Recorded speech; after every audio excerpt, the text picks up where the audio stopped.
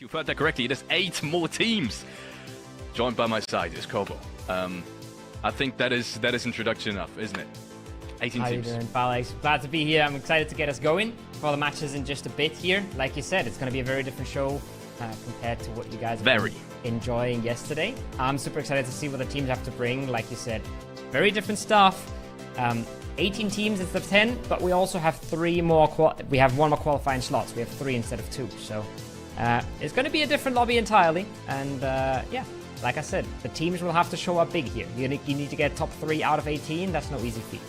No, especially not since we have some of the most experienced teams in the entire PUBG Mobile esports hemisphere. We have lots of teams that you might have just recently seen at the PUBG Mobile Global Open in Brazil. So likewise, as we had yesterday, some very, very experienced rosters. These nations, they do not want to lose, Kovo. They sent their absolute best. And that is why we're going to have a great lobby today. But yes, also, as you said, it is a top 3. We're going to get to that in a moment. First of all, let's take a look at the point structure. It is... Do we even need to explain this anymore? Anyone who's seen PUBG Mobile Esports in the last 2 years, before we had that little shift, that I sometimes still cry about, but either way, anyone who's seen PUBG Mobile Esports should know this. Yeah, it's the standard point structure. It's 10 points for the win, and then it scales down all the way to 1 placement points for 7th and 8th. And then if you finish below the top 8, then you are out of the placement points. But fear not, you can make that up with kill points. Eliminations are 1 each, so... This is pretty much the point structure that allows these teams to be flexible in how they approach the game, and it's worked out really well in the past, because not only can you go for placement points, you can also try to focus on the kills, maybe in games where you don't have the chance to get a whole lot of placement points. And talk about eliminations, Sanhok, first one coming up. Oh, it's usually a bit of a brawl, Alex, isn't it? Yes, it's usually a bit of a brawl. But also, yesterday something crazy happened, Kobo.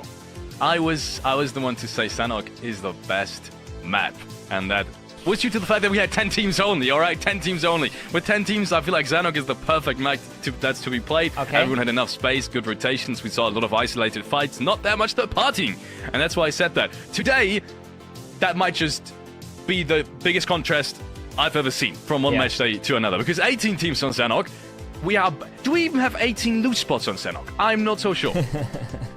Well, better for us, right? Means more early game action. Worse for the players, better for us. But it's something you have to adapt to if you're one of these teams, one of these players. We'll go through them.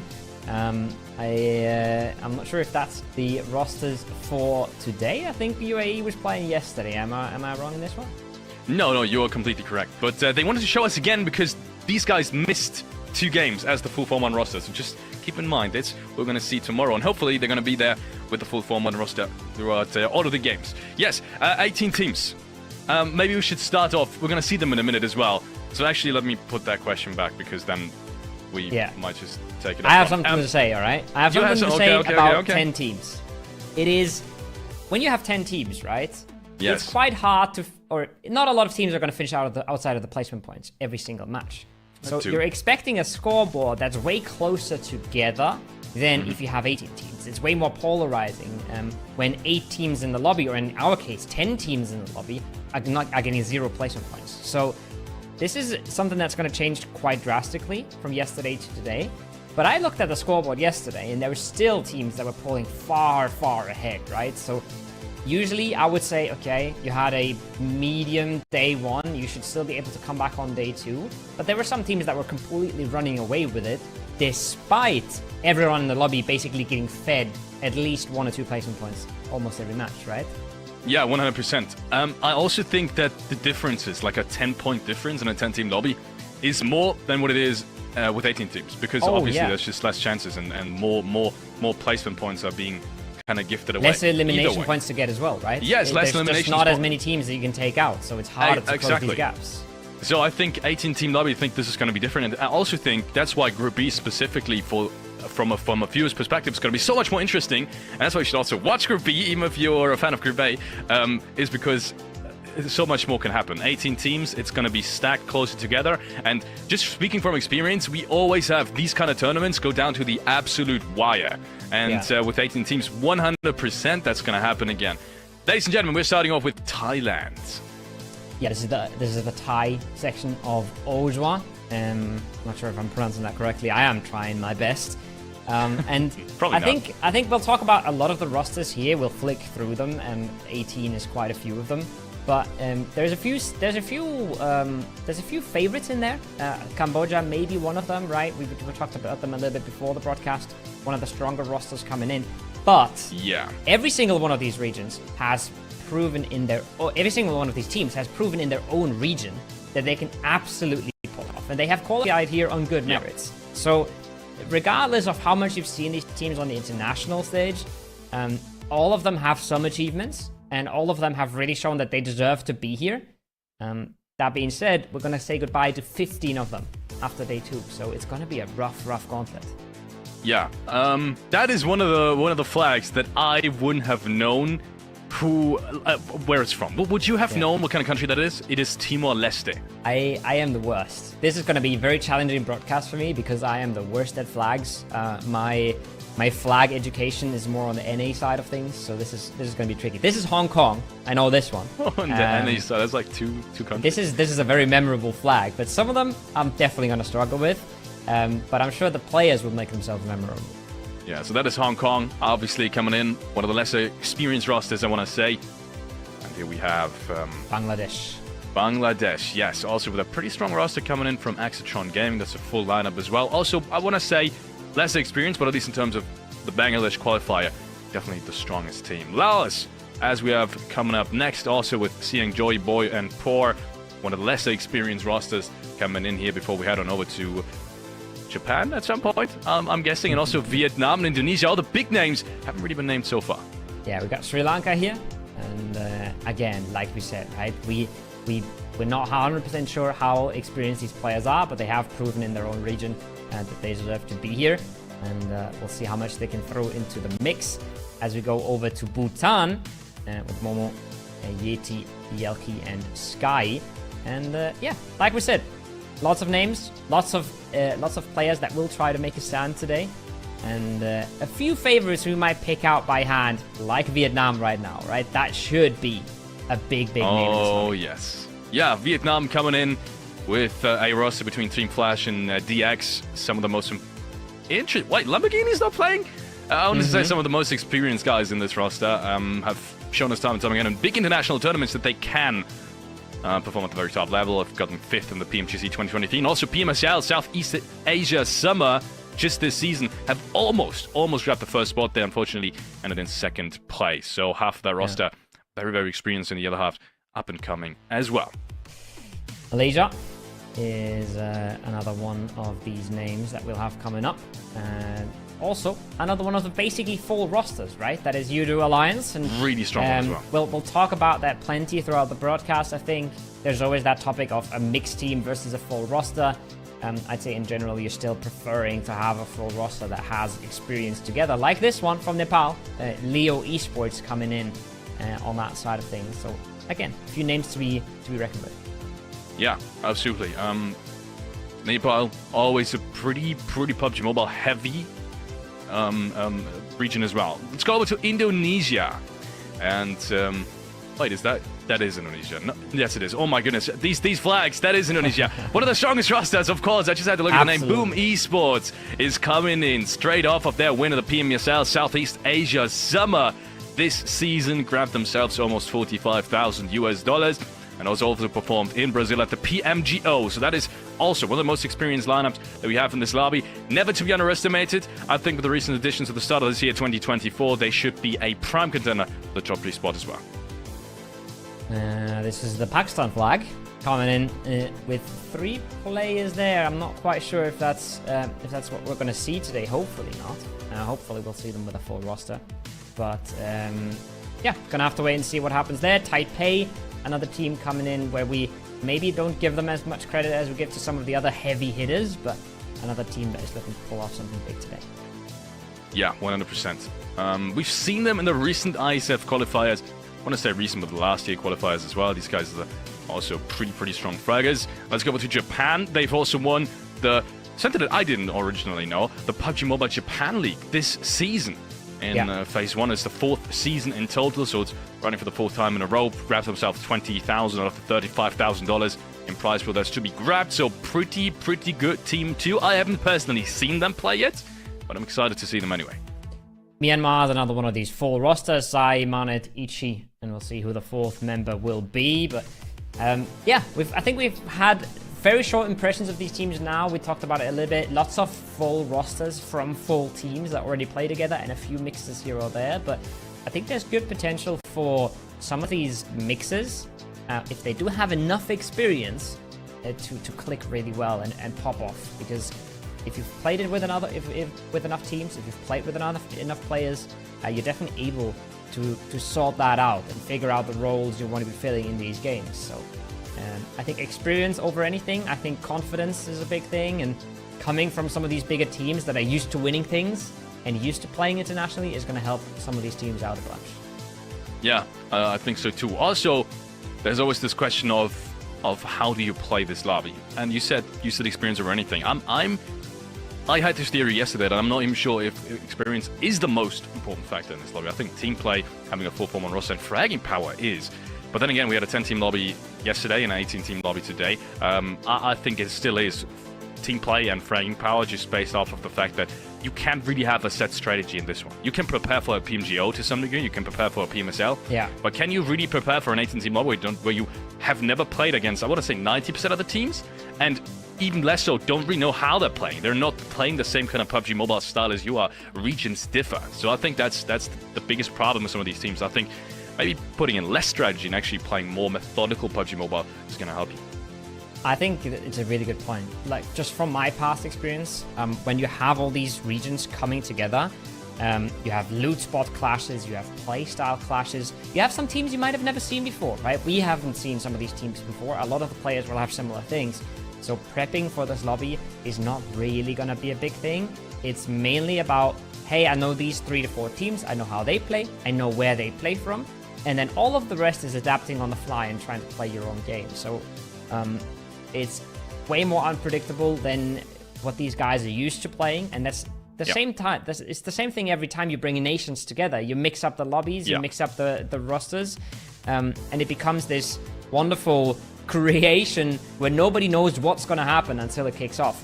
And then you put 18 teams in this lobby, right? And that shifts the dynamic quite a bit more as well. It doesn't sound like much, but I think it's a big difference. It's going to be so exciting. We had a pretty slow start to the games, obviously, due to the fact that everyone kind of had their set spots, even though we did have contests yesterday as well in Erangel, for example.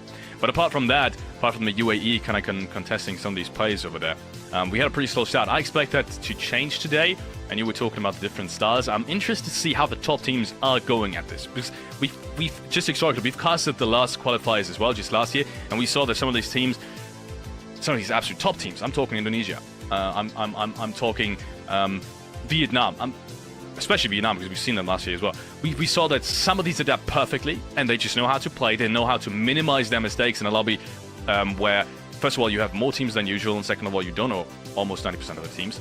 And we saw some of these teams not adapting well, right? Going for overly aggressive splits, going for strategies that normally would work in like a PMGO, but just don't here. You get punished for it. You get trapped into little mistakes because you can't anticipate the enemy's moves as well.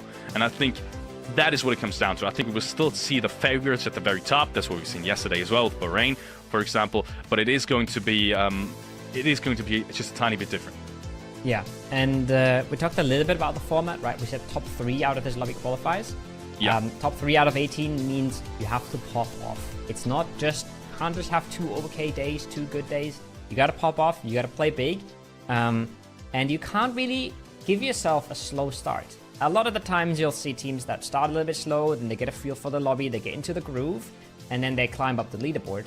You really can't start all too slow. If you're starting in the midfield today, you're going to have a big feat ahead of you tomorrow. Not impossible, but you really want to be coming out of the gate swinging and putting your stamp on this lobby and making sure that you're in a good spot for tomorrow, because 3 out of 18 is not a whole lot.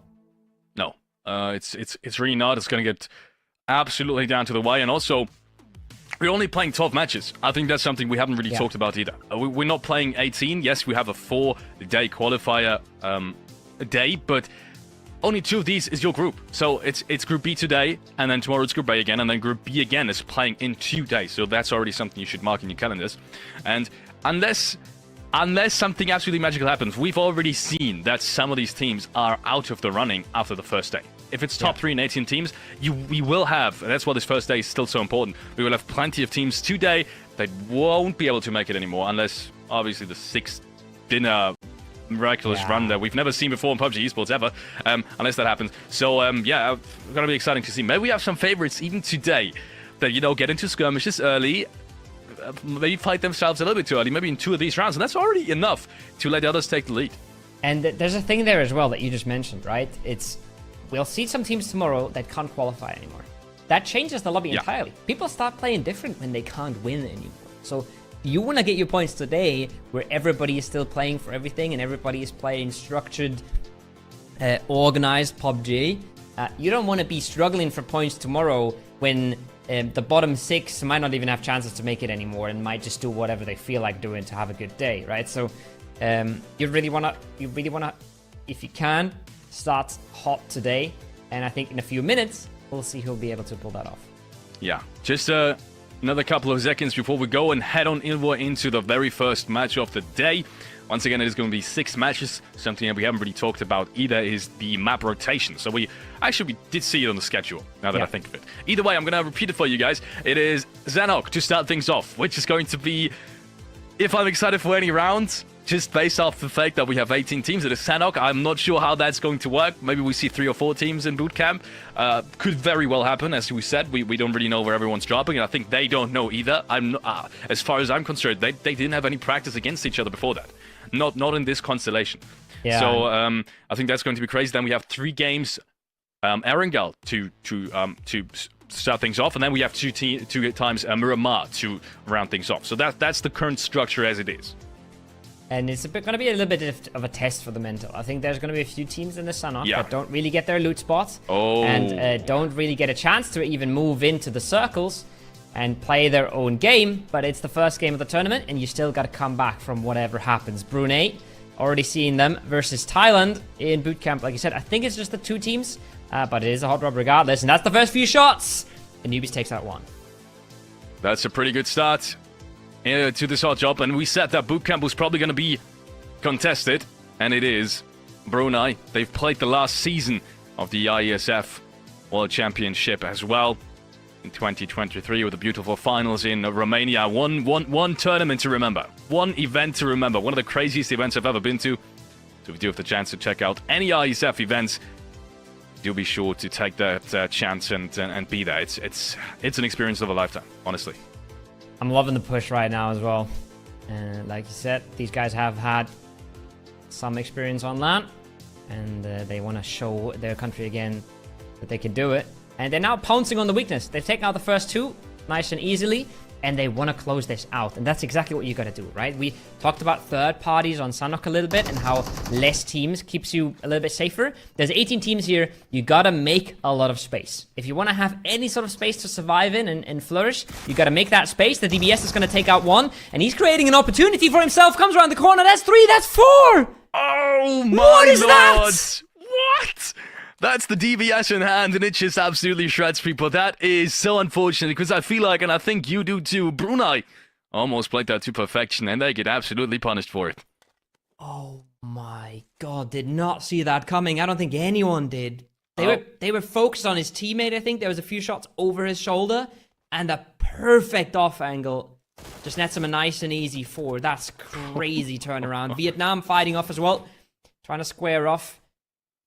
In the northwest corner of the map here, and they're trading out quite a few knocks here.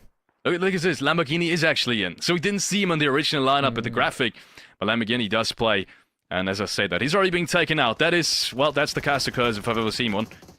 Next up, we have Japan rotating in as well. They're breaching this compound, breaches after breaches after breaches. Let's see if they can make it work. He's got the DBS in hand as Apollo's running through that compound. He doesn't realize there's a play behind him. The nade doesn't touch him, though. He gets shot in the back. He almost had the chance to maybe take him down with a one-shot DBS, but no. Zayu is there. And meanwhile, his teammate does get traded, though. Yeah, this is exactly what we thought was going to happen, right? We thought this was going to be wild. Now we see the Maldives trying to hold on off. Their agent is knocked as well. But they are trying to make this work. A knock on a flush comes through. For Japan, not a lot of space. for them to try and maneuver around this compound. It's complete carnage right off the bat. Players getting popped out of vehicles left, right, and center. Nobody's sure where their enemies are going to be playing, and they're all falling like flies around this compound, Felix. It's an absolute disaster for both of these teams right now. Absolute disaster, yeah. And that's to be expected. That's why 18-team lobby, especially in Sanhok, does have this big X factor. It really does. You can't really control these situations, and to some degree, contests always will leave that window of opportunity for any team, no matter how experienced you are. And that's kind of the beauty of it as well, that even Maldives can take out the current Japan champions that we have playing in this lobby. You can see 3 frags have already been secured. They're looking to potentially revive their teammate Haiti. Still out in the middle of nowhere, and there's already other teams creeping up, and that's the real danger of it, because as of right now, I think they're open to the other team towards the northern side. And remember when we talked about how 18 teams in the lobby would just shift the meta completely? Well, we're down to 16. That's as fast as it goes. And we're down to 54 players only. That's a tribute to all of these hot drops and compound breaches we've seen very early. Now, we are going to see Mattoon try and prone it out a bit for Japan. Try and survive, maybe get himself another cheeky 1 or 2 kills here. I think at this point, if you get 2 more points, you're almost happy with what you achieved. It's almost job done at that point, but obviously you would have wanted more for your first game. But sometimes you go for the early aggression, it doesn't pay out, and you're stuck here trying to claw anything back with Laos all around them. Mattoon hasn't been spotted yet. That's the one good thing as a Japan fan that's going on right now. And he secured that 1 frag. And also, he's got the S12K, so there's multiple good things, at least, for him. Let's see if Porza is trying to begin. He first of all gets Zayu. Oh, but he gets spotted out immediately by Mattoon. That is so unfortunate. Wasn't even the team he was originally shooting at. Imagine you get a knock, you see 4 players running at you, and instead you get taken down by the rat. By the rat in your compound. That's pretty much what you expect if you're Mattoon, right? You get your 1 free kill. Now you're hoping to somehow make it more than 1. Now the hard part begins. He's used his position nicely. He's snuck away nicely to get himself that somewhat free kill. Now he's got to get the loot going, and he's got to figure out how to get more out of this game. We'll see what the circles do. Phase 1 is closing in 55 seconds. But what he will be able to do with it is up for debate still. Chinese Taipei, pink, proning on up, creeping on up, looking to try for your opening. And there's Mattoon with a second in the kill feed. And well, I said that was the hard part. Apparently it was easy for him. Yeah, S12K in hand. Does make things a tiny bit easier.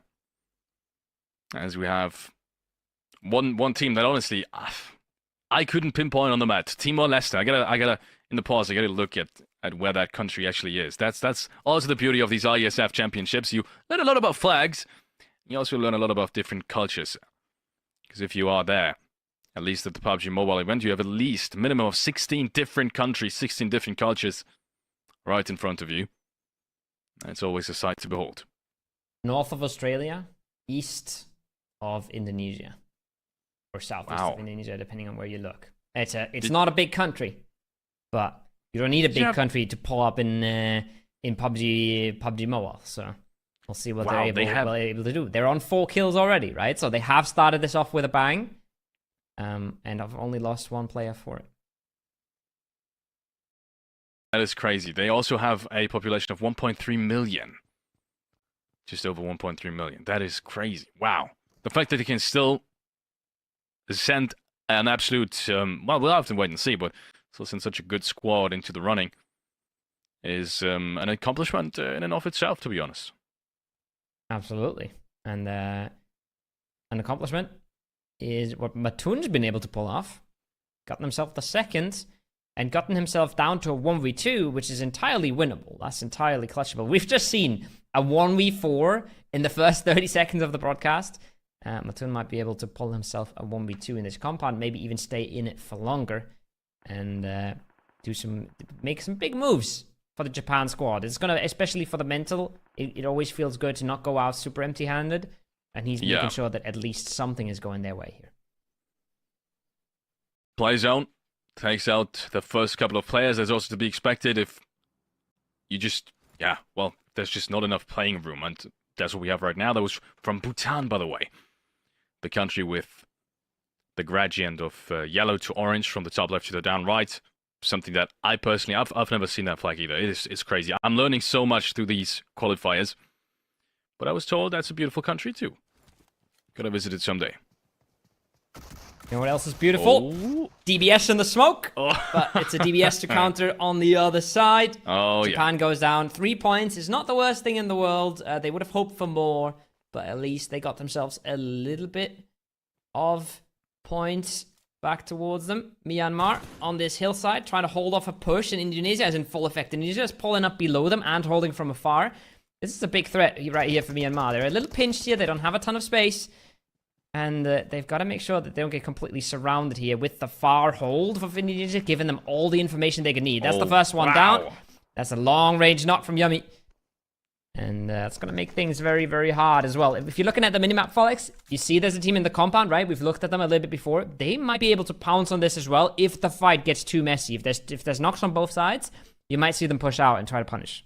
I kind of want them to punish these players as well, but then again, we all know with 18 teams to start this lobby off, if you third party, you're at risk of getting third party yourself. So I'm not even sure if that's the play right now. Usually I'd always go for it, but then again, it is Sanhok and it is 18 teams. Let's see how this one's gonna work. So far, no flushes against Myanmar, and that's the really good thing. Francie though, a big fragger from Boom Esports as well as Yami immediately pop off again, and it's 2 quick frags, and that only leaves 1 player for Myanmar. Looks like Indonesia is off to a massive, massive start. I think it's 2 alive right now, but only 1 in the close proximity, so that's not a good time for Myanmar at all. Yeah, you might be right. Just 1 up, running for the hills at this point, trying to survive, trying to get the hell out of there, as we have just seen the circle, and it is incredibly far off to the west. It's not even on the top of the mountain here. It is further down to the west. So teams will have to rotate, teams will have to make moves, and we see Indonesia here. They're quickly confirming these kills, but they don't want to stick around for too long. They're driving past the compound now. They got to be a little bit careful. Remember, we had Timor-Leste in that compound, but they might be able to make their way on through with the vehicles they have. Smile, he's getting the hell out of there, and he's trying to get into zone, as Indonesia is looking for their next fight. Crazy stuff from Indonesia. Honestly, I love the way they play. Also, they haven't really been gifted with zone so far. They kind of had to domino effect, kind of with this domino effect, kind of play their way in through the eastern side. And so far, they've taken every single fight that is available to them. Nades are coming out from TLS. That is, once again, Timor-Leste, as they are trying to defend this. Indonesia is not pressuring it too much. You can tell. They're not pressuring too much. They could have opted to breach this, but they've got the cars. They realize they've got so much moving ability. So as of right now, they're looking to reposition through the eastern side. I don't mind this from Indonesia at all. They look for an easy opening, they throw a few nades in, and then they roll. They look for an easy opening, they throw a few nades in, and then they realize, okay, this is not working out, this is too hard of a fight, we'll go somewhere else, we'll pick our next fight. They're looking very hard to try and take these fights, but they're not overcommitting. They're not 100% sending it in with no information at all. They have found Thailand, though, and I think Thailand's been able to sneak up on them a little bit, taking down 1 at least. Now they're hoping to get the res back onto Razy. He's bleeding out. No. It's a close one. It almost gets them back up to 3 players, which would have been massive here because they need all the manpower they can get when they have to fight through so much still, Felix.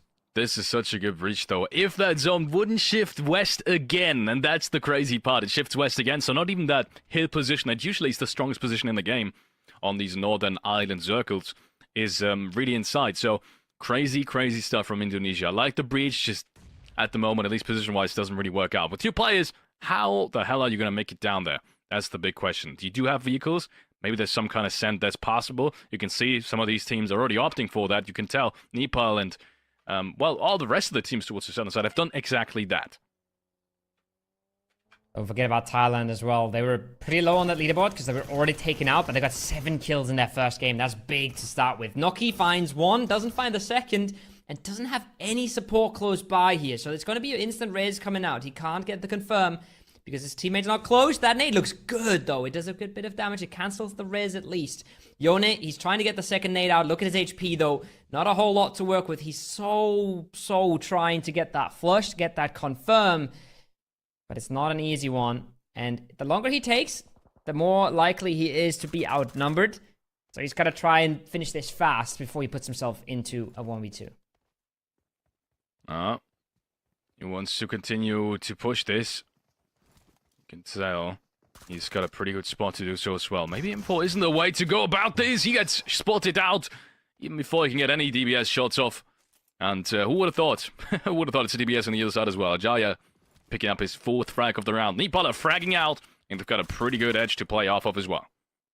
Timor-Leste, we've seen them in the compound quite a while. They've already got themselves 4 kills as well. They're now starting to make the moves on out onto the hills. And they are taking quite a bit of fire in the process. They have numbers still, but they're a little pinched. They have to figure out a way to maybe clear one of their edges to try and survive. Right now, hunkering down in between multiple teams is not going to do them a whole lot of service. As we see the Maldives going out, and we're shrinking and we're shrinking. We're almost down to 8 teams already. We're almost down to placement points. Somehow these teams have managed to still survive. 10 of these teams have still managed to survive into such a harsh zone, so far off to the west. Yeah, that's gonna make it so difficult. Just overall, this zone has been nothing short of absolute tough. I'm not even sure. 10 teams are standing at this point. More shots though in the meanwhile from Malaysia. Against, I do believe that was Hong Kong, China. Yes, it was. Next player goes down. It's just Ling and a D-Light left standing. And I think at this edge, there's not really much you can do. You would need 20 smokes to cross that distance, and there's just nothing behind you. You've got no vehicles. At this point, I don't want to say it, but even denying would be a viable option, which I hope they're not going to do, but then again, you never know. Yeah, like you said, you need a lot of smokes. They're trying to get the smoke wall out right now. Smokes when somebody's looking from above, not always the most effective. Even getting out of this window is going to be incredibly tough for them. The blue is pushing on in. I don't see this going great for them, but sprays like this can open things up. That's a beautiful one by Ling Yun. Does like a whole bunch of damage to the 2 players. He's looking to keep this. He's looking to hold for his teammate, but look at that. The nades are so easy to cook. Should be a good track. That's a good bit of damage. 1 HP, I think, is left on that player. And they haven't found an entry. They haven't found a knock. They're making this possible here, Hong Kong. Yes, they are. Just one good spray. One more good spray could secure them that edge. At least for the time being. Timor-Leste, in the meanwhile, has been pressured from all sides, but they've at least found themselves a position to potentially get some placement points off of. Yes, they crossed that distance. I'll take it all back. I thought Malaysia was going to hold that down, but they are not able to do so. Now the nades are coming in, though. That's a big nade. After all, it did work out in their favor, but let's be honest, that was tougher than I expected it to be.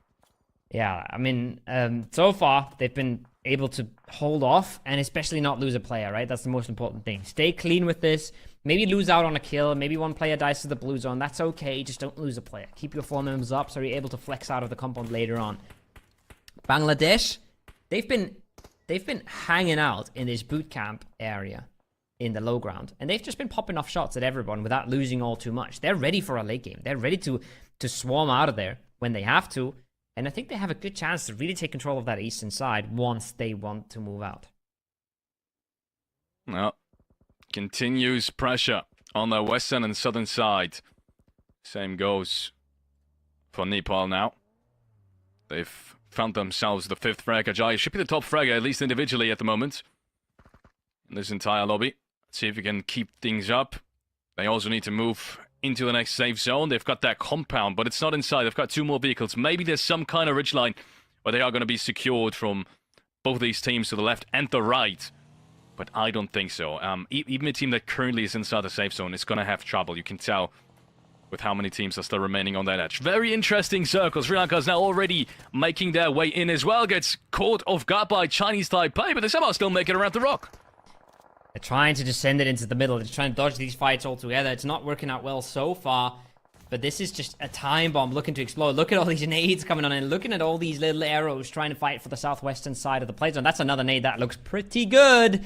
And that is the confirm. Nepal cleaning up. I think there's a Jaya, at least with 1, maybe with another 2 here.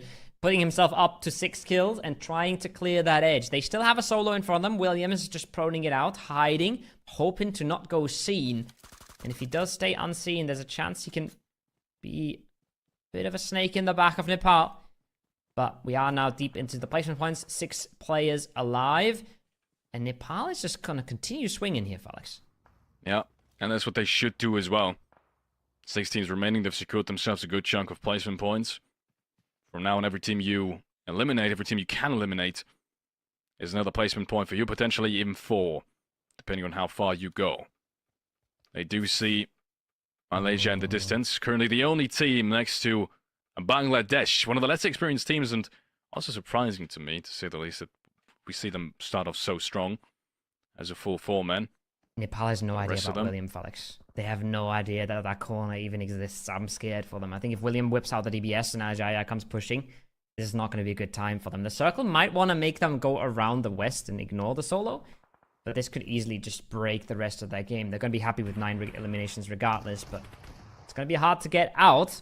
Same thing is potentially true for Bangladesh later on when they have to get out of Camp Alpha, but at first they have to clear their edges, and they are looking to try and do that with utility, trying to get Myanmar out of that little hut.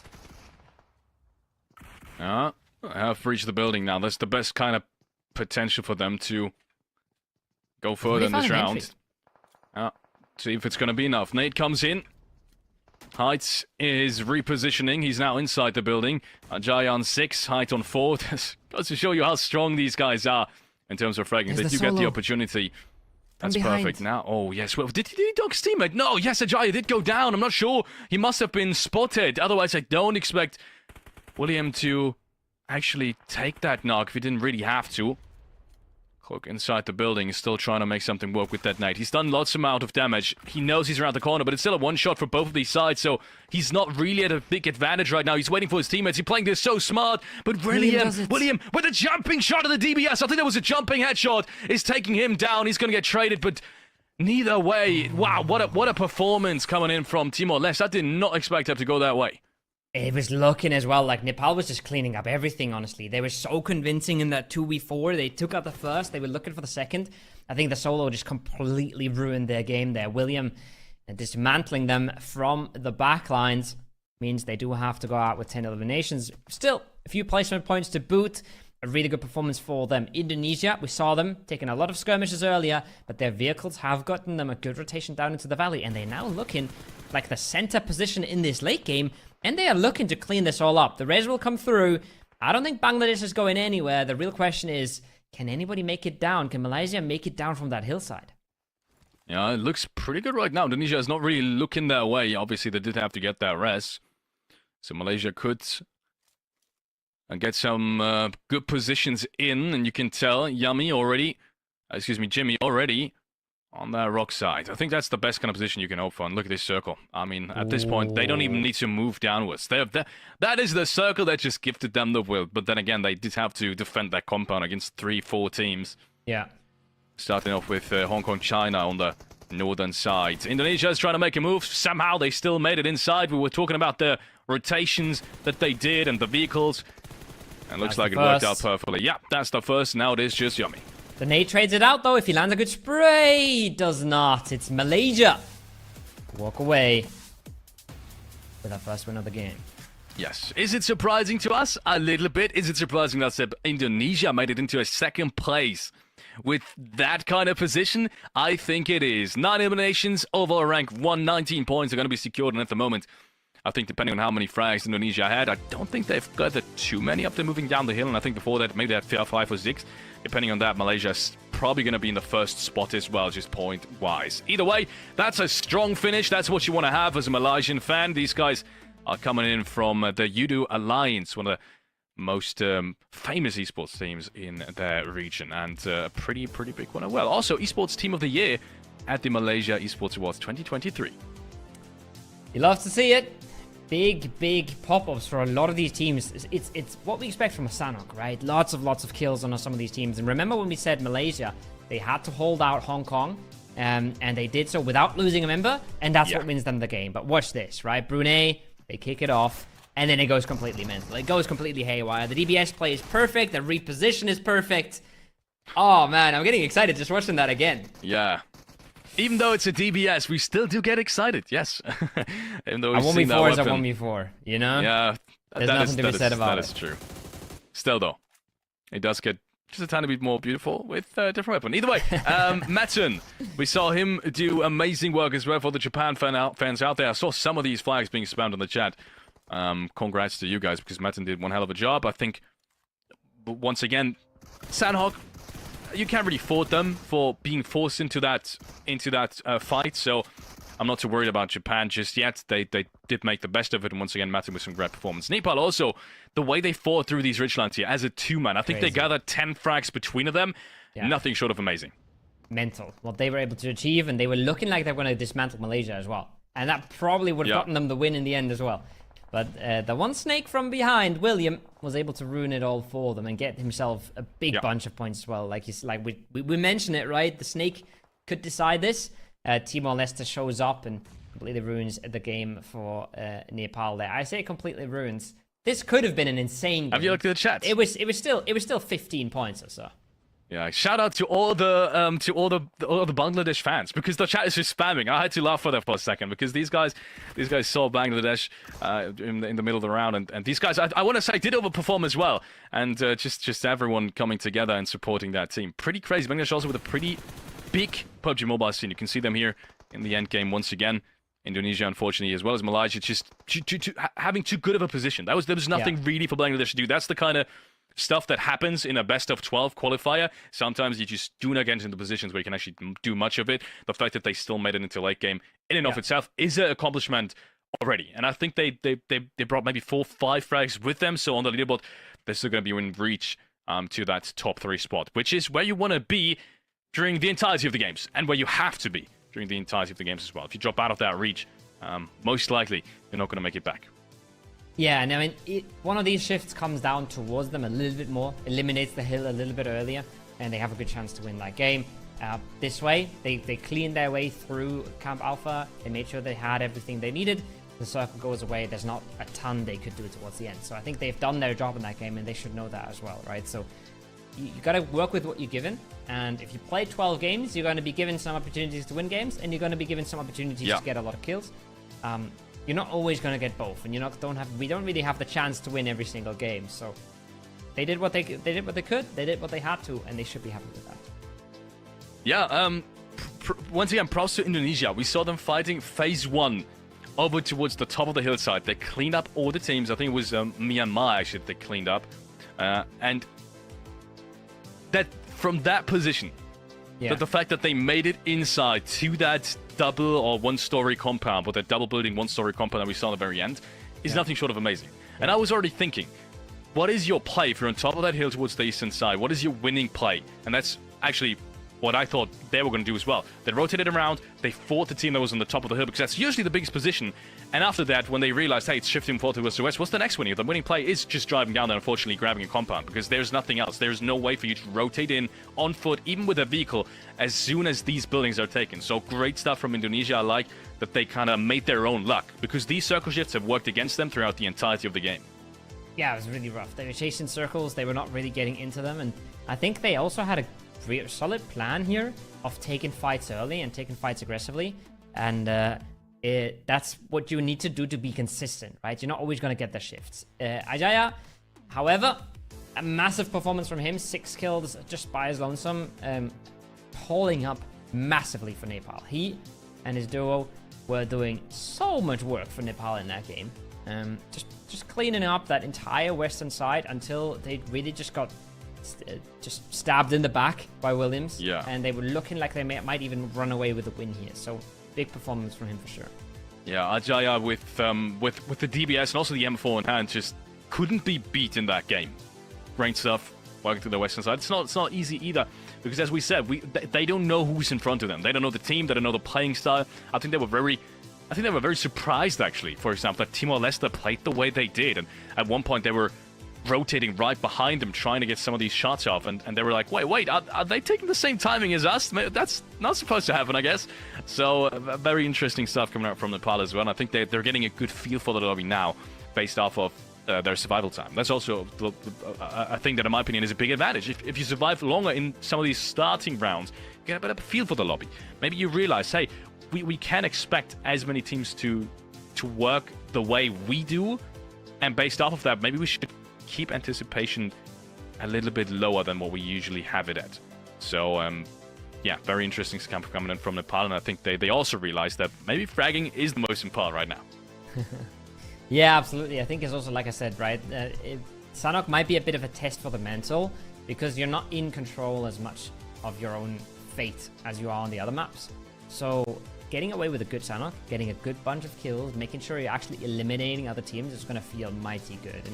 And we see it here, Malaysia, they run away with the win, but they essentially have the same amount of damage dealt as Nepal, who was down to 2 players very early. So crazy stuff coming out of those Nepal players.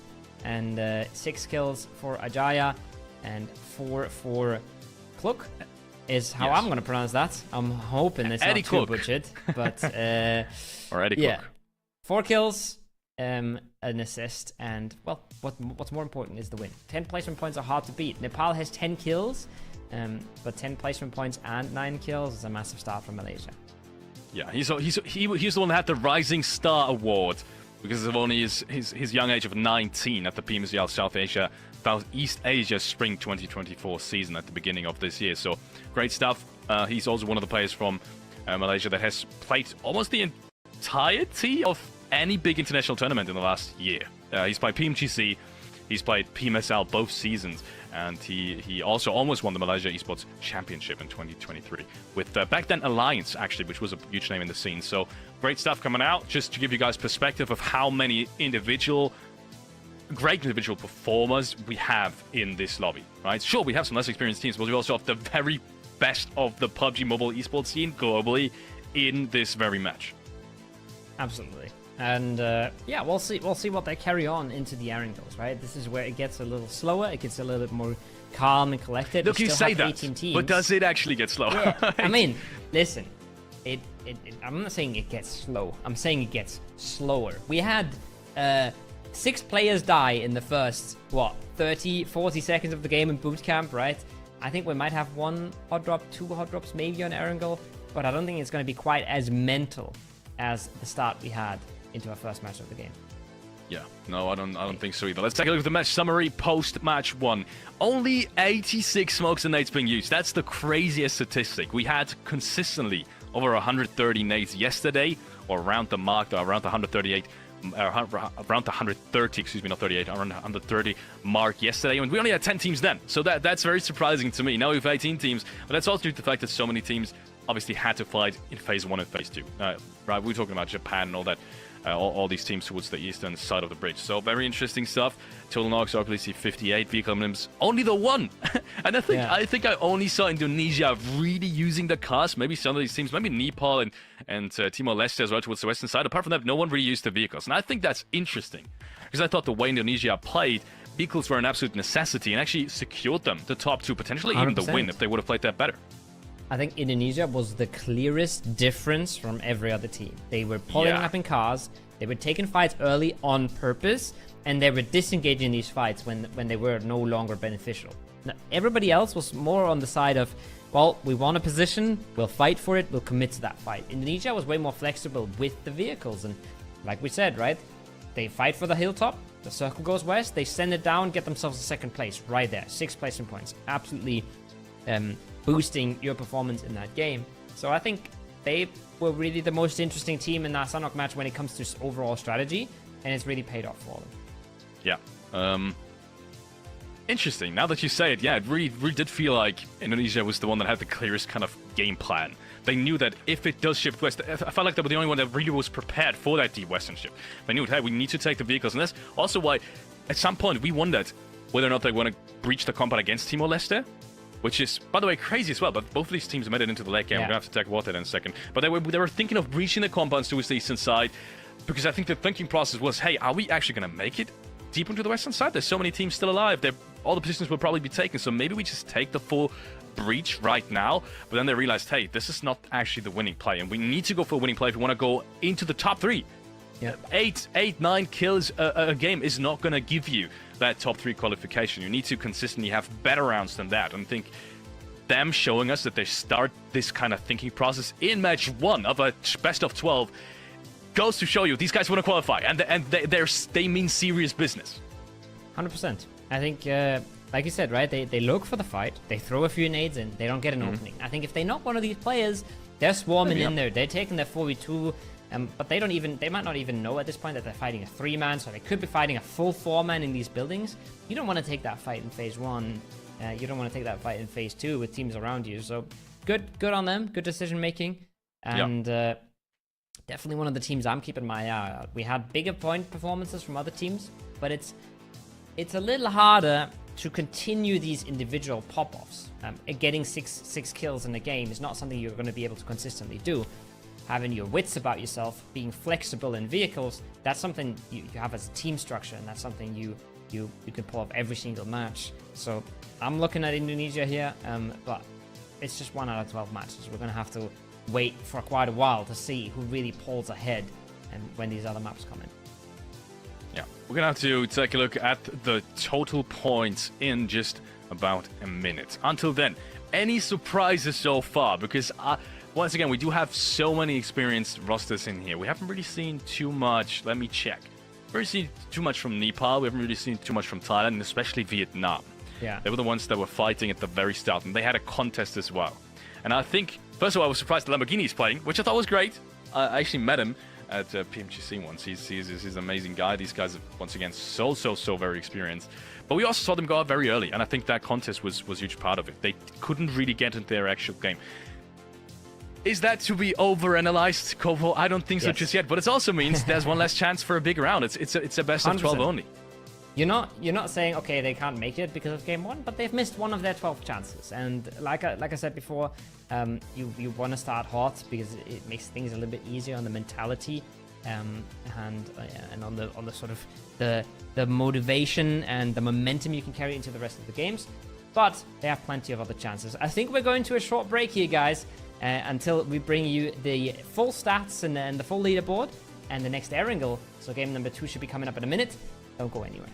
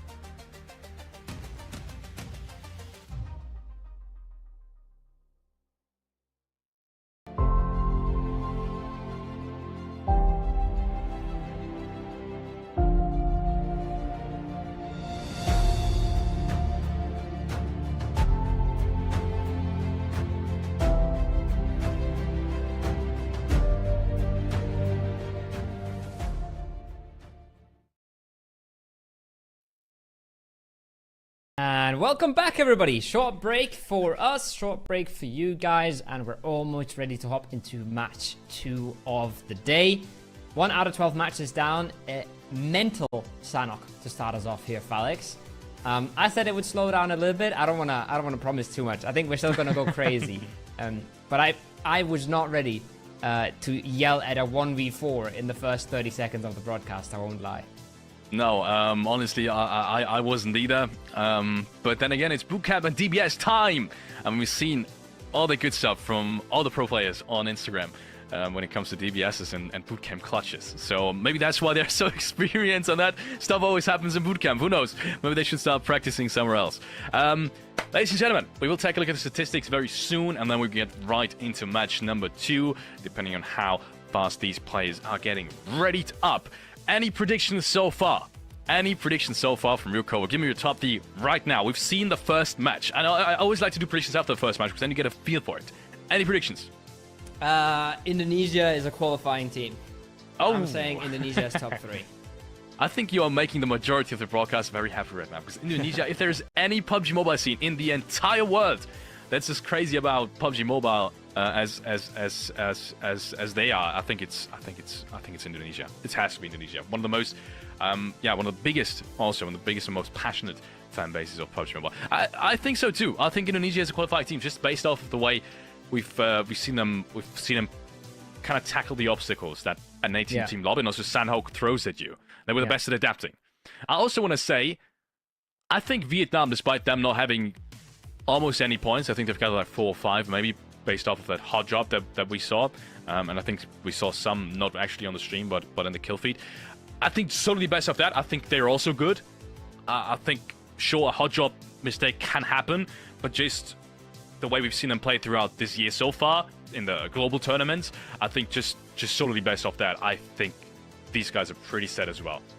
And, well, that's actually crazy because we only have 3 spots and we've only got 2 locked down for me. Yeah, it's going to be tough. It's going to be tricky. 3 spots is not a lot when you're fighting with 17 other teams in your lobby. I feel sorry for everybody that's not going to make it, but it's the way the game works, right? It's somebody has got to get last every single tournament, and in this tournament, a lot of people are going to be in the bottom 15. So it's a tough gauntlet to go through. They've gone through one already in each of their regional, local qualifiers right now. So we went from the national qualifiers to now the regional qualifiers. We're making it harder, and it's going to be tricky. But if we're being honest, if you think you have a chance to perform at the World Esports Championships, you're going to have to get through these qualifiers. If you don't get the top 3 here, you probably just weren't up to the task. You probably weren't able to perform at the World Esports Champions either, because that's going to get a whole bunch harder than this regional qualifier. This is tricky. This is tough, 100%.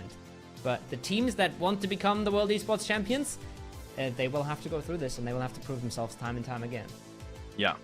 Also, I have to say, we have 5 spots out of the Asia and Oceania qualifier, and I think that's already a pretty good standard in comparison to lots of these other regions. That's also obviously due to the fact that we have such a strong Asia and Oceania region. But yeah, as you said, if you don't make it count, if you don't actually use that top 3, top 2, depending on the group opportunity that you have, then yeah, maybe you wouldn't perform at a LAN event either. But then again, ladies and gentlemen, we might go into the next match before we see the statistics. As we said yesterday, we most of the times have a little bit of breathing room in phase 1 to show you the statistics anyways, and maybe we will use just that. Let's get down to the wire. You said predictions, you said 1 team. Next game though, because I am pretty sure, let me check who's on my bucket list. I am pretty sure we're going to see another good game from Malaysia. But if I had to guess for the next winner, I am saying Japan. I'm saying Japan. Bold guess. We'll see. What I'm interested to see as well, once we head into that Erangel, is did we actually see a hot drop? Because I would have said, okay, 18, you almost have to hot drop someplace, somewhere. And then you said there was a hot drop of 10 teams in the lobby. So now I'm a little confused how that happened and how that went down. But like we said, that's a lot of teams jumping out of a plane. That's not a lot of space. We're either going to see a whole bunch of people scrap looting, or we're going to see some teams going for early contests here. And if you want to contest, it's going to be Erangel, and it's going to be early. Because here, at least you can make a stand and you can keep a loot spot. On a Sanhok that you only played twice, not really worth it at all. On an Erangel, it might be worth to claim your spot, and that is not a pleasant plane for a lot of these teams here, Felix. No, 100% it isn't, especially as we said with the background that we have 2 more teams than usual. This is disastrous, actually. We will see more hot drops and more skirmishes around these car spawns as well, as we usually do. Let's see if it works out, and more importantly, for whom it works out perfectly. I think Yasnaya is probably the furthest city towards the end of it. They can still potentially reach. That is going to be a problem as well, because all around the Yasnaya area, there are car spawns. There's very few of them that you can uncontestedly really take. So for anyone trying to go towards George, Zaverny, maybe even Starbo or Kameshki, that's potentially going to be a problem. At least the zone is relatively fair to most of them, as we do go into the first hot drop. It is Pakistan. I didn't quite catch the flag just yet, but it is Pakistan at least. And it's a DBS once again. Building. Pakistan versus Cambodia. We talked a little bit how Cambodia was one of the top teams coming into this.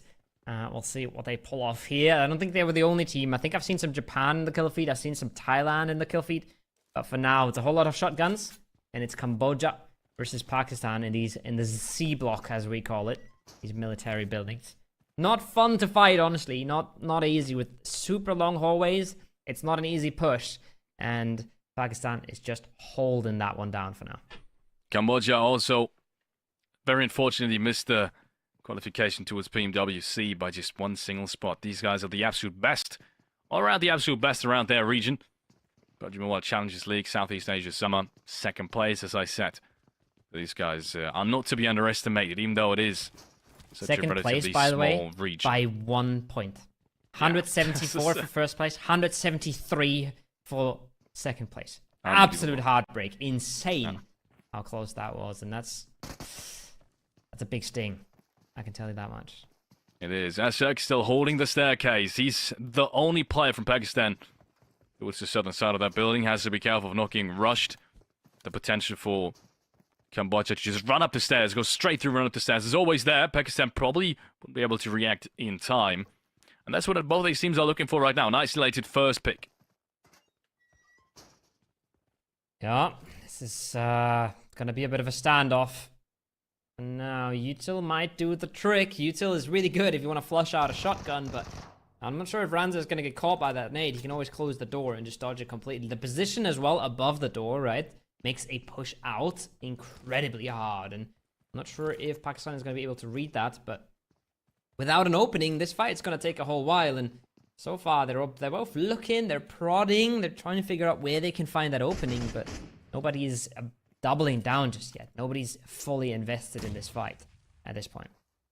No one's really trying to make a mistake as well.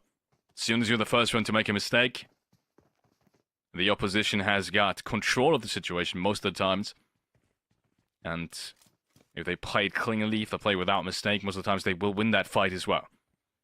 Either way, that's a dangerous hot shot for 2 teams that both have absolutely qualifier ambition. So, one of these teams will most likely go out of this one relatively early and will not get another chance at this second round.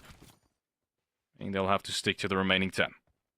Thailand, in the meanwhile, in the kill feed early again. That's a promising nade lineup, but not going to do the damage needed to secure a knock. And Ranza, you can see, he's toying with it. He's playing with the idea of going in, but doesn't want to commit just yet. Thailand, once again, popping off. I think they've taken out almost all of Laos at this point.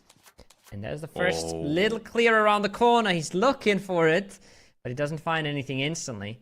And whenever they push out, Skyrim can just absolutely strike. That's 1 damage. That's 1 shotgun pump, putting him down to 20 HP. Now his position's up, and he's got to fall back. And, well, the trap was sprung, but he doesn't get the instant knock. He doesn't have a chance to confirm it either. And they have to fall away and reset once again. This is costing a ton of time, Felix. Look, they knew that he was on top of the little kind of wall right above him. That's the crazy part. I'm not sure. He must have heard that because he cooked the nade perfectly to kind of damage him. Unfortunately, he went a little bit too far. And cooking at a distance of 2 meters is also really, really tough. In return, it didn't really work out in his favor. He actually lost more damage than what his nade did. But it looks like Cambodia is now increasing the distance. They don't want to get too close anymore. Obviously, some of these players don't even have a helmet, like what we just saw by Ozia. Excuse me, Ranza. It's, I think it's a good decision. When you look at the zone, right, they're not in a bad spot. They have a lot of rotation routes that are pretty good towards the center of the zone, towards the bridge area as well. There's a small chance this actually does come south. And then you being set up around the military island is a massive advantage. So not wasting too much time with a hot drop that's most likely not going to be clean anyways is completely understandable for both of these teams. But like we're seeing here, even falling away from this is not too easy because it's just so hard to understand where everybody else is playing from and what angles you can disengage on, what angles you have to hold down. It's a tricky spot right now, but there's one more thing I want to mention, Felix. Japan's out. Go ahead. Japan's not winning this game. Yeah. Well, there goes my luck. There goes my prediction, unfortunately. And if I saw that correctly, by the way, I just looked at Cambodia's lineup. I just realized. I think they're playing with a stand-in as well.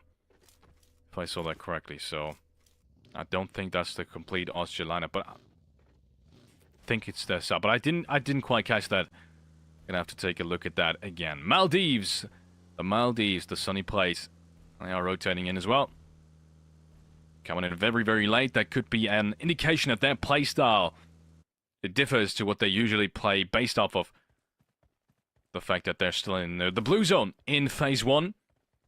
So I'm thinking the thinking process might be to just stay in the blue zone a little bit longer, make sure to get all the necessary loot, and dodge all the little skirmishes and fights that we have around the corners in phase 1 and phase 2. And might not be a bad idea either. First few repositions coming out. Vietnam coming out of Pachinki. Not a bad spot on good old Erangel. Scouting their way towards the zone, towards the northwest. They're not looking to go in super deep. They have a pretty solid position on this Pachinki hillside. As we can see, a bit more off towards the north, but close enough to the center that one phase 2 might just put you in the dead center and might set you up for a whole bunch of points with a bunch of information from that hilltop as well, which is the thing you'd love to see, especially in phase 1. And then wow, we see that mini base circle, and we see the mini base teams separating, and the Pakistan actually going a bit closer to the bridge for a little bit more control there if they manage to group up when the circle pops. And we'll have to wait and see where it goes. Wow, ooh, that is far to the east. That is going to be a rough one for a lot of these teams. Is there any way to have this circle any farther east? I don't think so. I think that was literally on the last blue zone edge. So, yeah, tough circle for plenty of these teams. Vietnam, though, on the other hand, the prime opening towards the warehouses. I think he just might have seen some guys in the distance towards the cliffs. Either way, that's a pretty good spot to be at already. I don't even think they need to rotate any further. I think at this point, you take what kind of real estate you can get, knowing that so many teams around you and they will all try to get the same spot. So going overly center, it's just not a possibility. Also, you get shot by way more players. So yeah, I think Vietnam playing it really smart, taking what they can. On the other hand, Austria, or rather Cambodia, now a little bit of a troublesome situation. I'm not sure how they're going to rotate in. I think there's the east bridge they can easily take, but they need to scout that first. And by the looks of it, they're looking to go more towards the western bridge, which is where Pakistan is at right now. Yeah, a few kills coming out, but not a whole lot of carnage going on. We're indeed going a little bit slower than we were on the Sanhok. We're still on 64 players alive. With this circle, I think we're going to eliminate maybe a few teams, maybe a few players, but a lot of them are already slotting in nicely, like we've just seen Vietnam especially do, taking these barns, but also flexing back out. We see Lamborghini is up at the C9 hill, we used to call it. To get a little bit more information, a little bit more ground, just in case this does shift north. They have now sort of survived the phase where somebody would be crashing in wildly without any information, so they can try and flex back out, take a little bit more space, and set themselves up for a phase 3 that isn't good for the barns. So looking good for Vietnam right now. Nepal on the other side of things, I think, are full 4-man in these yellow houses, and are gonna have to hold off and a full 4-man coming in from that is Hong Kong, China. Yes, it is. Well, we have a little bit of a shout out in the chat. Jiran wants to say, let's go, Leo Esports, aka Team Nepal, MVP Haltadami, and also pops in €2 to support the Iesf. Well, thank you very much, I guess. Thank you very much, Jiran. And that shout out is indeed given. 2 shots coming out from Hong Kong. Connecting onto the cars, doing a little bit of damage. There's the first knock coming out. There's a full breach in full effect. They're not messing around here at all. Yinglung, oh, he connects the last few bullets there to get himself the knock. That's the second. And he stays alive. I spoke too soon. Third party comes in. And Nepal wants to make that work as fast as they can to try and close out their edge of the circle. Utility is coming in. Third parties are coming in. This is getting messy here. Nice and quick. UMP comes out, finds one. I think that is this fight over with. And not a whole lot of time for Nepal to react on it. But look at the minimap they already have. They're pulling up on their knock. And they're trying to close this out fast. Oh, yes, they do. But Nepal at the moment is back up and running. And so is Hong Kong, China. Both of these teams have set themselves up for this next fight pretty conveniently now. Look at this, Nepal's already got a play. Actually, I think it's Liquid, all towards the western side. So he's got a pretty good angle as well in case Hong Kong does get a knock and wants to cross towards the buildings from Nepal. They're going to be a little bit of a trouble as well. But at the moment, none of these teams really wants to engage too much. I think they're still waiting on the next circle shift. You can see Hong Kong, China, all of them, most of them, just a second ago, were prone inside the buildings, not really moving around as much as we would have expected it to happen. And that's also due to the fact that they've lost the play. Obviously, Ling Young is already done and dusted for this one. Yeah. Meaning his straight 4-on-4 is not possible anymore. He wins his 1v1 a little bit cleaner. He might have been able to get in cover just in time. Now there's the third party coming out. That's Pakistan over the top. Oh, coming out of Millie base, setting themselves up. And that's nice for Nepal. I'm not sure if they knew. I don't think they did.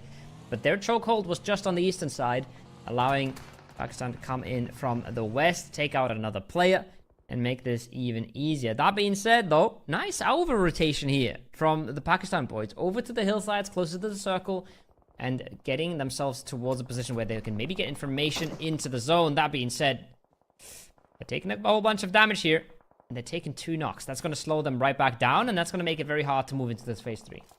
Yeah, Smoke is coming in to further support his teammates. Well, Jonas already back up on his feet. Pakistan also one of the more experienced teams here. Maybe not a favorite, but definitely one of the more experienced teams here. We could see Nepal in the distance just a second ago, rotating off from these buildings as well. Pretty good rotate, found themselves more towards the cliff side, which is pretty good because in theory, you can walk the entire distance almost up until the circle center. Look at Vietnam. On foot. It's just really difficult because there's 3 T's right in front of you. What are the possibilities there? Yeah, Vietnam is completely giving up the barns, by the way. So, yes, they can walk all the way on the beaches, but some teams might be just going to drive past them into these barns and try to pepper them from a distance. So I love this though. I really love this spot. Yes, 100%. Really good reposition from Vietnam, and this is just due to the fact that they weren't sitting in these buildings as forward without getting a whole lot of information. They're flexible, they're on their feet, and they're making the best out of this. Now, will it pay off? We'll have to wait and see, but they've put themselves in a good position here to fight off pretty much anything coming their way. If the timings don't go really badly, it should be all good and dandy. That being said, Thailand, excuse me there, taken out on the beaches, not looking all too hot. 2 players up in the shack, but they're taking casualties. There's a nade coming in as well. Let's see if that hits. Won't be a really big nade from Vietnam. But yeah, if we want to touch on Vietnam even further, we like what they're doing here, realizing, hey, at the moment, what it really comes down to, oh my god, West carry, what a shot! And he might even get another flush towards, I think that is Malaysia, towards the cliffs as well. But yeah, I really like what Vietnam is doing, realizing, hey, the most important thing for us right now, with so many teams around us and so many people still living, so many players having so many great positions, is going for anything that's deeper inside the circle center that can potentially play on foot offload, and also staying as 4. And that's what they're doing. They've got a great split going, but not a dangerous split at that, and not a really far-fetched split. And also secured the vehicles and have stayed alive as 4. They're not making any kind of moves towards anywhere over now, even though they could. So really like Vietnam's playstyle right now, quite in contrast to Nepal, who still have to fight their way in. A lot of teams on that western side having to fight their way on in, clashing with each other, really struggling to stay alive. We see Nepal falling in the kill feed there on that western edge. We see Myanmar just popping off shot after shot after shot, making this absolute hell for the Malaysian players on that hillside who are just trying to hold on to dear life. But time will be ticking and they will have to make more moves shortly as the lobby keeps blowing each other up. 2 Thailand players at the shack though have been holding on quite nicely here, Felix. They have been able to get themselves knocks and even kills towards the Malaysian team that's severely outnumbering them. So, making a good stand so far. We'll have to wait and see if they can ever make it down from that shack, though. Yeah. That's the big question. Pia Zhao trying to find the Pakistani player up there. He's got the shotgun, and they know that's the dangerous part. He's found the first entry as well. If he pushes down here, that would be one hell of a play. He's found 2 already in total, I believe. One of them has been picked up back up, so it is down to a 3v1 at the moment. He pops down. Oh, if he would have hit these shots, that would have been absolutely massive. But instead, he's getting down to 30 HP. Needs to be careful. Nick comes through, and Xavi is there from Brunei to close things out. They have secured the bonds, and Brunei finally... time for a little bit of breathing room.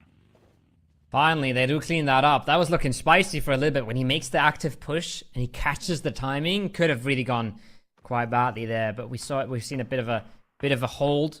Lots of aggression just coming out of PSL there to try and hold these stairs, and in the end it does pay off for them. Circle's going to be shifting on in. Almost everybody inside the circle already, but I do see a little bit of Nepal there on the southwestern side. They still have to struggle through a few teams. I think they've lost a few members. I think they're up to either 2 or 3 still, Nepal on the southwest there, but we've seen what they can do as a duo, so I'm holding my breath still. Yeah, still very much possible. But yeah, quite surprising to me that we still have so many teams with 4 men up making it inside. Because we have so much water inside and so few positions there to be played. Overall, I want to say, these last 2 circles on Sanhok as well, they are not kind to any edge teams.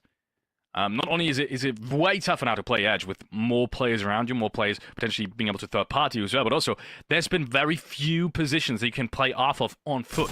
Right now, most of the times, it's just reaches that you have to play. We know how dangerous these can be. Next fight coming up, Myanmar against Cambodia, who have finally made their way across the whole Osja roster right in front of Westcarry. He's already found 1 good frag towards the ridgelines, couldn't secure that. Maybe now is the time for him to shine. Playing with fire, he's trying to fall away while also trying to get these nades on out. He has a little bit of cover from his teammates over the shoulder, stays alive with just 5 HP. If that nade doesn't knock him, there's a good chance he can try and make this work. It's not looking good for the other side. He's still getting that util out. He still has the support from his teammates. One of them has been knocked, but they're already healing back up, and it's looking good so far for that hold on this ferry compound. That's another knock. It's finally traded, but the numbers are dwindling here, and Myanmar is looking like they're getting the better side of this. Yeah, they are. Westcarry might be able to get safe, though. And due to the fact that Nang went down in the meanwhile, it's only Erangel left. And him all by his lonesome clutching this. I don't see it happening, unfortunately. His pathing is really tough as well. They will know where he's coming from, and they know his positions anyway. Because he was the one that traded out Westcarry on that western side of the compound. Next circle shift has happened. There's still so much water inside, which means everyone is going to be forced into this cramped up space towards the port. That's going to be one hell of a fight coming up for us as viewers. I am excited already. We can see on the northern side, teams are already creeping their way in with the blue zone already moving. This is a fight that's slowing down a little bit. The full reset has come out for Myanmar, and then there's a little bit of a reset as well on the other side of things, but I don't think it's going to be the same story on the western side, right? I think we're going to see Cambodia, Myanmar slow down a little bit, but Nepal is not slowing down anytime soon. They're still fragging their way on through. 5 kills now. I'm not sure if they know about the solo behind them. They probably do, but they also have to deal with Malaysia in front of them, with Thailand at the shack. And, well, we've seen how they've been peppered from that eastern side. Now there's even Brunei coming out of the bonds. This is going to be an absolute bloodbath here, and this is not going to be easy to stay alive for anyone involved, Felix. Yeah, this is going to be absolute disastrous, to be honest. I'm not even sure how Nepal made it in up until this point. So many teams should have had vision on them crossing towards each and every single one of the teams playing these ridgelines as well, but somehow they've still got a player left alive. It is Zodo, if I saw that correctly, in the distance. Thailand still holding that shack. have only secured themselves 6 points. I want to say only because they've had so many fights to begin with. Yeah, 6 points is what they're sitting at right now. Don't see too many more coming towards them with the full 4-man creeping up behind them. But now the real fight is going to start towards the port area, slowly but surely as well. Indonesia coming alive in the kill feed as well. They have found Bangladesh, and they are trying to deal with that threat. Brunei, not an easy task for them here either, like we said. They have to get to the shack, but lots of shots coming in from the distance. That's 2 knock. That's beautiful from Evo. And he is trying to make the stand outside the shack. They don't want to sit pretty inside. They don't want to get naded when the time comes. They are trying to play this as active as they can. And between multiple teams here, Brunei has been absolutely slaughtered. With Malaysia, the solo, and the Thailand duo still staying alive all through this. Yeah, Bull with some great shots towards Brunei. And I thought they were going to be in trouble with so many Brunei players creeping up on them. No, it's the other way around. Brunei has to be careful of the Thailand players.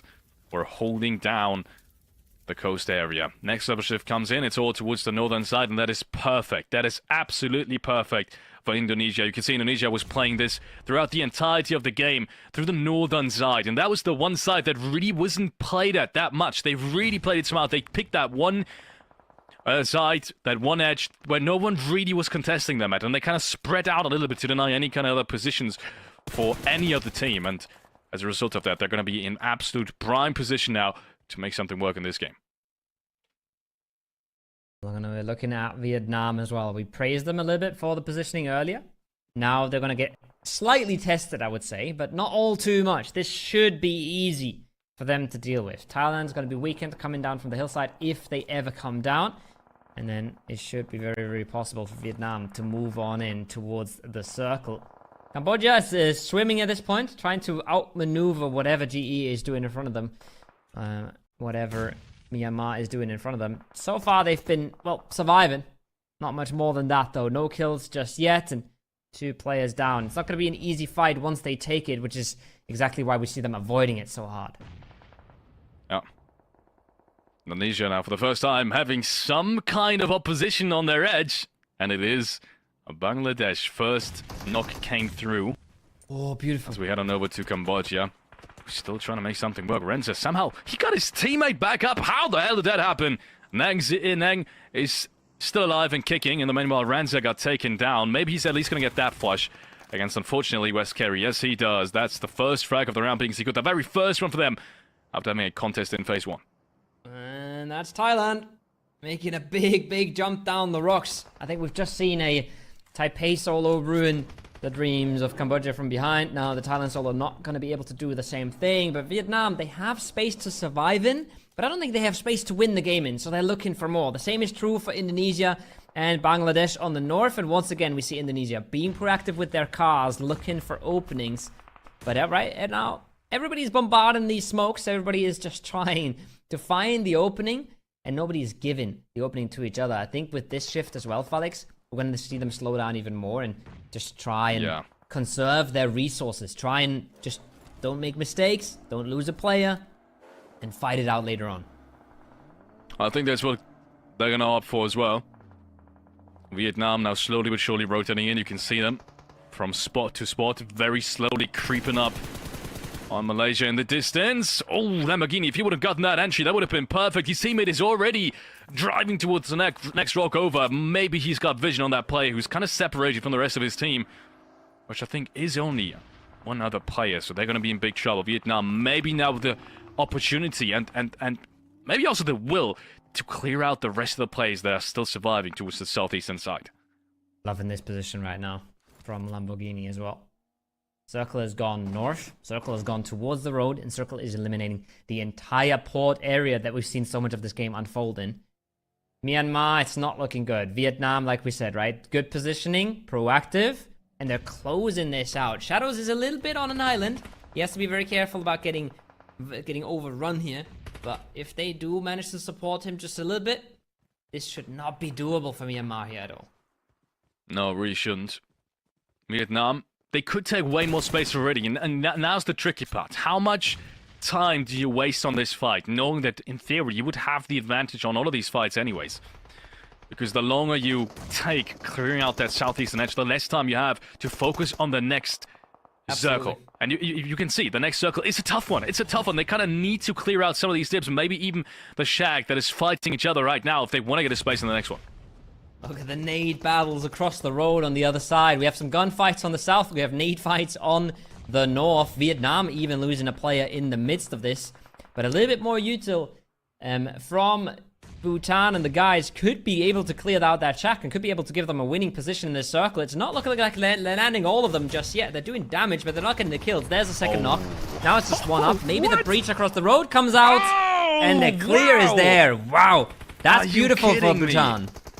Wow, Bhutan. Absolute massive respect to Bhutan. For them to make this happen, they would have had a spot in the circle anyways. They were fine for the time being. I mean, obviously, Vietnam at some point was going to come towards them, but even they decided to go for another route towards the west-hand side. But for them to make the nades happen and then cross over, still alive, and get the shot off, I am flashed by Bhutan. Absolute crazy stuff coming from them. For anyone supporting that team, make sure to spam the flags. So that play is crazy. And look at this. They're still inside this. I think with all 4 players left alive, now in a prime spot to actually take this round.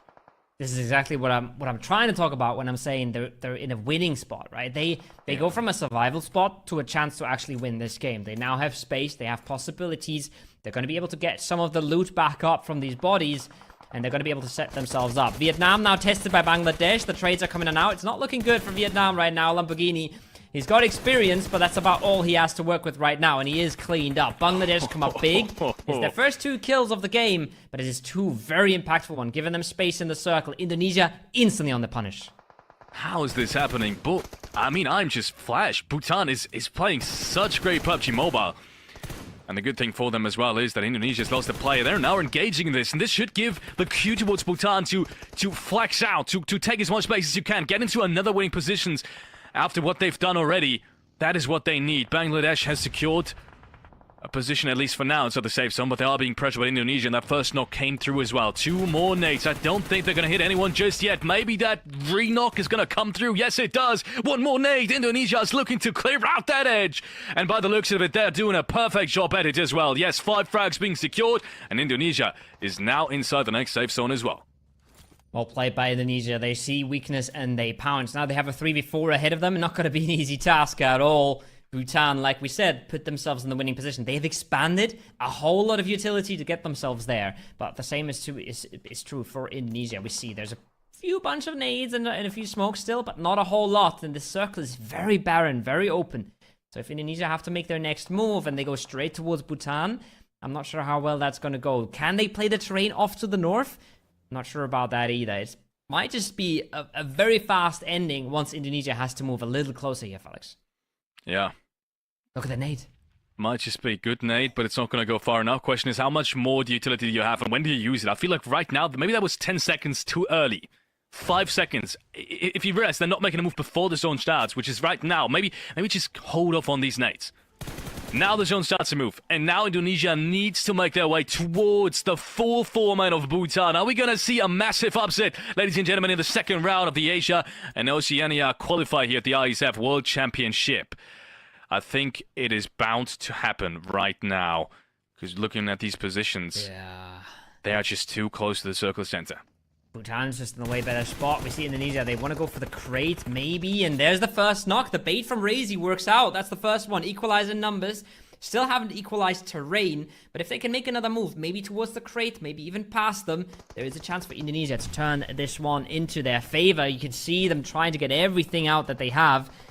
The crate is going to provide a little bit of cover. Razy is trying to make things work. He's trying to pull off the impossible, but the res has come through. And Bhutan should be trying to regroup. Look at the util though, honing in on their position. They're absolutely getting blown to pieces here in a few seconds, I think. Oh yeah, Yummy's barely making it behind the tree. His team is getting popped apart from the distance though, and there's just no chance. Francie goes down as well. It's all down to just one single player from Indonesia, and that is Yummy behind the tree. And you can see they're already trying to move their way around it. It is the upset coming true. Bhutan, ladies and gentlemen, will take home a chicken dinner in the second round already. If that isn't an upset, I don't know what is. Indonesia losing that 3v4 in the end, and what a play. They have made this round for themselves. So absolute congrats to them. 100%. They fought for it. They weren't sitting pretty. They weren't surviving. they were winning, and that's absolutely stunning to see. It was looking a little shaky there for 1 second when Indonesia got the opening knock, equalized the numbers, but Bhutan able to just stay true, use the cover that they have, use the ground that they have to close out that game for them. And that's another big win. That's another A-kill win. Gonna put another team towards the top here. And I'm not sure. I mean, Indonesia consistent, right? But a nice clean win for Bhutan. Yeah, amazing. Let's take a look at some of these highlights on the road to Riyadh later this year. That's to be reminded, that's what all of these teams are fighting for. It is top 3 in this lobby. So that in turn means 15 teams are not going to be at the World Esports Championship end of this year later in November in Riyadh. So very, very interesting. Let's take a look towards this match in detail. Good breaches. I thought Vietnam, to be honest, while we're seeing them in the background, I thought Vietnam would have a way better chance of winning this game. I thought actually they were going to be the prime team. But then it did shift up. No, was that the main thing that kind of happened against them? Was it the circle shifts? The circle shifts, and they also weren't as clean with their fights as they wanted to be, right? You had a point there about how they had to take these fights quickly so they would still have a chance to move in. They lost 2 members before they even really made it across the road, and I think it was Bangladesh was quickly able to punish them, quickly able to trade them out, pounce on the weakness there, and make that game essentially unwinnable for Vietnam at the end. Like we see it on the highlights right there. They lose a player in that ferry fight, and that costs them dearly because now they try to move on in, but they just don't have the numbers anymore, and they don't have the manpower. As Lamborghini, he was trying his very best to hold on to that, but not enough in the end. Bangladesh with a nice little clear until Arazi comes rolling around in the buggy. And yeah, that at that moment, unwinnable for Yummy, but it was looking possible there for a second for Indonesia. Yeah, after that first knock came, I thought maybe if they can get another couple of shots through against the rather unexperienced Bhutan players, then maybe yes. Also, I always feel like as an experienced team, or rather as an inexperienced team, if you know who's on the other side, in this instance, it's a team that is literally at the top of the top of the global international esports scene. If you know what you're fighting against, and they did know after that first initial knock, at the very latest, if not earlier, then I feel like a lot of teams lose their confidence. Bhutan didn't at all. I mean, they were ready to take these guys head on at any given point in time, and that's not something that happens naturally for all teams. Bhutan did, though, so I'm excited to see them playing the rest of these games. Is it an upset? Yes. Is it one that we might see in another round? I am not so sure just yet. But what they've shown us so far in terms of decision-making, that push across the street on towards the shack, that is something not a lot of teams would do. That is exactly how you want to play this. So maybe we have someone else in this group of teams that we didn't have really as favorites, but maybe we should see them as such. Yeah, and they didn't only show us, right? They also showed themselves. Like you said, they're killing some of the big names and clutching out a game like this with good positioning, good decision making, and good fragging just boosts up your confidence a whole lot and makes you realize, okay, this is actually very doable. You know, we maybe we were here and we were hoping to have a chance, but we actually do, and we can actually we beat these guys and we can actually win these fights. And that's something is sometimes you have to see to believe it. And Bhutan has definitely shown it, and they've shown it to everybody, including themselves. And we'll see how that stacks up on the leaderboard, and we'll see what that what's crazy? What it does for them, yeah. Guess the population of Bhutan. Does anyone out there know the population of Bhutan? Oh, I feel like it's not a lot, but my guess of not a lot could be just so off that I don't even Okay, give me any number. Give me any number. I'm gonna go with 20 million people. What? Look, they have 780,000, maybe close to 800,000 in population. That is crazy. And these guys are fragging out against Indonesia with multiple millions. So, that is absurd, right? I would have thought they would have a bigger population than that as well. God but damn. Yeah, Bhutan is a small country, at least in terms of population. Crazy stuff coming out from them, representing these 780,000 Bhutan people to the fullest, though. It's not about the size. size. That's what it comes down to. No, it's not. It really isn't. About the size. They've shown it, and they've pulled it off. And like we said, beautiful game from them. Indonesia, I'm gonna talk about them all the time now because I said they're my favorites. They play another good game here. They play a solid game. They don't play anything crazy. They're not going absolute haywire and rolling over the whole lobby, but they played a solid game, good decision making, good rotations. We saw that fight that they were engaging on with Bangladesh, and they realized, hey, it's a tricky fight. Maybe we don't go for it now, and they get pretty much gifted a way better opportunity at the same fight later on. So correct decision in that process, and they pounce on when they have the chance. So really solid so far. We have the leaderboard for you guys. It's not the updated after match 2, but it is the updated after match 1. So we'll be able to make a pretty educated guess on how it looks once that comes up. Let's take a look at it in detail. Ladies and gentlemen, here is the overall standings for you. Before I talk about Vietnam again and my thought process behind what's going to happen throughout these next games. Malaysia, unsurprisingly, in first place, 19. I was thinking whether or not Indonesia might be able to catch them points-wise. Not going to happen. No, actually not even close. 13 points, so it was 7 LMs. That's even more than I expected. But yeah, 7 LMs are not going to get you any close if the top team not only won the round and also got 9 LMs on top of that. So 13 points. Right behind them is Nepal as well. Also a good game. Once again, have shown us in the second match as well what they're capable of. Bangladesh with a second good game now is going to be relatively close to that double digit. I think it should be another 10, maybe even more than that in the second game. So Bangladesh definitely going to be in reach for these qualification spots too. The only team that I really don't see up there anymore is Timor-Leste. I don't think they've gathered too many points now. No. They haven't had a great game too. I think they've got a few points, but not a whole lot. But yeah, like we said, right? Vietnam, they got themselves a good bunch. They were in 8th before this, and then we had Indonesia, Malaysia, Nepal, especially Indonesia, I think probably in first, like we said. But we'll see how all of that shakes out when we do have the stats for you. We also, once we go to the lower half of the last match, right? We're going to find Bhutan there with 1 point in the first match. So they have made a big stride towards the top, and they haven't been able to close the gap entirely, but they've now put themselves in the conversation to be one of the top teams in this tournament. Yeah. Interestingly enough, Japan now with a second rather bad game. Let's just put it like it is. Same goals for Pakistan and Brunei. Unfortunately, Brunei, I gotta talk about Brunei really quickly, because I thought in both of these games, they showed us really great initiative, and they showed us actually that they can get into the spots. What it comes down to after getting into the spots is keeping your players alive if you do enter these fights. And I felt like in both instances, they kind of fought a little bit too late to when they really should have. And I feel like if they fix that, the harder part is getting to positions. The rather easier part is actually winning the fights then. So so far they're doing half of it. The harder part is what they're doing correctly. So I'm hoping we're going to see another good game from them, and maybe potentially see them at Riyadh again. By the looks of it, at the moment, that is not the case though. Once again, 18-team lobby, incredibly hard to qualify. I gotta say, that is, I want to say, throughout the entirety of all the qualification stages I've seen in this year, probably the hardest qualifier out of all of them. A top 3 in an 18-team lobby with some of these most experienced teams internationally that we have probably ever had. I mean, at no point has any team like DX ever been more experienced than now. Yeah, that's just goes to show you it's going to be so hard. It's going to be so very tough. Yeah, and you're going to feel bad about everybody that gets close but doesn't quite make it into the top 3, right? There's going to be a lot of teams like that. We've seen a lot of teams already make good stances so far, but you know, you have one slow game, you have one good game. It's not enough. You have to really be popping off. And we'll see who's able to pop off consistently. I think so far it's Indonesia at the top. It was Bhutan this game.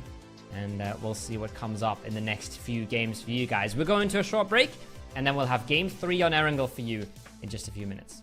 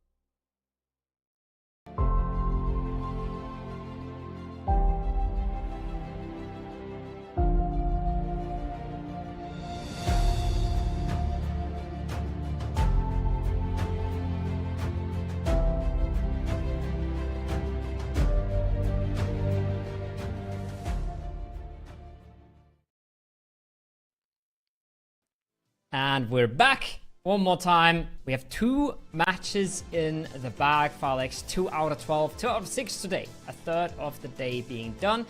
A few surprises on each side of the leaderboard, I would say. Bhutan popping off like absolute mad lads, while Japan has fallen a little bit flat so far. Yes, they have. Japan, unfortunately, not really with a best of start. And we said how important a best of 12 start is in that tournament structure. To some degree, it is do or die already. I feel like every game to some degree is do or die. One team that has accomplished that perfectly is Indonesia. We got to talk about Indonesia again. Second time they've made something work. This time around, though, in comparison to the very first round, way more structured. Way fewer fights at the start of a game. And also way more intelligent, I want to say. First round was already pretty intelligent, but the second one, even more intelligent in the way they've played it from the very start to the very finish. They always had a game plan. They knew, hey, if we do have a centralized situation around that coastline, we should play it from the straight north, because that's where least of the teams are going to enter. You could see, I think 4, 5, maybe 6 teams, everyone was, due to the fact that this first circle was way more towards the west, was entering to the west as well, because these big wraps aren't really possible anymore. So that's what I really like, that macro kind of intelligent playstyle. If that's what we're going to see continuously throughout the next days, they're going to qualify 100%. There's no way around it. Yeah, and I think that's kind of the beauty of PUBG as well, right? You see a very reserved game from Indonesia, very calm and collected on the north. You see the same from Bhutan for a while, but then at some point you have to explode, and it's all about finding a balance. It's all about finding when you have to go. And well, Thailand is a team that is actually going to provide us with a match MVP. They went very early this game. They had a bit of a hot drop going. I think they got 4 or 5 eliminations before we even started watching them. And then they were able to hold on inside of that shack on the coastline.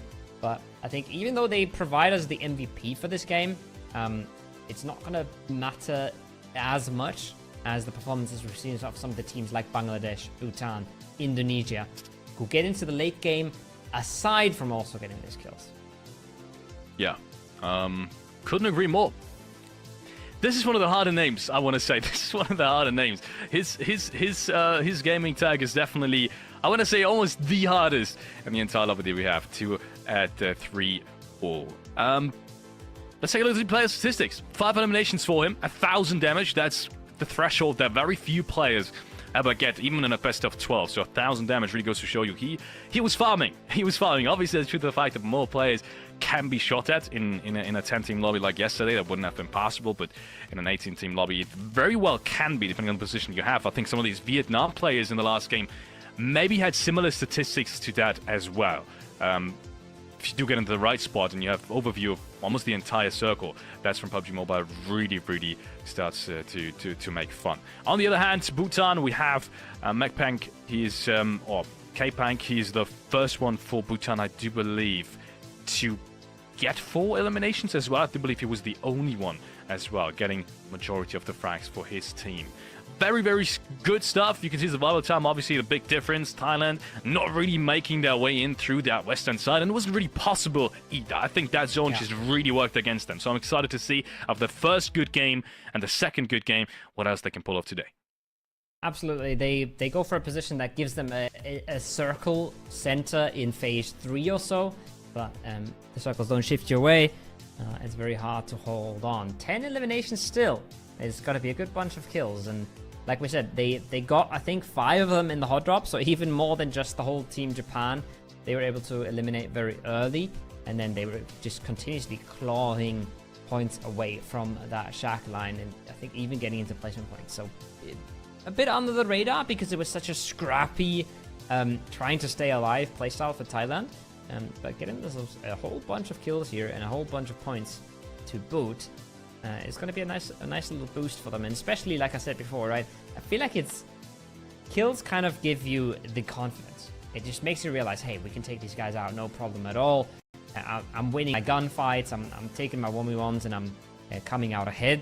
So that's something that they should be able to carry on for the rest of the games here. Yeah, 100%. So excited now. There's so many teams that we have to watch out for now as we head into the post-match to summaries. 374 nights. I was confused. I want to say confused after we saw not even 90 in the first match. Yeah. This time around, it is completely different. As I said, 130 was the average throughout these 6 games yesterday with a 10-team lobby. This round it's 374, and deservingly so. These teams should have their focus on smokes and nades. Isolating fights is going to be way harder with so many teams around you. Smokes and nades are the perfect way to counter that.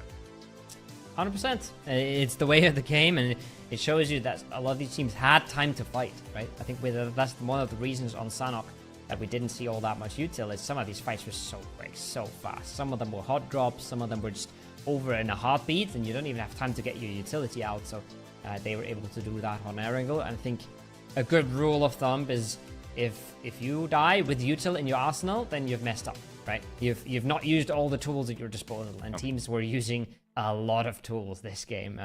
Over 300 just in those 2 categories is a whole lot, and much more what we would expect from an 18-team lobby, I think. Yeah, 100%. I think that's a good kind of rule to have, and as we said, especially in this kind of lobby, it's going to be even more important. Let's see who's going to take the next game. It is once again Erangel, ladies and gentlemen, as we do head into match 3. It is almost half-time here in this 18-team lobby. Once again, it is Group B. Top 3 will go towards Riyadh at the World Esports Championship from Iesf later this year. So these 3 spots are the ones everyone has been aiming for. So far, it is Indonesia, Malaysia, and Bhutan as well. They have kind of stood out the most. So let's see if that's going to change in match number 3. Another harsh plane as well, very far off to the east. Barely touches the middle of the map above Severny there. Gonna make it tricky for teams to reach their loot spots once again. I'm already seeing Thailand in the Milta area with 2 more teams right around them. I believe that is Cambodia. And Sri Lanka on the Milta Power area. Very, very close together, very close-knit. Going to be a bit of a struggle going on over there. And then we will see what happens on the rest of the map. Good circle. I think these circles so far have been very fair. If we take a look at the playing path and its relation to it, we're asking ourselves, do we see another hot job? Yes, we do. Ladies and gentlemen, and it is Sri Lanka against, is that Cambodia in the distance? Yes. I think it is. Both teams landing very close to each other. Is one of the Cambodian players at the Wizard Tower outside of Milta? Is that actually where he's looting? Because then I'm not so sure if they really will have the advantage. Just experience-wise, they easily should. Yeah, he was actually at the Wizard Tower, so he probably dodged the hot job as soon as he saw Sri Lanka dropping down. And that means with him getting picked up, only 2 more players, Nang and Astra. That's not great. So it's the northern side of it. That well, is to not be great. fair, Sri Lanka is all inside the building, so they should have an easy pathing out of it, and they've got the vehicles as well, as you can see. They gotta go, though. They gotta go fast, and I'm not sure if they are. It looks like they're content to loot here for a little bit, maybe even hunker down. But Sri Lanka should be aware that 2 of these players have just left in a vehicle. They even damaged one of them, so they should have that information. We'll see what they do with it. And as I say that, we had a very quick look at Japan, who once again seem to be in early struggles, one of them dropping down to very low HP. Yeah, that's just for any Japan fan out there. Yep, that's me. That's just not a good message that you want to receive. As you can see, first team's already centering up as well. I do believe Indonesia is one of them, but it is hard to judge with all these new names now in this lobby.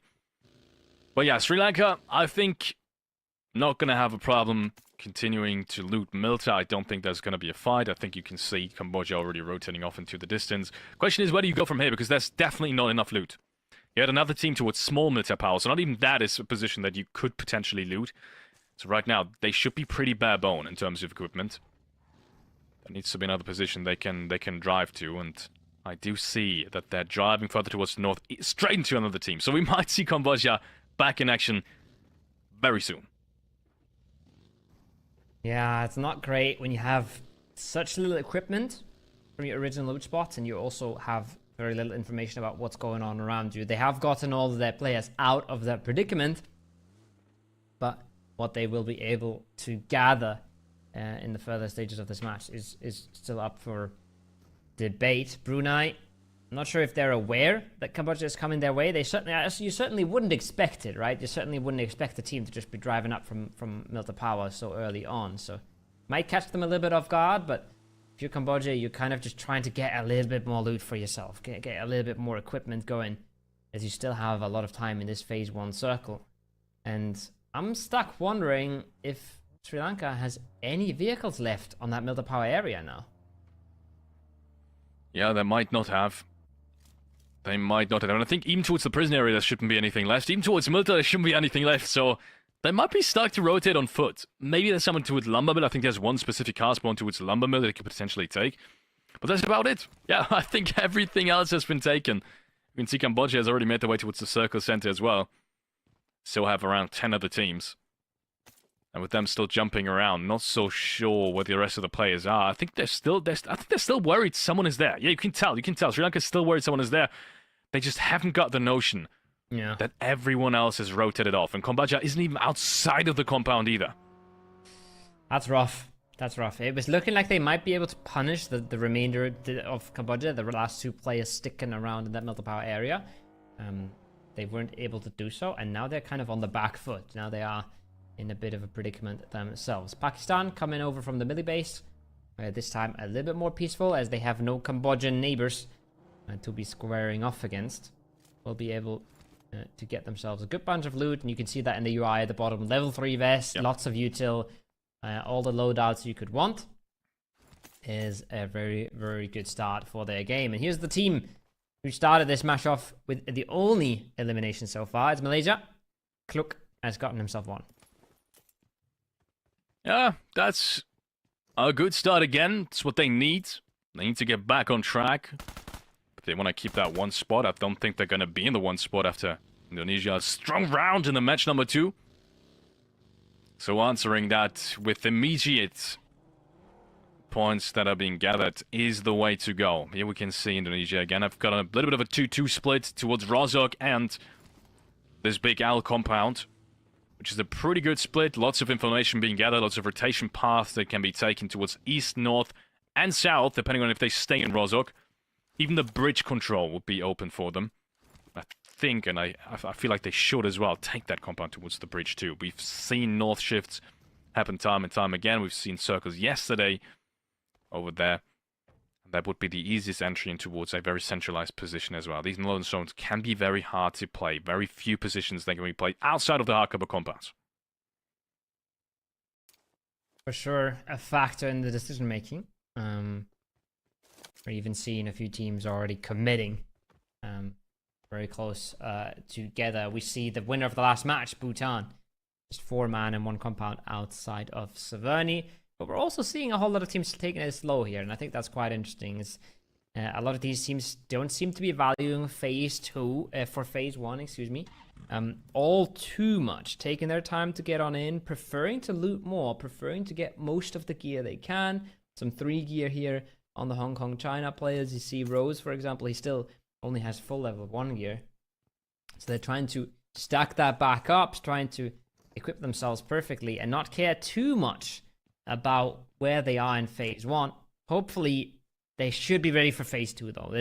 There's always the deadline, right? You can ignore phase 1 a little bit, but you have to be ready for the phase 2 shift and at least be able to have a few circle endings that you can benefit from and gamble on. Lots of Bangladesh fans, lots of Japan fans, even from the smaller nations, some Timor-Leste fans in the chat as well. So greetings to all of you guys out there. Make sure to continuously support your team. The only team that we've been missing in the chat so far really is Indonesia. I haven't seen too many Indonesian fans so far in the chat, which is the most surprising to me. We have them. The current #1 team, I'm pretty sure. We're going to take a look at the standings very shortly. But first of all, let's take a look at the next circle shift. It is relatively east, and Sri Lanka has found 2 cars, and that's the beauty of PUBG Mobile. In the 1 zone, you're in the worst position anyone could be out of all the 18 teams, and then the next, you get a circle shift towards your side, you found 2 cars, and you're now making your way towards circle center. Ladies and gentlemen, Sri Lanka. Cambodia, on the other hand, looking to clash here for this heaven compound. Looking to clash for the high ground versus Brunei. Brunei, we've seen them take fights successfully in the past, but this is an absolutely messy one. They're flying in on cars, and just like that, 2 players knocked down to their feet. It's just 2 left standing for Cambodia. He can find a second, though. He equalizes the numbers just like that. 1v2 in the compound. Can the top do it? He does get a good bunch of damage in towards the side, but this fight has to finish fast here. He's got to try to get the max amount of teammate back on his feet. He still can, as 2 of the confirms are already through. The util comes out now in Brunei. They want to clear. They want to take this aggressively. Oh, yes, they do. And that's the way they should play. That's a really good nade. Shako almost goes down. Met him personally, actually, at the last event from Iesf. Great guys from Brunei. Really just the nicest players ever. Couldn't quite catch on to the success they've had in the qualifier in the actual tournament. And now it is time again for the qualification. And so far, it's been pretty disastrous. They need a good round. They need to clutch this out. Both of these players still alive. They could be rest back up, but they're not making any moves whatsoever to find the top. And obviously, they can't really run out of the buildings either. That's the scary part and the tough part. So I understand their sentiment of actually just trying back, waiting, and looking if the top makes any kind of mistake.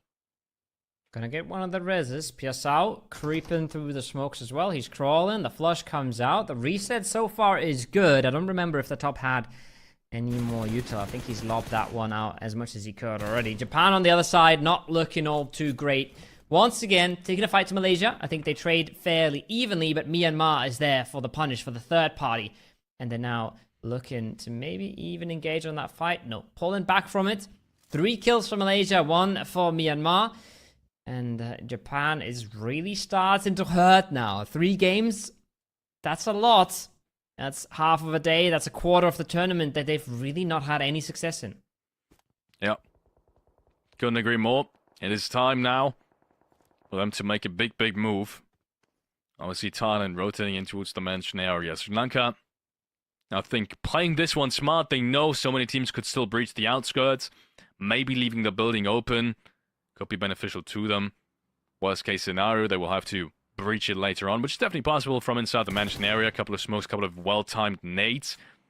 You can breach that building. In Thailand, by the looks of it, wants to actually stack that building as a format. That makes it a little bit more complicated, but should still give the advantage towards the Sri Lankan player, who's got way more control towards the north and western side. And look at this, the next circle, completely disregarded by me in that previous analysis, does tell us it's shifting towards the western side anyways, and that means Thailand already rotating off.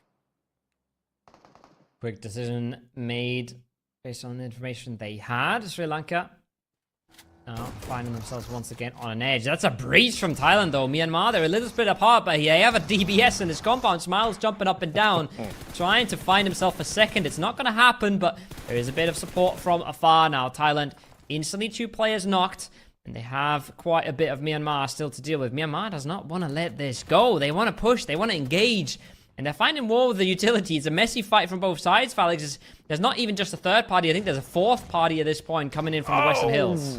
Yes, I think it's Vietnam in the distance, but look at this. It's a 2v1, and Myanmar makes it work anyways. Manit, I think, and Ichi clearing out this compound. Good nade to start things off, and then Marcel with a shotgun. Or maybe the M4, it was too fast to actually take a look again at the kill feed to clear things out. But that compound, once again, is falling into the hands of Myanmar. Really good stuff. You can see in the distance, more teams trying to the party this, and this is such a good breach. They know they've got the knock. Malaysia is closing down on this compound. They want to clear it again. They want to get these last 2 kill points on the board, and that's what you need. Grab the kill points that you can, and grab the ones they can grab relatively safely, and that is such a fight. It is a 1v1 that it comes down to, but not a problem for Jimmy. He's gonna pick it up, and Malaysia with 2 more frags on the board. Also, 1 less team all around them. Yep, 6 kills already, 6 eliminations for Malaysia. Vietnam not able to grab a whole lot from that third party.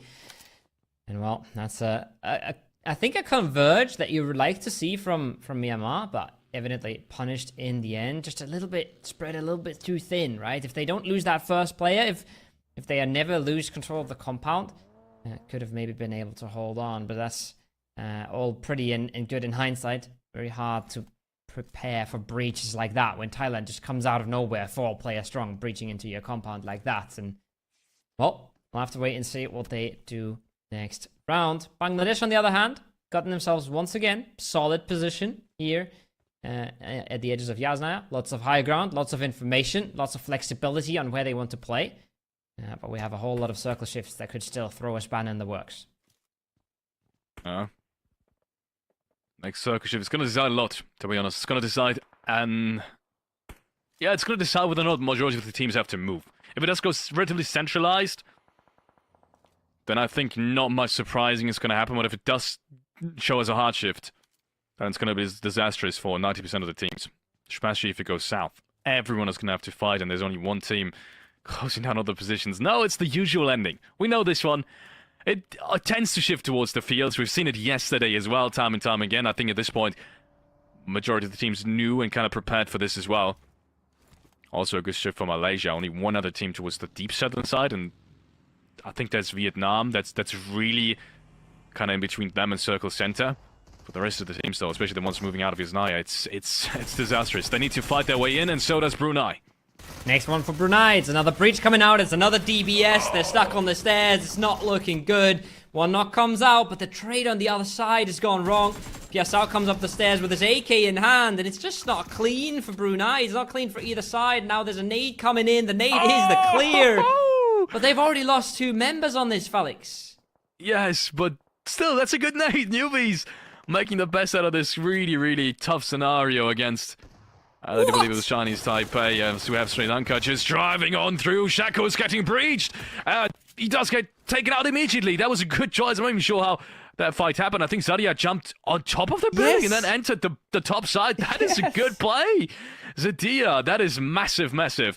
And he's going to get rewarded by that dangerous play as well with Brunei, who's had 9 elimination up until this point. Finally, potentially meeting their end. Shaco on the stairs, playing the angle, playing the vision he gets around the corner with the shotgun, and then suddenly there's a member just above him. There's just a Sri Lankan player on his roof running it down on him. Nothing to be done. Newbies tries to fall away from it. Don't forget about this, though. This is 9 kills for Brunei already. They've done more than they had to this game. And now, from now on, anything Newbies is able to get from here is just an added bonus. It's just bonus points at this point. He's hoping to get maybe 1 more, maybe 2 more. We'll see, but they've done the work so far. See if they can do more work. I think Azak down below. Yeah. Excuse me, that was IQ, I do believe. Yeah. So Pakistan, obviously, organization name up front, always tough to spot sometimes. It's in the habit of clearing this one out, but there is Indonesia in the distance. Okay, so they want to get a piece of this, and they couldn't get the last player just yet. It's down to a 1v1, actually. Shotgun against shotgun, S12K against the double barrel, and he has no chance. Nope, it's going to be the S12K coming on through. And Indonesia, once again, so smart. You can see this from the top teams. If they do realize there's a fight that literally just ended, and they have the opportunity to third-party this cleanly, they do. They only send 1 player in there. Even that is crazy in and of itself, but that's how much they trust them. Yami's now breaching this as well. It's being taken down. Finally, the last Pakistani player in the Wizard Tower goes down, but not without a fight. 2 of the Indonesian players have been knocked. I think they're able to get the reses, but that was a little dicey there. That was a lot of damage to be taken. If there's a third-party opportunity for anyone in the server, that could have gone badly very, very fast. Sadia is not just the action movie guy flying onto your roof. He's also the snake in the container, just proning it on out. There's a wide spectrum of roles that Sri Lankan players are putting themselves into right now. But as special as that 1 kill was, it's the only elimination they have been able to pick up so far. On their southern side, Malaysia is completely popping off versus Bangladesh. But Jimmy is looking so far in his lonesome there for the Malaysian squad. Still not so sure how all of these teams are going to fit into that eastern or southern side. I feel like Vietnam is the one team that could literally gatekeep like 7, 8, maybe 9 teams. Everyone that's coming in to the south and eastern side. And the fights are starting now. 20 seconds until the zone really starts to move. First team is driving on through. He can't hit the spray. Jimmy might be in trouble. No, he does get the return, though. But he might just run out of ammo. 2 more Bangladesh players breaching him. And the third one as well just drives him over. And no support is anywhere to be found. The rest of the players are very far away. And unfortunately, they will win this, but they will lose a player in the process. This is a wide split for Malaysia, and they get punished a little bit. They might be able to get away with the win here, but what is that spray? That's a nasty one. Tonight is trying to make it all work for his squad here. He's trying to pull it off. Close range. The DBS is coming out, and he's juking, he's dancing and diving. No! It's not enough. Malaysia clean it up in the end, but they have lost members in the process. I don't think they're getting that 4th res. I don't think so either. That's the first round. That's not really gone the way of Bangladesh, but even then, they made something out of nothing. That should not have been that close from Malaysia. They had all the angles. They literally just needed to wait and sit back. But instead, that first player was breached by the Bangladeshi players, and they realized they could isolate him. And that's where it all fell apart. Indonesia, meanwhile, continuously fragging out. They know how to, time and time again, rotate safely into positions where they can gatekeep everyone else. And that's what's happening here as well. As we have another team eliminated this time around. It is Timor-Leste. Eliminated in 9th place, just outside the placements as we go into the first points being given out based off of survival. 8 teams left alive and just 22 players. Phase 5 as Phase 6 is approaching as well. That is not a lot of players for 8 teams. That's not even 3 per team. A lot of teams have lost members. There's a few solos in here and there. And trying to prone it out, trying to get a few more placement points. Indonesia, 9 defeats and still 4-man strong. Crazy clean from them so far. Look at the map as well. Look at how much control they're having over this entire field area. Bhutan next to them. No space at all. Very clustered up together. Indonesia is absolutely rolling over the fields right now. And being comfortable about it as well. Comfortable in their aggression. Comfortable in the fights they're taking. And once again, it feels like they're the only team that's as heavy on the cars, right? It feels like they're the only one that's really looking for opportunities on the left, on the right, in the center, and just constantly being on the move. And it's really paying off so far. Yeah, perfect analysis. I think that's also why they are so agile, so fast, and so third-party heavy at the moment, because they reposition so well. No one else is really playing with as much vehicles, as you said. They are driving into the Malaysia squad, though, and I think they're taking heavy casualties. You can see them right now. They're trying to breach this dip. They wouldn't even have to necessarily, but everyone is suddenly being taken down. How the hell does Indonesia win this? How the hell does Indonesia win this? They lost the first 2 players initially, if I saw that correctly, and Malaysia still gets wiped. They're just absolutely unstoppable right now. The trades are there, right? They get knocked down, but they manage to do enough damage at the same time, and somehow they're avoiding the third party once again. It's sort of a side effect of having so much space for yourself is you can pick out whichever fight you want and not get punished for it all too much. That's another 4 eliminations for them. It's another whole bunch of kills as we see Sri Lanka. They have a solo player left alive. Lamborghini now slowly starting to make their way on out with the Vietnam squads out of the liquid compound, and well, they are slowly starting to make their moves. Indonesia, they will slowly have to start slowing down if they want to be in this endgame, because they're just fighting everybody right now. They're really just trying to take it all at once. And hopefully, they don't go all too crazy about it. Hopefully for everyone else. Next circle does favor Nepal heavily, as well as Vietnam. Vietnam, the one team that just didn't have to move for the last 3 phases, I think, apart from Nepal. And Vietnam, literally everyone had to move in and fight their way in. These 2 teams have just been chilling. They've been sitting back and waiting. And I said that's what Vietnam needs to do here as well. Unfortunately, I don't think enough elimination points have really been gathered to justify them playing that passively. Good next shots as Sri Lanka is being taken out as well. Good breaches from them. They've also shown us lots of initiative in this one. And look at this, Bhutan is alive again. Yeah. Unfortunately, this time around only with 1 more player, but they're already again in the top 4 spot with 3 LMs already secured. It's another good spot as well that he's taken here. Another good bit of cover for Momo. Wow. As, well, 2 heavy hitters on both sides. It's Nepal, who we know have been fragging out consistently, and then it's Indonesia, who are just wrecking this lobby apart right now. So, not a good time for Momo. He's trying to do the best he can. Same is true for Vietnam, who are trying to flex out of their compound, but have to be careful to not overstep, put themselves in the crosshair of too many teams at once. Now, the util's coming out. Momo surely should be short-lived here, but if he can make a stand, that might be what trips up Indonesia here, because at some point Vietnam's going to peek on over, and at some point Vietnam is going to get sidelines onto some of these Indonesian players and make that game a little bit harder for them, as they've just been rolling over it so far. Oh. 3 frags for him. Unfortunately, Momo, not the one to get these 3 frags. He's still looking for his first one. I do believe he did have at least some last round. So he's found his footing in this lobby already. We have the breach coming in from Nepal. This might be dangerous. They're stopping in front of the ridgeline. I think there's other sidelines. They get the frag, though, but is it going to be enough to take his position and get in without securing enough from anyone else? Yes, it is. That's crazy. That's a really good push from Nepal. And unfortunately, right. I think Bhutan just a tiny bit too slow on that peak. I think he could have gotten an initial knock when they drove him. A little bit more shots. One more shot connected might have done the trick, but the timing is perfect for Nepal. They're going just as Indonesia starts getting a little bit more antsy, a little bit more aggressive towards Vietnam. That's the timing when they strike. And now, well, like you said, I don't want to be too critical, but it might have been too passive for Vietnam for too long. Now the circle's going to come on out, and they will have to start making moves. But as I say that, the circle is quite far to the south. There is still a lot here to play for Vietnam. There is not a whole lot for Nepal on that northern side of this zone. No, not a lot at all, unfortunately. Indonesia found 12 frags already. It's such a crazy stuff. Question is, how do you play this now? Because you know the northern team needs to move and the southern team doesn't need to move just yet.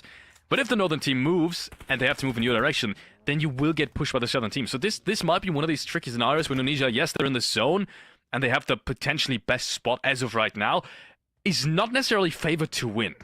Because I think, as I said, Vietnam has got perfect opportunity to third-party this if anyone were to against Indonesia.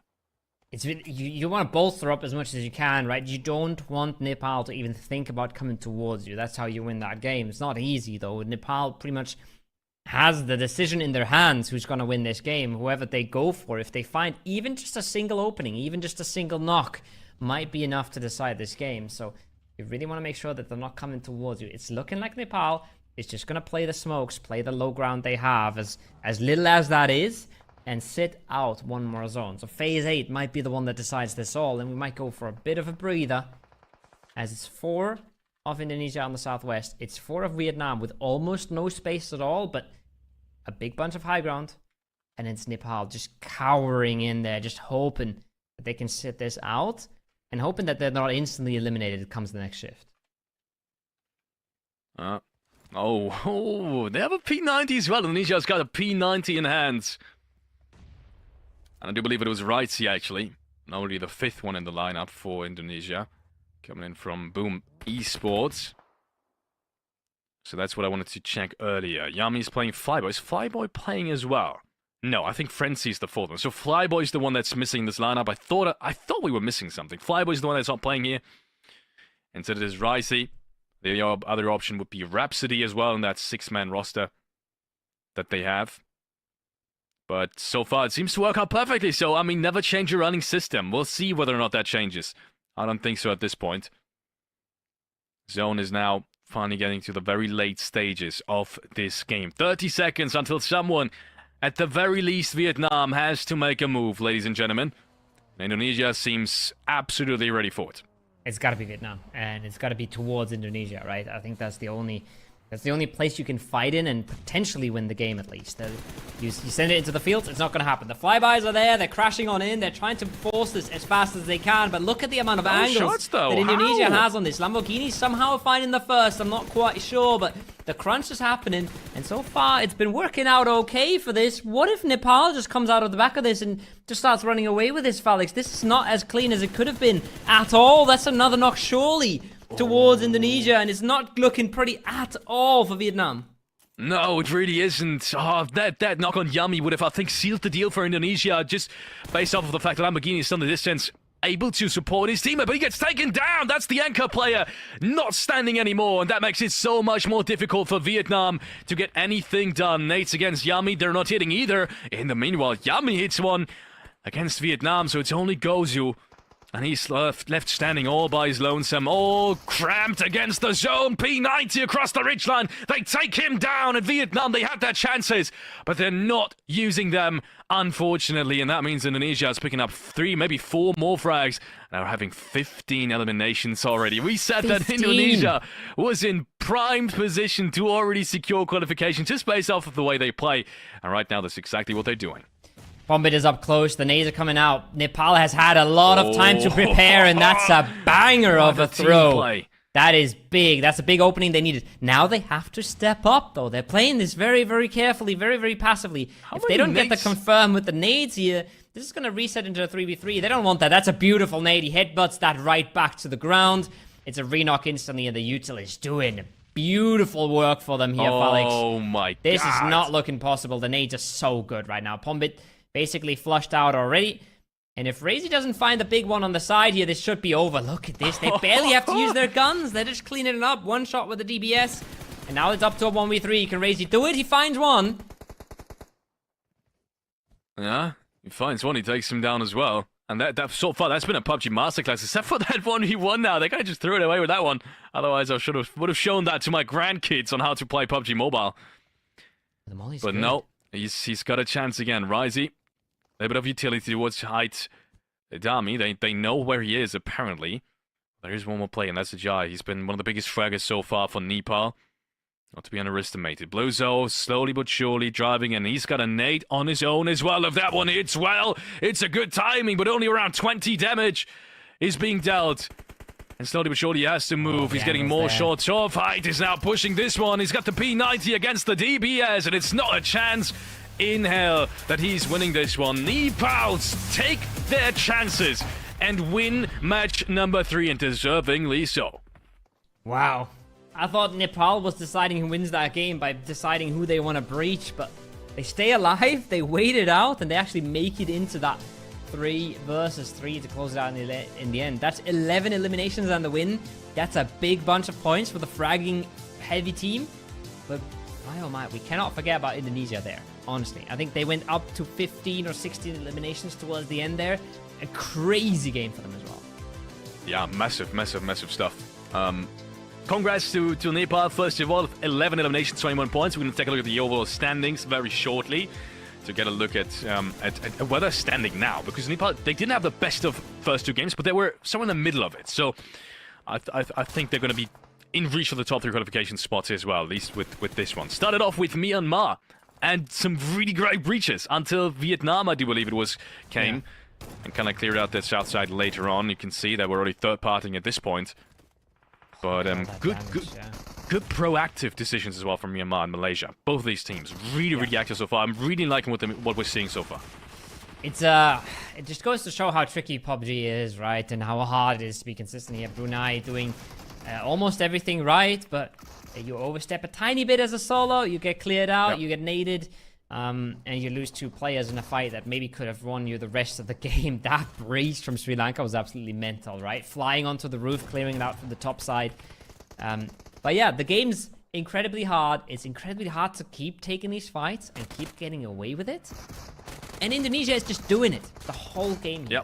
Third party after third party, pull up after pull up, and all until the very end. They stayed incredibly clear, but even then, they still got almost out clean of a 4v4 fight, right? Where they had no business doing anything. They still managed to win that fight, and if it wasn't for the great util coming out of Nepal, they would have put themselves in a winning position once again. So mental stuff from Indonesia this game, honestly. Yeah, that breach originally, to even get into that dip itself, I think was a 4-on-3 breach, and they didn't lose a single player. Not even close. I thought, how the hell is this happening? Malaysia is completely ready for it. They hear it coming. They've had good positions to defend this.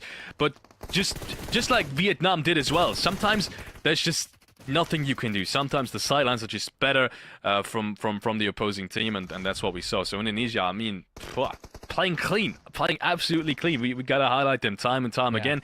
And we saw that after the first game initially already. The way they took the fights, the way they rotated, the way they played it with shots that shifted completely against them. And we said if they continue playing as smart as they did then, they're going to qualify. And look what happened. The next 2 games, they show us that exact play style again. And it works out perfectly. So man, I don't know how to stop this team.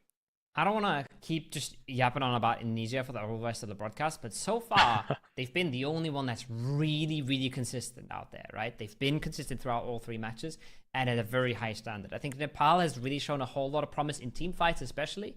How they take those, how they manage to structure the team fights to play off each other. We saw the util there was absolutely fantastic again. But so far, the big consistent name has been Indonesia, and they've really been popping off. And then every game, every now and then, you have these breakouts. We have a Brunei who gets 9 eliminations this game, right? You have a Bhutan who plays a fantastic game too. But the consistency is on the side of Indonesia right now, and it's been stunning so far. Nothing short of amazing, ladies and gentlemen. We will be heading into a couple of statistics very shortly. I'm so excited to see the overall leaderboard now. I want to see how big the difference already is from the top 3 towards the rest of them, or rather from the top 1 towards the rest of them. I want to see how far Indonesia is from not qualifying at this point. And that's only with 3 games played out of 6 today and 12 in total. So they're absolutely using the chances. We said that's one of the most important things.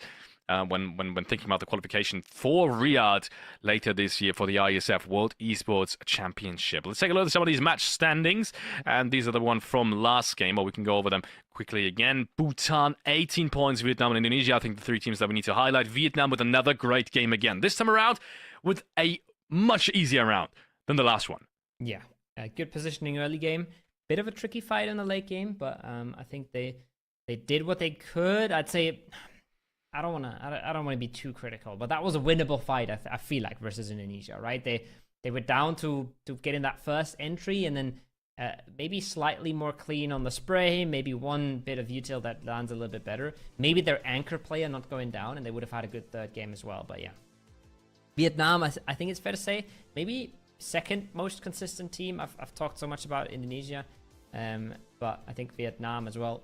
We saw really good match 2 from them, solid match 3 from them. And then some of the teams that pop off every now and then aren't managing to pull it off every single game. Like, for example, Malaysia, right? They've really had their ups and downs. And then, well, I don't want to just talk about Japan again. So I'm going to talk about Timor-Leste, who have had a fantastic game 1, but haven't really shown up since. Yeah. Unfortunately, Timor-Leste couldn't really catch up with the success they've had in the first match. But yeah, who's to say that's not going to happen in the next remaining 3 matches? We have more Erangel coming up, and then especially more Miramar, and that's the part that I'm most interested about. First time, as we saw from the Erangel games as well, is always the most important round, because you have to kind of check for your each individual hot jobs and kind of get a feel for the lobby. Let's take a look at these overall standings. After match number 2, 24 points for Indonesia, 22 points for Malaysia. Bhutan with 19 points, right behind them based off of just that single one good round. That's how close it still is. And then the rest of the teams, at the moment, for the time being, at least after match 2, that has changed already. Outside of the qualification spot is Nepal, Bangladesh, Vietnam, Thailand. Timor-Leste actually in 8th place only. Yeah. And Myanmar and Brunei, who should both have a little bit more points now with the games they've played. Fun fact, Indonesia has gotten 2nd place in every single match so far. Oh, wow. They're going to be on 18 placement points after 3 games, and they have actually managed to get 2nd place every single time. So far, not closing out a chicken dinner just yet, but they are as consistent as it gets. And yeah, like we said, a few teams at the bottom there not really pulling a whole lot together just yet. I don't think any of them have really shined throughout game 3 either, so the bottom is falling away a little bit, and that's sort of what we touched on before the game started, right? Is you can have some bad games. You can't have a bad day. You can't have a bad day when you're only playing 2 days. You're looking for a top 3. Everybody that was at that top half of the scoreboard and maybe you got some points in match 3, they're absolutely in it. They're absolutely rolling and fighting for the top 3. If you're deep down in the bottom 8 here after 3 matches, it's not looking great, and something major has to change. Otherwise, it's going to look dire.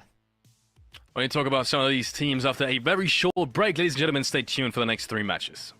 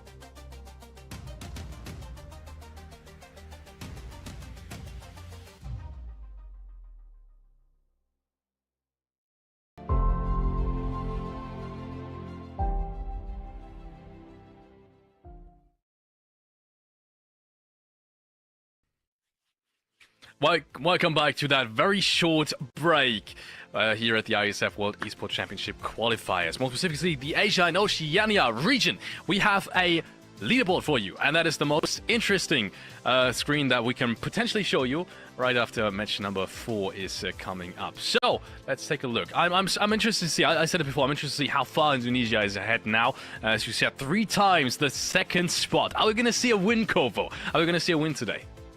We'll see. I think happen. the second place curse is not the worst thing in the world. Second place is not all too bad. But last game, 8 eliminations for Yami alone. Wow. One headshot in that. 27 minutes is all that game took. And, well, I'm actually Crazy's last one alive, so 27 is not exactly how long that game took, but big bunch of points just on one player. 8 eliminations is a whole lot to get for yourselves. I think out of the 15 that the whole team got, that's pretty crazy. Yeah, 27 survival time, obviously. You would think they would win the game. If you have a match MVP that survived for almost 28 minutes and it's got 8 eliminations, but no, they didn't. That's the even crazier part. Let's take a look at some of these head-to-head statistics. I'm guessing we're gonna see someone from Nepal on the other side, and let's see if my guess is correct. Yes, we do. So, 5 to 8. I still gotta go with the deserving MVP towards Yami, even though obviously the Nepal players had one hell of a game, but the late game zone unfortunately just wasn't too favorable. And Indonesia losing one of the process against that breach from Vietnam, they just couldn't bring it back, and I understand. Yeah, almost same amount of damage, even though there's 3 more kills on Yami. So a little bit of less damage farming maybe on the side of Indonesia, a little bit more just straight up aggression very quickly. We'll see that in the team standoff as well as we head to the head-to-head. And yeah, more damage overall, I guess, on Indonesia. But considering they also got 4 more eliminations, that's not all too crazy. And, well, that's 4 less placement points for them. 4 more eliminations. So they're going to go out pretty much evenly out of that match 3. Yeah, as you said, no one's really, at least point-wise, at a disadvantage going off of their game. Indonesia, due to the fact that they have 15 eliminations, do get quite a chunk of points to their elimination points as well. Let's take a look at some of these post-match 3 statistics and summaries. Only 2 vehicle eliminations as well. We had 2, I think, in the last game and only 1 in the first game. I'm really surprised to see not more teams using vehicles in late game, because I feel like, except for Indonesia, and we said it time and time again, except for Indonesia and maybe Vietnam, no one's really been using it past phase 4 and phase 5, and I think that's the biggest differentiator, and we talked about this already, but I kind of want to touch on this again. That's the biggest differentiator that you can see as a viewer between more experienced teams and less experienced teams. The more experienced teams tend to continuously use vehicles, even in the later stages, and make it a priority to save those, especially. Yeah, and so far it's been a bit of a show for Indonesia on the vehicle usage. Nepal a little bit better in the team fights, and out of game 3 they go out head-to-head evenly. Malaysia with 12, Brunei with 10, and then it sort of trickles on down. So pretty frag heavy towards the top, 11 elims, 15, and then 10. So 3 teams in double digits, which seems crazy at first. It's a little less crazy when you understand that there's 2 more teams than usual, right? So there will be a few more kills, but massive performances from the top teams here once again. And Timor-Leste falling off a little bit, Bangladesh falling off a little bit. So slowly but surely, we're crystallizing out the teams that are managing to stay consistent.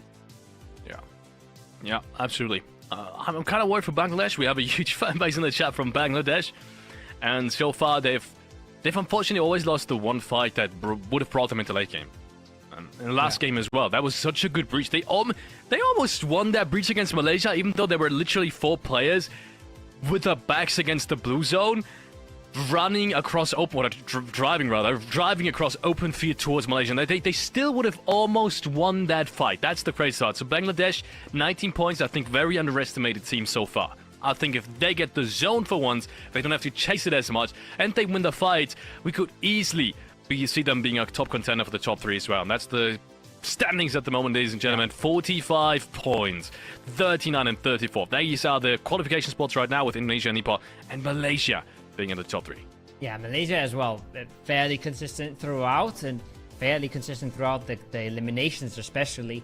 as they haven't been able to keep up with what Indonesia has been doing. 18 placement points in 3 matches is absolutely mental, right? So they're separating themselves from the pack a little bit, and then the top 3 is separated from 4 and 5 as well. Bhutan, with their one massive performance, keeping themselves close in contention. Vietnam is there as well, and then it slowly trickles on down. But I'd say everybody that's on this page is still just absolutely okay. The gaps are considerable, but the gaps are still absolutely doable even today, right? And then you have a full day tomorrow. But like we talked about earlier a little bit, you want to be getting yourself ahead today, because tomorrow is going to go crazier and crazier as more teams lose the chance to compete. So Indonesia, Nepal, Malaysia are really doing a whole bunch of work here already for their qualification. Yeah, couldn't agree more. And this is also the kind of the difference that we set a 12 best of 12 was going to make. Even now, a 10-15 point difference, even from first page to second page, is such a huge increase in what you have to accomplish, right? Especially for these teams that we haven't seen do points consistently, and we got to talk about all these teams at the second page here, especially Cambodia, for example. To me personally, the biggest upset right now is Cambodia. All of these teams, if they don't make a change today, it has to be today, you're not going to qualify. It is a top 3. These top teams will not stop doing points. Indonesia, let's be honest, as well as Nepal, as well as maybe even Bhutan, they haven't shown us any sort of indication that they would be stepping down. Vietnam hasn't either. They are consistently doing the points. Whether or not they're actually winning the rounds is a different kind of scenario, but they are doing the points. If you're Cambodia right now, I would be in big trouble. They need to step up today, otherwise it's not going to be enough. Yeah. Bit of a breaking point halfway there. We have one more Erangel coming up for you guys in a few seconds, and then we have 2 Miramars to close it out for today. So it's do or die. It's go big or go home for some of these teams at the bottom, and then it's time to try and stay consistent with what you've been doing for the teams at the top. I think you wouldn't expect a team to go as crazy as Indonesia is going for 12 games in a row. You expect them to fall off a little bit at some point, get a little bit unlucky maybe, unless they're really just rolling over everyone. Usually, just based off experience, the top falls off a little bit, the bottom catches up a little bit, but there's quite a big gap already, so they really, like you said, have to get going soon. Yeah, I'm honestly, I'm really worried for them right now. It is the best of 12. We will have one day of pause, and that's the good thing for all of these teams that may have performed as well today. You will have a pause day tomorrow. We will see the rest of Group A being played out, and that means you can have... you can review. You can bot review some of these games and take a look at what you've done wrong. Ladies and gentlemen, we are going into match number 4 here at the Iesf Asia and Oceania regional qualifiers. Once again, it is top 3 in this lobby. 6 games today, 6 games the day after tomorrow that are being played to determine who is going to Riyadh at the later stages of this year. Another harsh plane. Another plane that doesn't really cross all too much through the middle. And another plane that's going to force a few hot drops here or there. I can already see Thailand once again. They've been loving these early fights. They've been coming out on top of them for the most part, so they're not scaring away from it. Indonesia parachuting over Pachinki towards the Skol Rozak area. We'll see if they have a bit of a clash going on there. As we have Timor-Leste very close to them. There's the first knocks coming on out. And once again, Thailand starting hot, starting with a bit of a hot drop and starting with the first kill. See if they can make it a second one. They're so desperately in need of it. The MVP in round number 2, if I remember correctly, to a 3-0. Also a very experienced player coming in from the Thailand region. Also brought their fan base with them. Looking to potentially make this hot job work. Also, that's due to the fact that we haven't really seen this play path and no one's really been able to loot this spot just yet, if I remember correctly. So this hot job might come as a surprise to both of these teams. And boy, still looking for the first initial knock as both of them are. Oh, in the meanwhile, it's Vietnam losing a player. Gozu goes down. That's a huge bummer. Vietnam needs to stay at the very top of their feet as well. They don't want to lose the gap they've created. It's always rough. It's rough. It's rough on multiple fronts when you lose a player so early. It really puts you in a bit of a more defensive position for the rest of the matches. It really slows you right back down as Thailand is on a big breach and a big clear throughout that building. Cambodia once again on the hard drop in Millie base.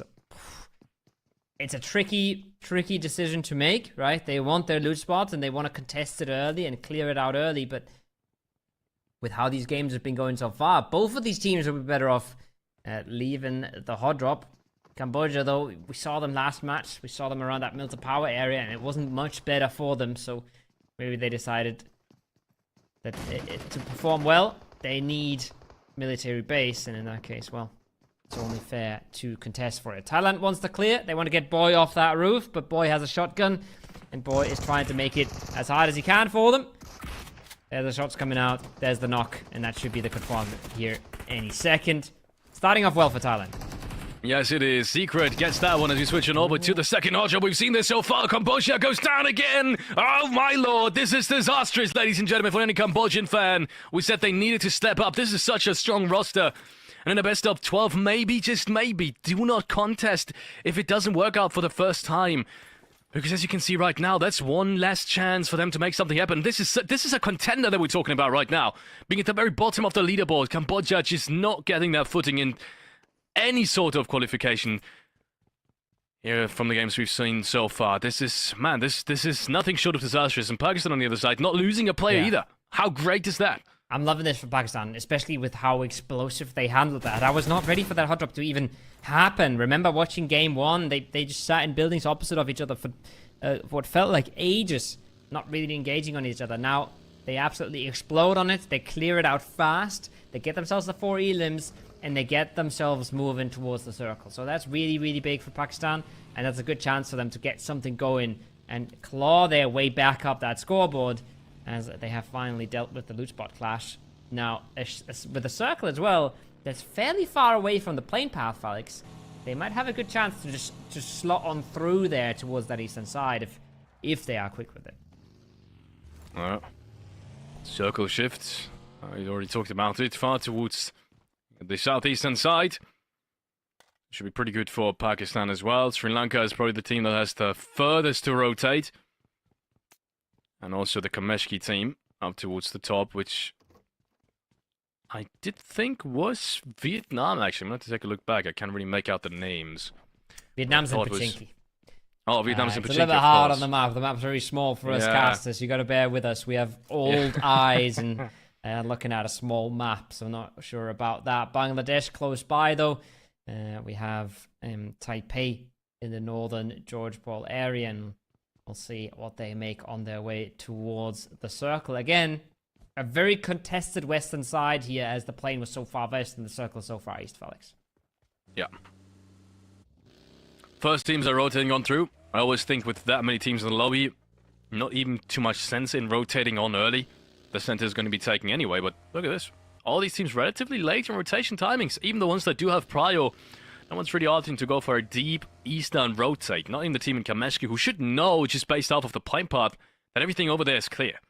So very interesting to note. Usually we do have the middle relatively stacked, and I think we will have at the end of phase 1 it as well, but no one's really looking at the timing too much. Maybe also because you don't know the other teams. You don't know their rotation timing anyways. So maybe an early rotation timing isn't going to give you the same benefits as it usually does.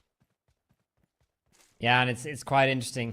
I've talked to a fellow analyst who's looking at these games as well to try and figure out what some of these teams are doing and try and learn about how they approach the game.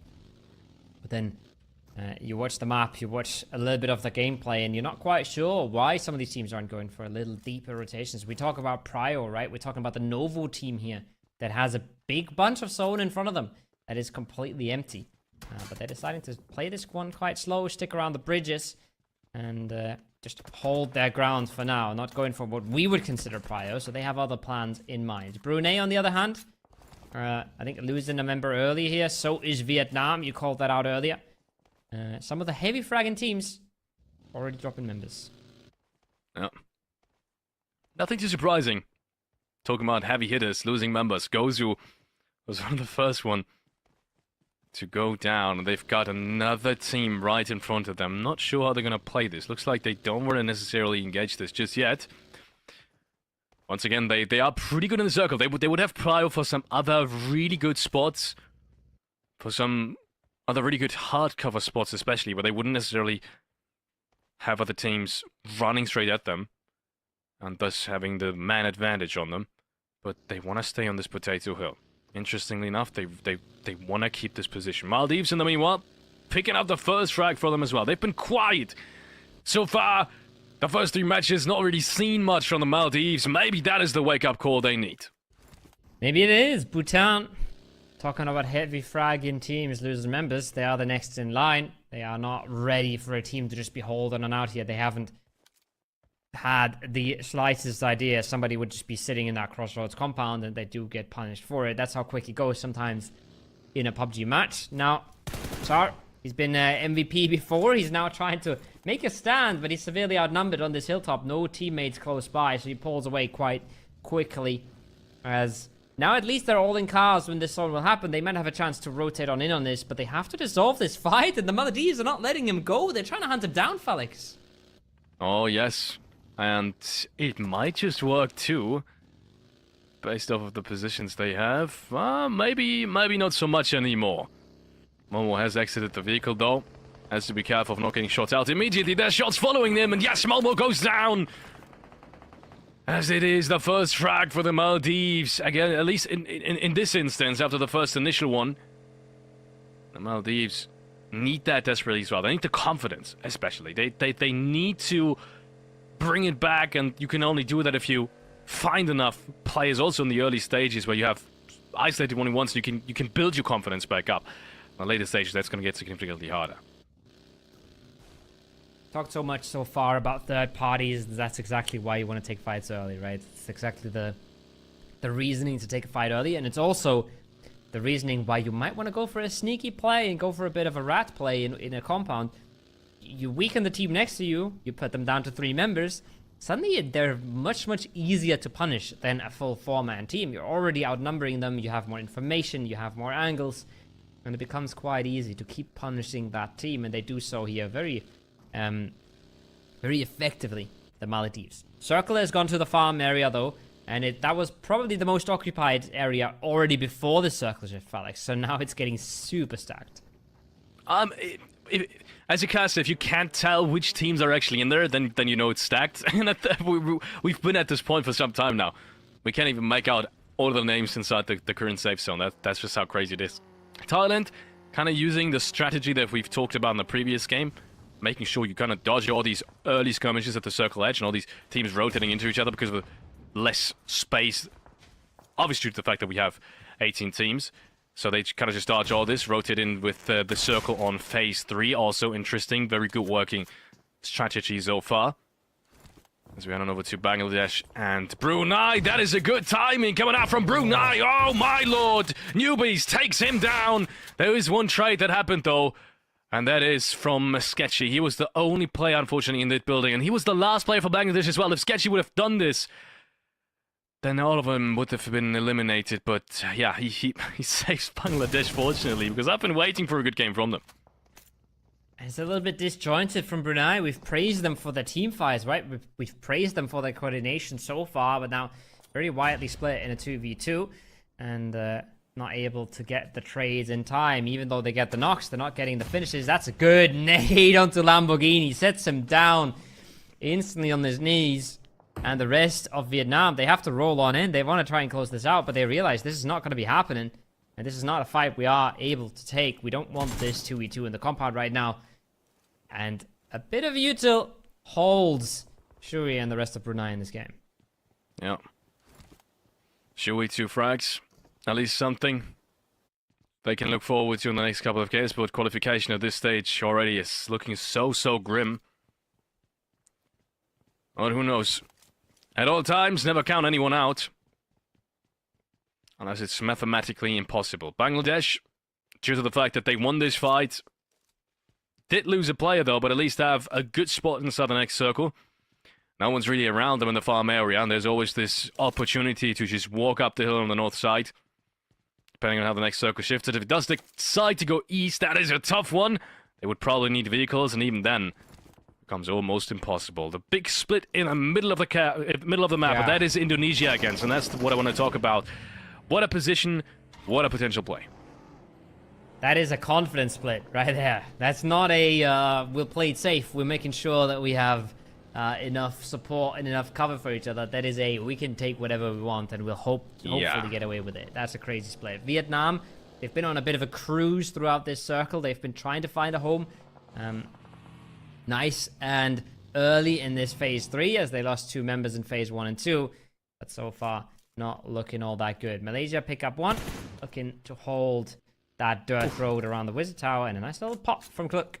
Make sure that nobody gets all too excited peeking towards them. That's the kind of pressure you want to be putting out to make sure that nobody's going all too crazy on you. Did he just get team flashed? What did I just see? I am not sure anymore. I feel like he just got flashed by his teammate. Maybe. So the stop sitting on the shack. Stop peeking people 400 meters away. Come back down. Stop wasting your ammo. Yeah. I understand. As players, we all understand. We all have that one teammate, right? We all have that one teammate. Farming the damage. Let's take a look at the statistics after the game. Especially in relation to his kills. Anyways, Malaysia still up on the road. Still looking to find something.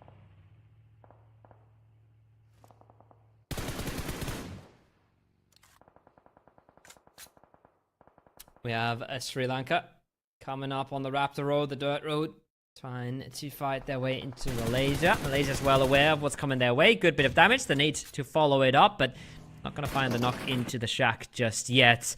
As they are looking to fight for every little bit of terrain here. If that molly hits the door, if that molly goes inside, there's maybe a chance where Clumsy actually does make it out the back. And a bit of a disengage from the Malaysia team as they realize that they don't want to overstep. They don't want to commit all of their resources. Taipei is coming on in on the other side of things. This is going to be a complicated fight for the top as phase 4 has shifted on away. And looking like all of these teams will have to make moves at some point. But for now, they're all just trying to win a team fight. They're all just trying to take these 4 points when they can get them.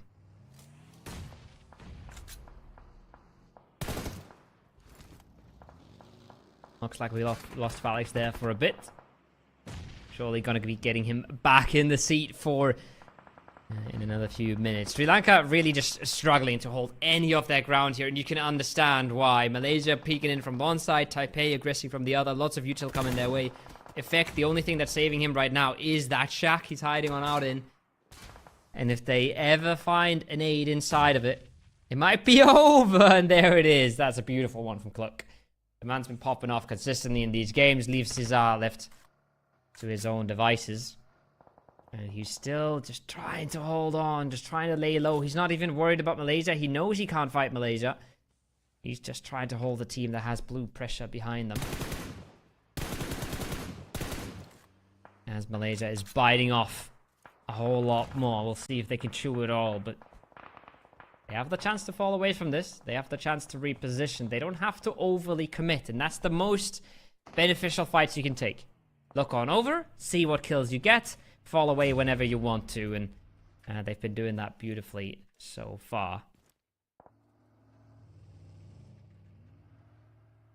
Phase 4 is creeping its way on in. And it's actually a res coming out. It's actually a res coming out from Sri Lanka. Well, let's see if it works. Good shots. Went out from Jimmy, though, into the distance. But very few positions you can play that really have hard cover. That's why the Sri Lanka is. Oh, we will.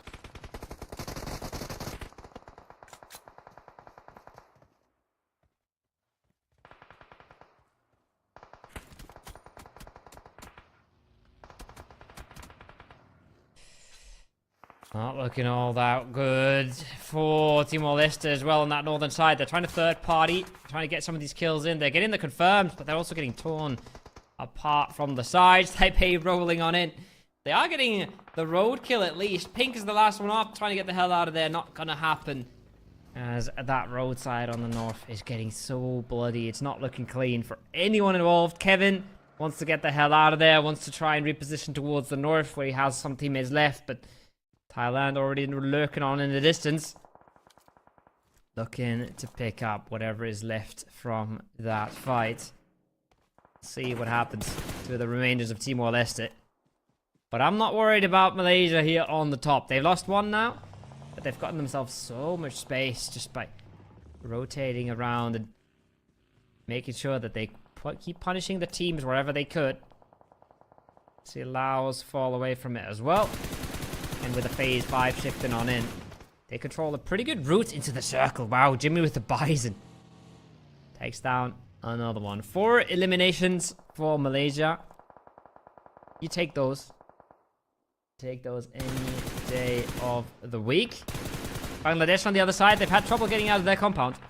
They have lost one, almost lost the second as well here if they don't get the res on through. They have gotten the res and brought themselves back up to 3 players, but not a whole lot of playable ground. Noki as well is under the heavy eyes of Degree. And if Noki survives here, that's bad news for Bangladesh. That's another angle that they have to worry about. The smokes will be coming out behind that car, surely. And there is the shots. There is the knock. And this is getting tricky for Bangladesh. They've had the circle position, but they haven't had playable cover here at all. So we're actually seeing Pakistan clean this up from the bottom.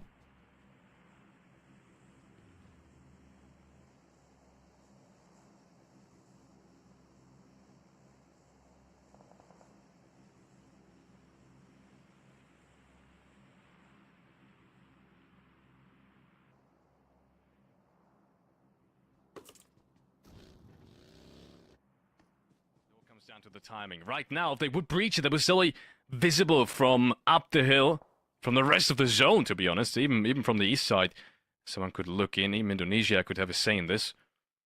But it looks like they're going to decide against it. For the time being, they are content with the ridge line they have. If that works out for this phase, I am not so sure, though. It's a tricky circle for everybody that's on the edge, especially that southern edge, right? To Pakistan looking super tricky. And then in the middle, we just have Kevin vibing on out, surviving on his lonesome, as they are just down to 1 single member. We'll see what happens in this compound. Like you said, there's a breach on the cards, but Malaysia is getting close on the top, and they can start looking on over this ridge. They can pull up to the rock and start looking on down. And that makes the that makes the breach even more treacherous if you have another team just eyeing you up from the top. More shots coming out from Thailand. They're still looking to find an entry as well. We still have Pakistan in the previous spot that we were talking about. And you can tell that they don't really know what to make of this. There's no way to push up the hill towards the western side. There's no way to rotate around the eastern side. And as the circle closes, even the timing on the breach against the Maldives is going to be even tougher. So Maldives potentially in a great spot to eventually pick up some easy frags when that breach does come through, because they will be supported by Malaysia up the hill. 11 kills for Pakistan already. That's absolutely mental for them so far. But like you said, it's not looking super promising, whatever the rest of the game has in store for them. Thailand in the north, 6 eliminations for them as well. 4-man strong, still firmly in the circle, and quite a few playable lines out towards the hill. But we'll have to wait and see what this zone does. This phase 6 is going to be massively impactful, and as we see, a lot of these teams are already in dire positions. A shift against them put them in terrible spots. Indonesia is probably the first time we've seen them lose 2 members so early here, Felix. Yeah. Not really surprising. I mean, we talked about the confidence in that original split, and they wanted to go for it. They wanted to maximize this round again. If you have 3 rounds, you still need to maximize to get a good round, even though you're literally in a winning spot already. I'm not so sure. I feel like Indonesia has thrown it to some degree with that split, but either way, even with these 2 plays, they will still be just as dangerous as others with a full 4-man, so I'm not too worried. Yes, they need to move, but they will have so much more kill potential, as you can see right here. For example, Pakistan, we said it before, if they do not move the circle earlier, they will be stuck to the blue zone. That's what's happening. It's not looking good at all. They were trying to go for a play, but it was too little too late. Now they're bandaging backs against the blue, but 1 player really left standing to make any sort of approach to the compound, and he's all left to his own devices. He's breached on in. He's trying to go past, I believe, trying to find a ridge maybe next to the road, maybe somewhere on the shelter area. but it's not looking good. Bhutan falls. Agent flushed out for the Maldives as well. It's not looking good for a whole lot of these teams that have to make moves with the circle. A little bit overzealous, maybe. A little bit too fast. For the Maldives, as a team like Malaysia is able to just look over from the top and Indonesia from the other side, making this very hard to get out of the compound.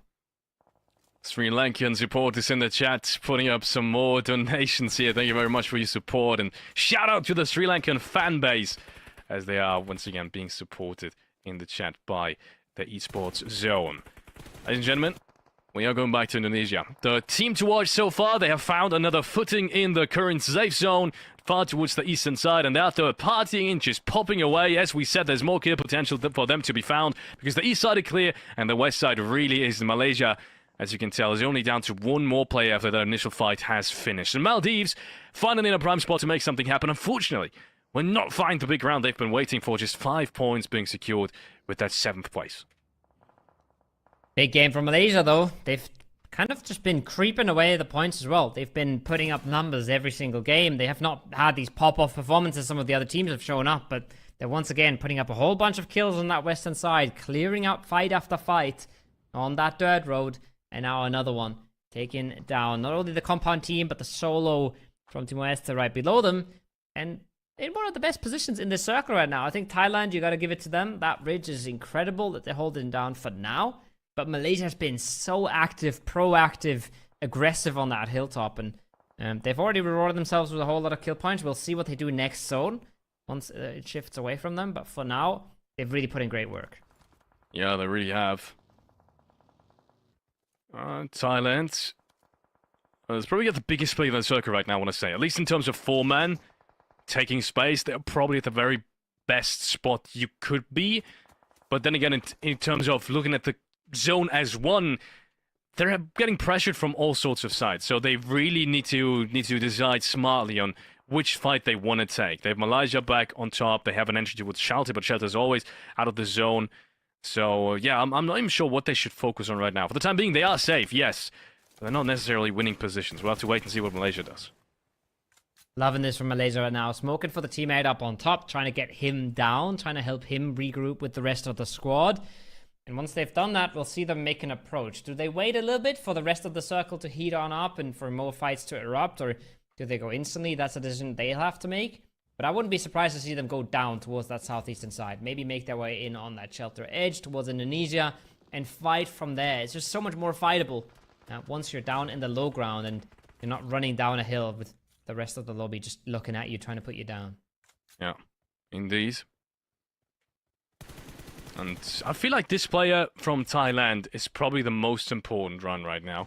The way he just covers that complete west side and keeps everyone from shooting at them is just so strong. You can see Matawet and the rest of his team just, as a result of that, having way less pressure. Let's see when the next move has to come in. For this phase, it is really only Malaysia and the one soldier towards the southern side that has to move. But for the rest, if Malaysia does make it in, that's going to mean a whole lot of trouble on the edges. Pakistan being the zone that we talked about. There it is. Indonesia picking up another frag, and it is the 8th frag at that. Time and time again, they've shown us that this lobby is just no competition for them. It's a frag for Indonesia, but it's also a big loss for Malaysia. That was the one player they were sending down to the southeastern side, down to the low ground early, and they lost him to a solo Snake from Pakistan. Not quite aware of the positioning, getting punished for it. That's going to make their approach so much harder. They could have had a player holding down Indonesia. They could have had a player helping out with anything on the northern side. They are now missing out completely. As like you said, Indonesia still putting up numbers. Vietnam as well. But in two very different ways here. One of them just hiding out for placement points in the bunker, and the other one getting themselves 8 eliminations already. Yeah. I didn't even realize Vietnam was still alive, to be honest. Shadows holding out for his team. Yummy, maybe with that nade, tries to clear him out, but no, he's not going to be baited as easily. They now realize he's on the staircase. Another nade raining down. Shadows has got enough space down there, though, to dodge all of these. Let's see what they do. I think they're trying to park the vehicle just on top of the staircase, so we can't really exit on our side. That is so smart. I love what Yummy's doing. Maybe destroy the vehicle on top of that as well. But no, for the time, oh, no, okay, interesting. He doesn't park it all the way down. I think he's trying to throw one more nade, so he's got time to park it down, and he can't peek him. I think so too. I think he's a little scared to get peeked at the wrong time. Now, he's done a little bit of damage with the nade. He doesn't know that, but he has actually bought some time. And Shadows, I think he's trying to make the way through the blue. I think he's realizing that he's getting closed in there. Look at the amount of damage he's already taken. And yeah, there's the car sending down. There's the car exploded. Wow. And it's beautiful from Indonesia. They're having some fun with it. And they're absolutely ruining any sort of chance for Shadows to come out of this bunker alive. Beautiful stuff from Indonesia here. Not sure if you want to commit another nade, but maybe they just have more that they can use. Maybe they just have a huge amount of loot on these bodies next to the bunker. But they have certainly dealt with the threat of someone coming out of their bunker, and that's always good to see. That's massive. That is so smart. I love these small little things that can make a difference. And Indonesia, so far, they've always gathered that second place. Let's see if it works out this time around as well. The car's dropped down all the way. They know he has to be just behind the car as well. I'm not sure how that nade from Yami didn't finish him off entirely. But now, at the very latest, they should see him at the kill feed. And Vietnam is going to be out. Just one more team for Indonesia to grab that second place, a fourth time in a row. It's incredible, right? It wasn't looking like it at all. They were down to 2 members so early on in the game, but they've somehow been able to make the right rotation into the shelter area, make the right prioritization of fights happen for themselves, and been able to once again get so close to that second place. Thailand as well, by the way. They're the dominant team in this, but once they have to step on from their ridge, there's not a whole lot left. If things go really poorly here, if the timings really work out for the duo and the solo, there's a chance this still falls apart for Thailand here because they have so little cover left once they come up from the bottom, but that's a big nade, that's a big opening. Oh, yes, it is. Yummy goes down, and maybe the curse has now been broken. Ooh. Just the wrong way around. Dictor is there, and yes, they will find him. I think Gavi was actually the one to find the second one as well. We'll have to take a look back at it. Either way, Indonesia goes down. It's just one player left alive now, and it is Nepal again, who's also securing a top finish once more. But in the end, only one team can reign the winner of match number 5. And that is Thailand for the first time today. Big win for Thailand, and somehow... watching it again. Somehow, Indonesia almost creeped into that second place again. Not sure how, but they've almost done it again, Felix. Yeah, it's crazy rotates. It's just smart thinking. And I feel like this was one of the rounds where they also could have won the round. Again. I think that's the 4th time now we've seen Indonesia being in a spot to potentially win it as well. If that circle shift goes a little bit more south, if they group up earlier and don't play as greedy, that would have been the case, but no, it's going to be Thailand on the other side, playing it really smartly as well. We said it's a really experienced roster coming in from them as well, and Thailand as a region itself is always big in PUBG Mobile. So great to see them play. They needed this one as well. 19 points is going to bump them up the leaderboard a lot. Absolutely. It's every win matters. Every win is a big step towards the top on these leaderboards, no matter how many kills you get with it. But 9 is no small feat, and there's the hot drop that just absolutely exploded on us without us realizing. As Cambodia and Pakistan, I think, just went head-to-head once again in that Millie Island. But winner of the hot drop played a pretty damn good game. So I guess if you do get out of it consistently, it is worth it, but nobody really does. So tricky subject for both these teams. Yeah, I'm still worried. Cambodia, for the second time, actively deciding for that hot drop. They didn't just drop anywhere in the military base. They knew they were going to be hot drop, and they dropped close to them. So they really wanted this hot drop for a second time. Does it make sense, though?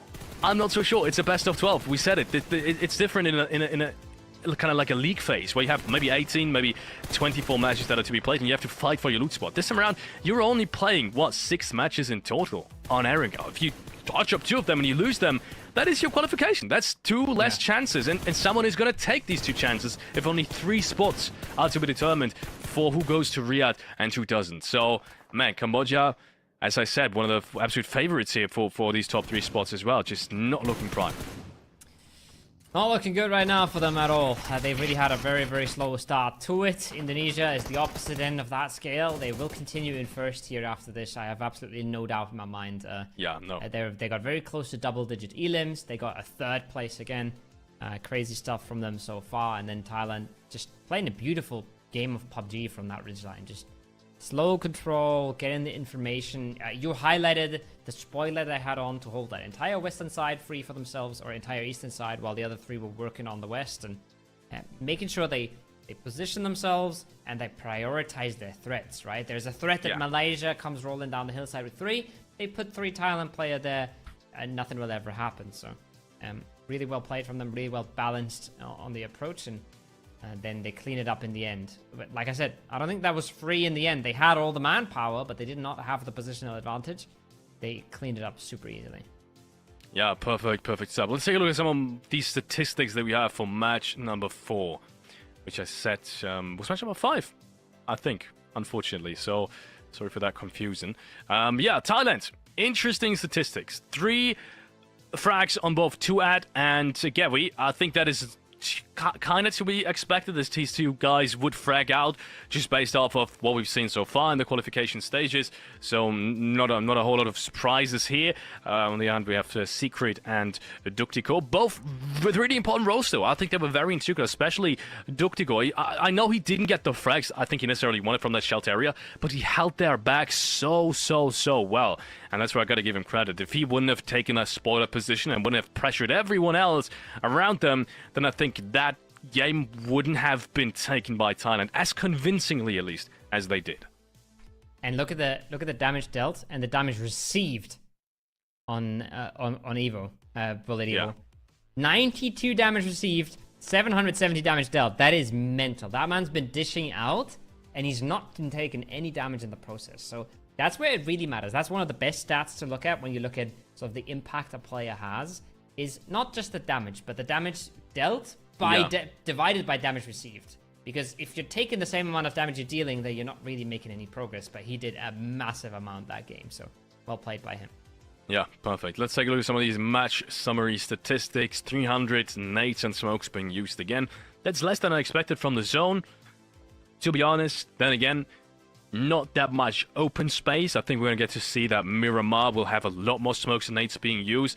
A lot of hard cover fights, a lot of breaches as well. The very centralized positions were, at least in phase 4, 5, and 6.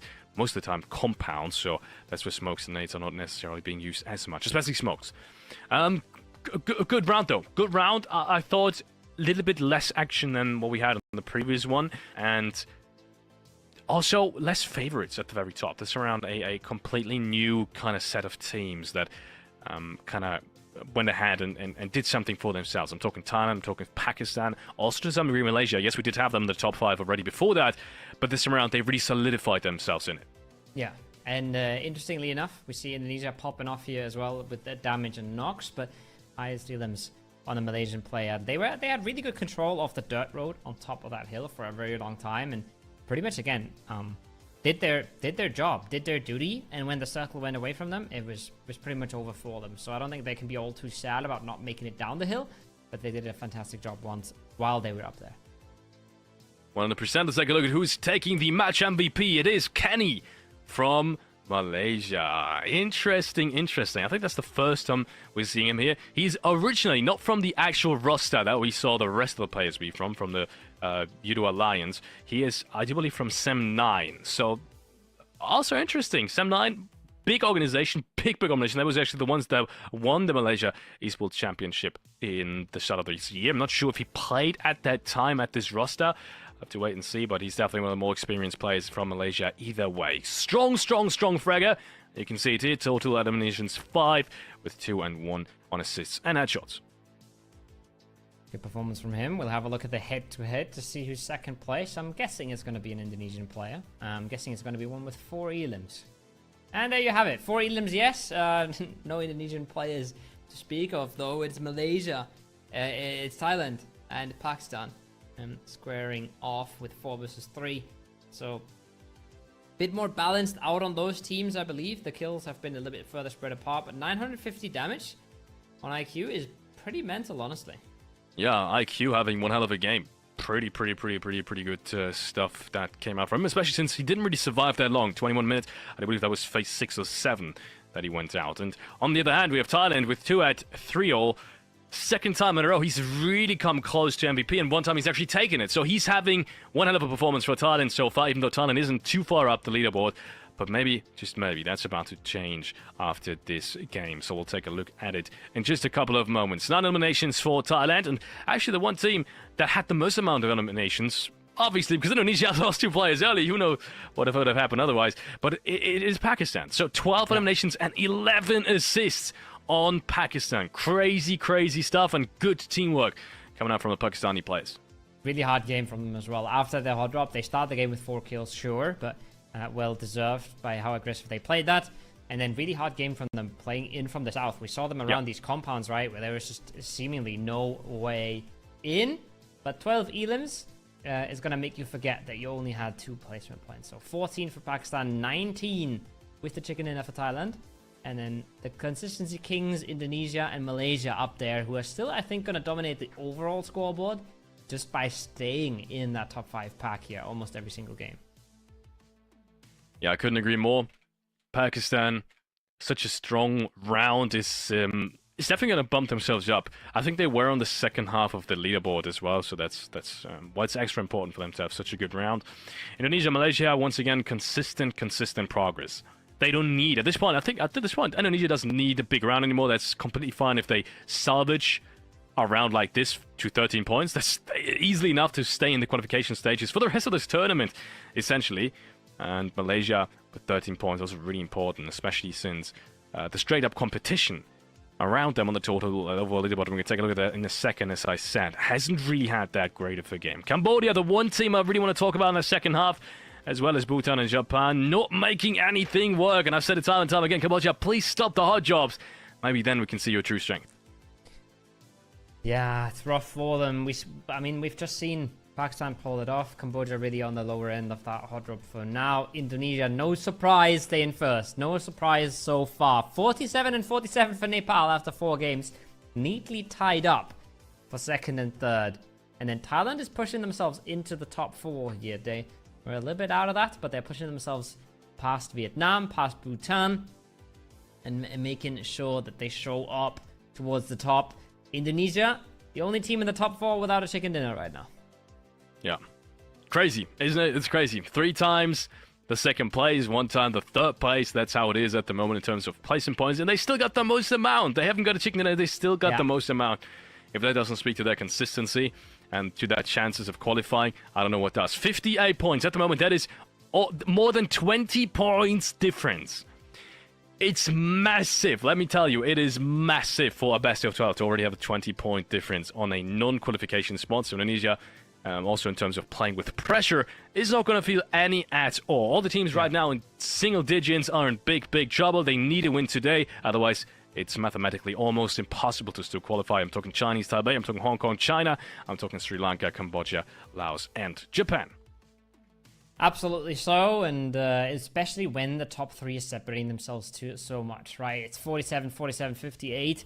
It's not just that you're far away from the top, it's also that the top 3 is separating themselves from the rest of the pack. So even a 7th place team here has to make big strides to fight for qualifications. Yeah. And that's not mentioning a 17th place team that is in a completely different class of points right now. So tough times for the teams at the bottom. They still have 2 more matches today to turn things around, and they cannot wait for tomorrow. I cannot wait for game 5. So we're going to give you a short break, and then we're going to head into Miramar to close on out the night.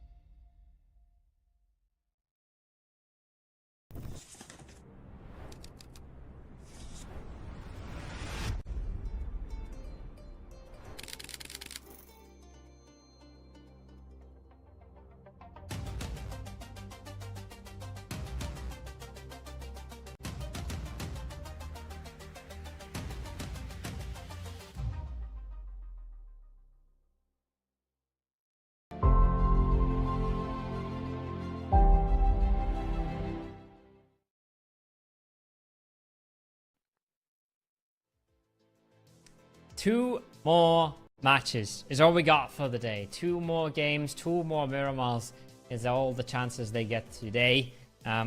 We'll go back to Group A tomorrow. We'll come back to Group B the day after, like we talked about. But a lot of these teams, Felix, they have to get going now. They cannot wait for the day after tomorrow. They have to get going now, and this is quite a lot of pressure on their backs. Yes, I don't want to name Cambodia again, but yes, that's a perfect example of a team that just has to pick up the pace now. It is already. I know we've only played 4 matches, and to some of you guys out there, you might think, well, there's still so many chances. Well, there's not. There really isn't. It's a best of 12 after today. 6 matches have been played, and some of these top teams, they will not slow down, and that's what it comes down to. The lobby isn't close enough to justify you having 4 continuously bad games. So Cambodia.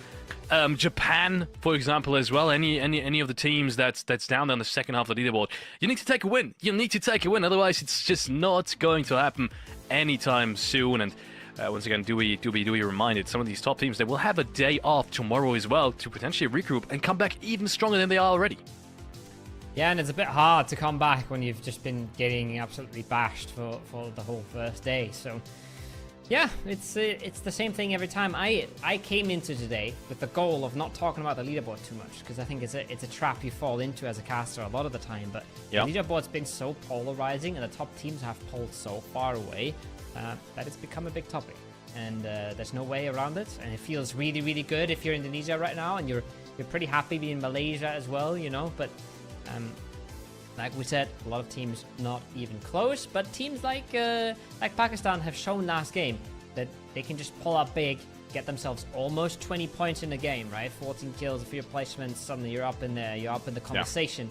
Yeah. It's certainly possible. There's a whole lot of kill points up for grabs, and there's all the chances to make a stand for yourself. Yeah, I couldn't agree more. Pakistan is one of the top teams that have shown us that it's possible to come back, and also. Even for teams that are less experienced, you can upset some of these teams. Bhutan as well. I think if there's any team, actually, I'll take it back. Not so even Pakistan, it's Bhutan that have shown us, hey, we are less experienced, but we make the right decisions, and we're not scared, and look what happens. These guys are still in contention for a top 3 spot. Ladies and gentlemen, we are going into the first Miramar of the day, as we head on over with a very fair plane pass, something that we haven't really seen too much of today. Yeah, finally a plane path that might leave us with maybe just 1 hot drop. You know, maybe you will. We won't see a whole lot more than that. I already see Thailand dropping in close vicinity of a few other teams, so maybe that's one thing to be keeping an eye out for. But so far, nicely spread apart. Vietnam seems to be going towards the Minas Generalis. Thailand in Ricardo. And then I'm not exactly sure. This might be a Minas hot drop on the cards here. Yeah, it might be. I think that's probably not going to be the only odd job that we might see. I think surely there's going to be something either at Pozo or towards maybe even Power Grid. We'll have to wait and see. With 18 teams, I expect it to be more than 1 hot job, honestly. And there we have it. Picado is going to be the second spot. What? Where else than Picado? Let's be honest. Where else than Picado? And it is happening. And it's going to be Thailand. Out of all the teams. The team that literally just came back off the back of a win against Japan, the ones that have been struggling the most in this tournament. But how did Thailand start that last game, Felix? By a hot drop in South Georgia. Wow. They love these. And they've been doing them consistently throughout the days here. So it's been a topic for them. It's been something they've been pulling off. And actually consistently winning as well, right? It's very hard to win hot drops consistently. There's a lot of things that can go wrong. There's a lot of chances of you failing, or at least losing 1 or 2 players. Thailand's been awesome at them, and maybe they'll get themselves away with another here.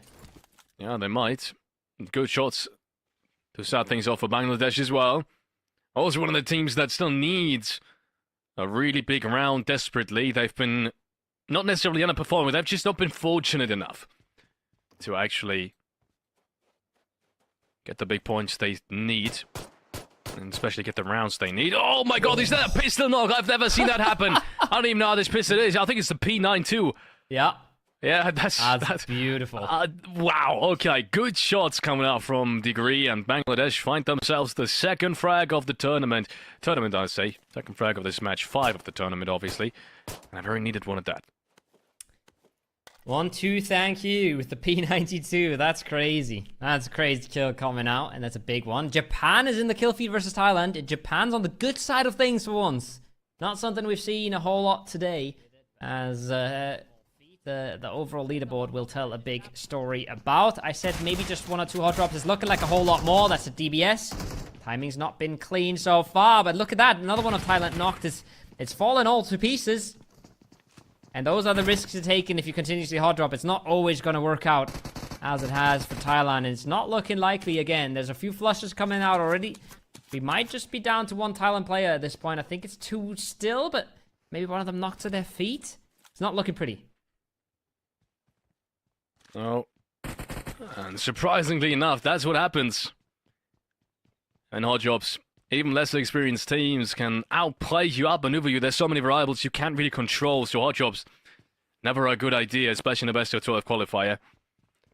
And you can tell Thailand, they've had a way better tournament so far. Still losing this one. They're gonna be a little bit pissed about this, honestly. As Japan is still waiting for an entry. Honestly, I feel like it's a little bit too slow for what they've already gotten. They've gotten 2 kills. And they're still not making any move whatsoever. They need to do this fast. They know where the players are. Group up and get the thing done. Yeah, 100%. That's what I've been praising, I think it was Brunei for in the first game, and then they got 1v4'd by a DBS. So it's tricky both ways, but they do find one now. They trade themselves out. They bring the numbers into their advantage, and they clean it up. Well played by Japan. The first sort of shine of light we see, the first spark of brilliance out of that squad. Oh, clean. And a clean movement around the balconies. Yeah, I like it, I like it. It's so needed for them. It's so needed for them. This is their wake-up call. This is their first positive moment here, Felix. Yeah, this has got to boost their confidence in a massive, massive way, knowing you literally just took down the team that has won the last round.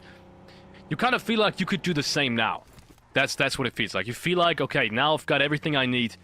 If I can take down them, I can take down anyone, because they've done it already.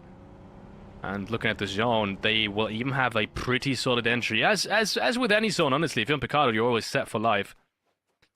So get the vehicles and get going. I'm hoping this is, as you said, going to be a wake-up call. They need a win. They need desperately need a win.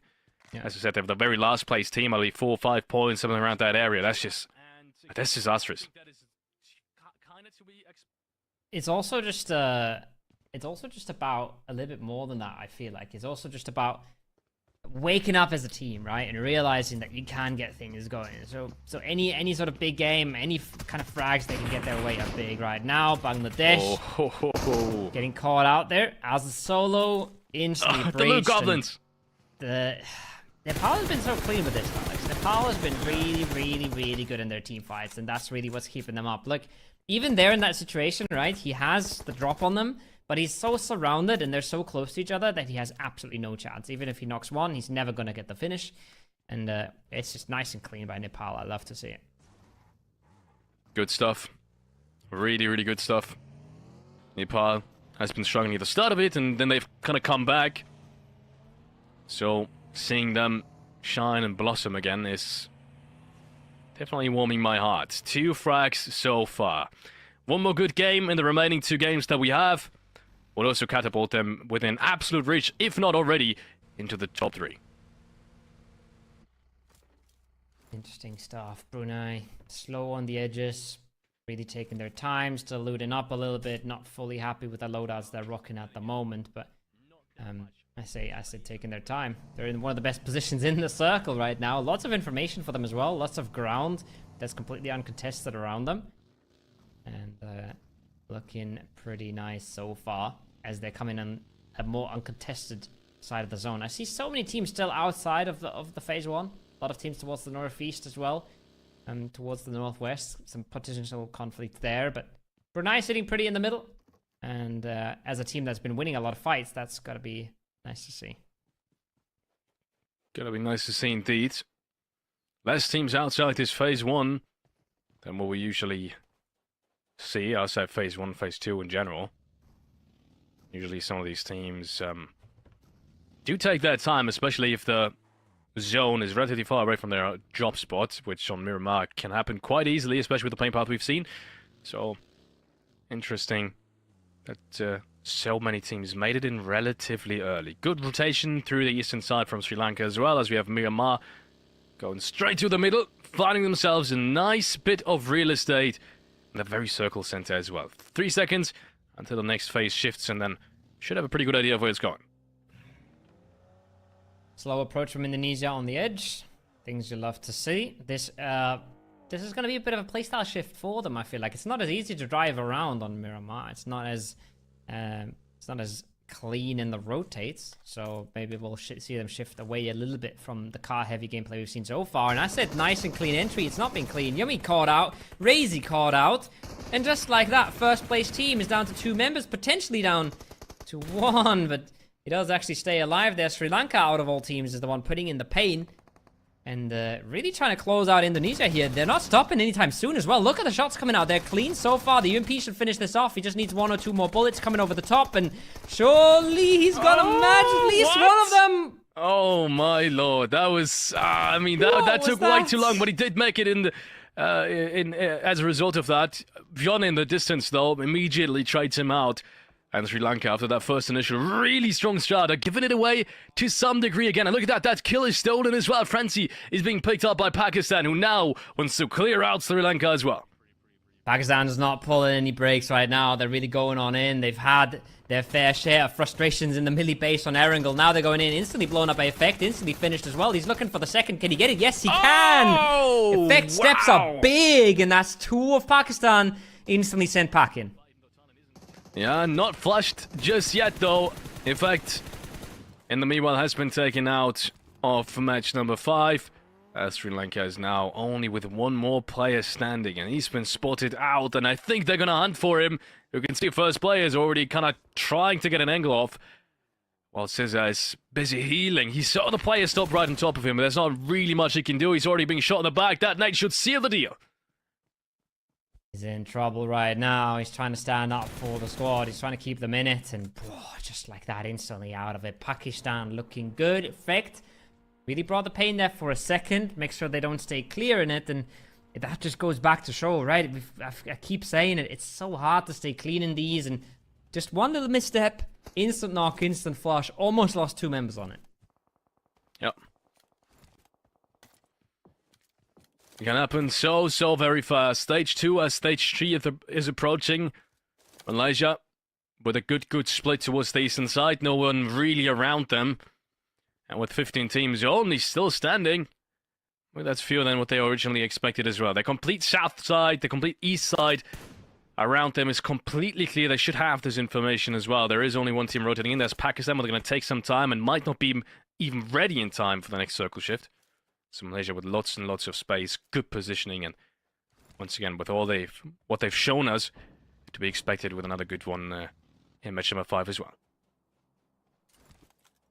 Phase 3 comes on in, goes hard to that eastern side, and gives you a pretty good idea of why Phase 1 center doesn't matter. Remember when I said Brunei is in almost the middle of the circle? They've now shifted closer towards the middle of Phase 2, and they've still gotten completely cut out by Phase 3. It's early circle position matters a lot less than you think, and matters way more what kind of options you leave yourself open, right? What kind of rotation routes you keep for yourself, what kind of information you can gather. And some of the teams on the northeastern side, they can sing songs about that right now. They've gotten the information, they've gotten the shifts, and now they're able to benefit. Really good for Malaysia, as we said.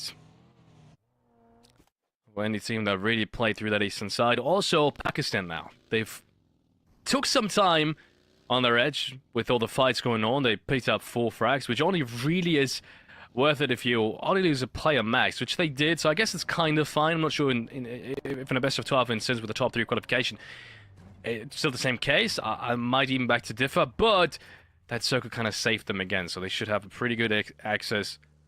They should find a pretty good spot inside the circle. Maybe they can play off of that. We'll have to wait and see. Maldives, on the other hand, in a little bit more trouble rotating through the city, taking a pretty good entry. No one really around them. They should have that 1 team towards their western side inside the city, but they will probably have spotted them already.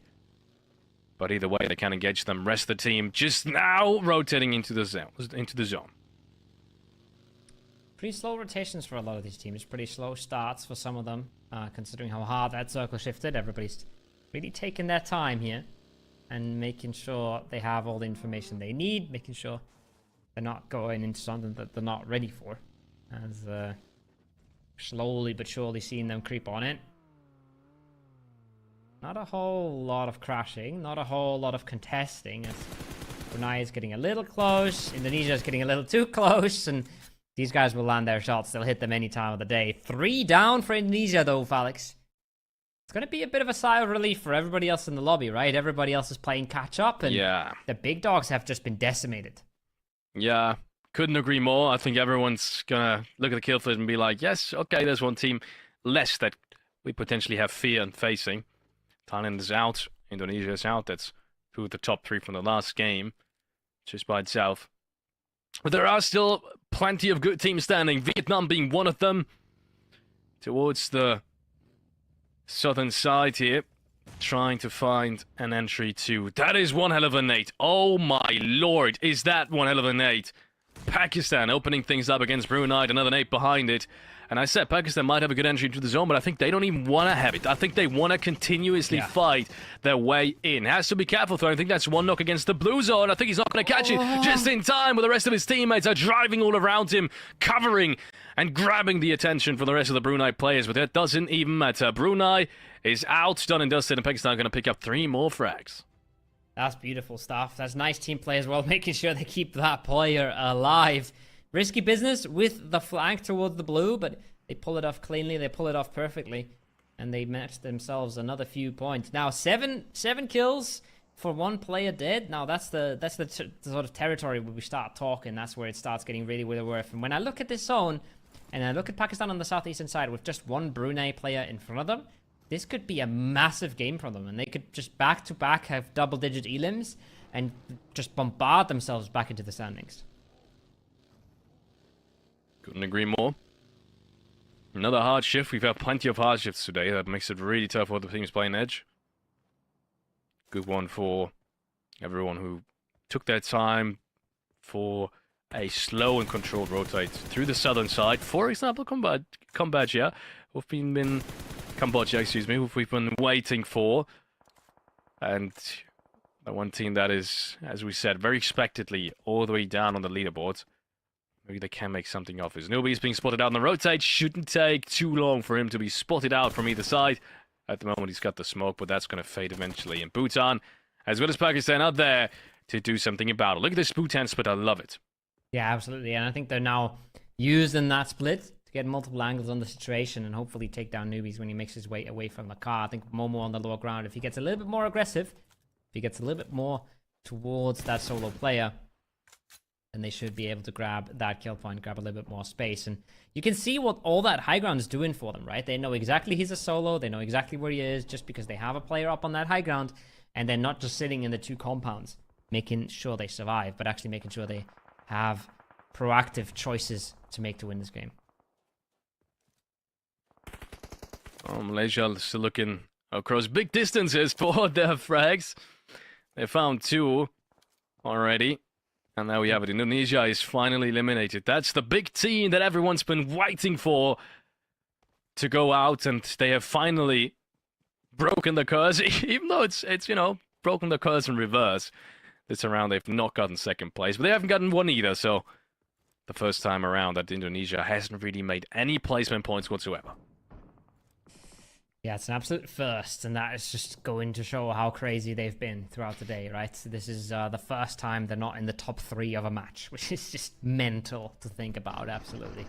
But we'll have to wait and see what they do with the rest of today.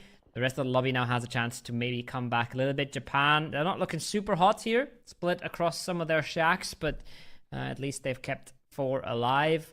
They have kept themselves in it. Malaysia in possibly the best compound on the map right now. And Pakistan in a fight again and starting it off, well, with mixed feelings, I feel like. Losing 1 more member matters so much more when you're already down to 3. Yeah. Absolutely does. Pakistan has to be careful. I mean, 2 players left standing. And the good thing about it is it's the Maldives on the other side, and they haven't really had too much success in fighting so far. But maybe this time around it's going to change. You'll be 1 with 1. But they do get traded out, all of them. Yoni, I think with a 1v2 there in the end, is going to secure this for Pakistan. He did have IQ left standing, but he was a little bit further away, so either way, they will secure it. 11 frags already again for Pakistan. They had a good game in the last one, and they will continue to do so right now. 14 in the last one, 11 in this one already. Like I said, absolutely crazy. Bombarding themselves back up the standings and really showing everybody else that was at the bottom of the scoreboard how possible it is to climb all the way back up, right? They're still going to have a good route into the next circle. After that one, it gets tricky. Going past Malaysia here, the team right next to them, is going to be very hard, but they're still going to be in for one more zone. Maybe they'll be able to take a few kills. Maybe Laos on that northern side. Not going to be able to do a whole lot, and maybe going to be able to feed them a few more kills. Hong Kong, though, they've been sitting quite pretty, Felix, in this compound. But once they have to move on out here, I feel like they're going to have so many eyes on them. Yeah. I think so, too. I think all of these compounds and the entirety of the zone are actually really tricky compounds, because the zone itself is just tricky. You're kind of at the mercy of the zone. If the zone shifts away from you, you'll have to breach someone. You'll have to breach something, do a car fort or anything of the sort, but you're not really in control of a winning play anymore. And that's what makes this zone so very tough.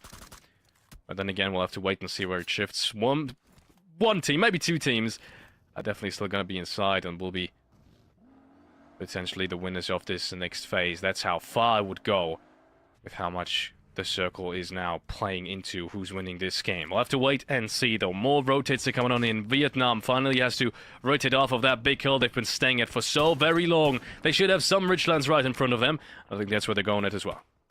Instantly one knocked out of the car, though. It's Lamborghini out of all things, and instantly confirmed as well. Two teams looking on in there. It's combining for the knock and the confirm. And just like that, Vietnam down to 3 members. They're in a solid position here, but once again, lots of angles around them, looking towards them, looking to try and keep them from entering all too deep. Malaysia as well, farming from range here. Putting damage into the lobby.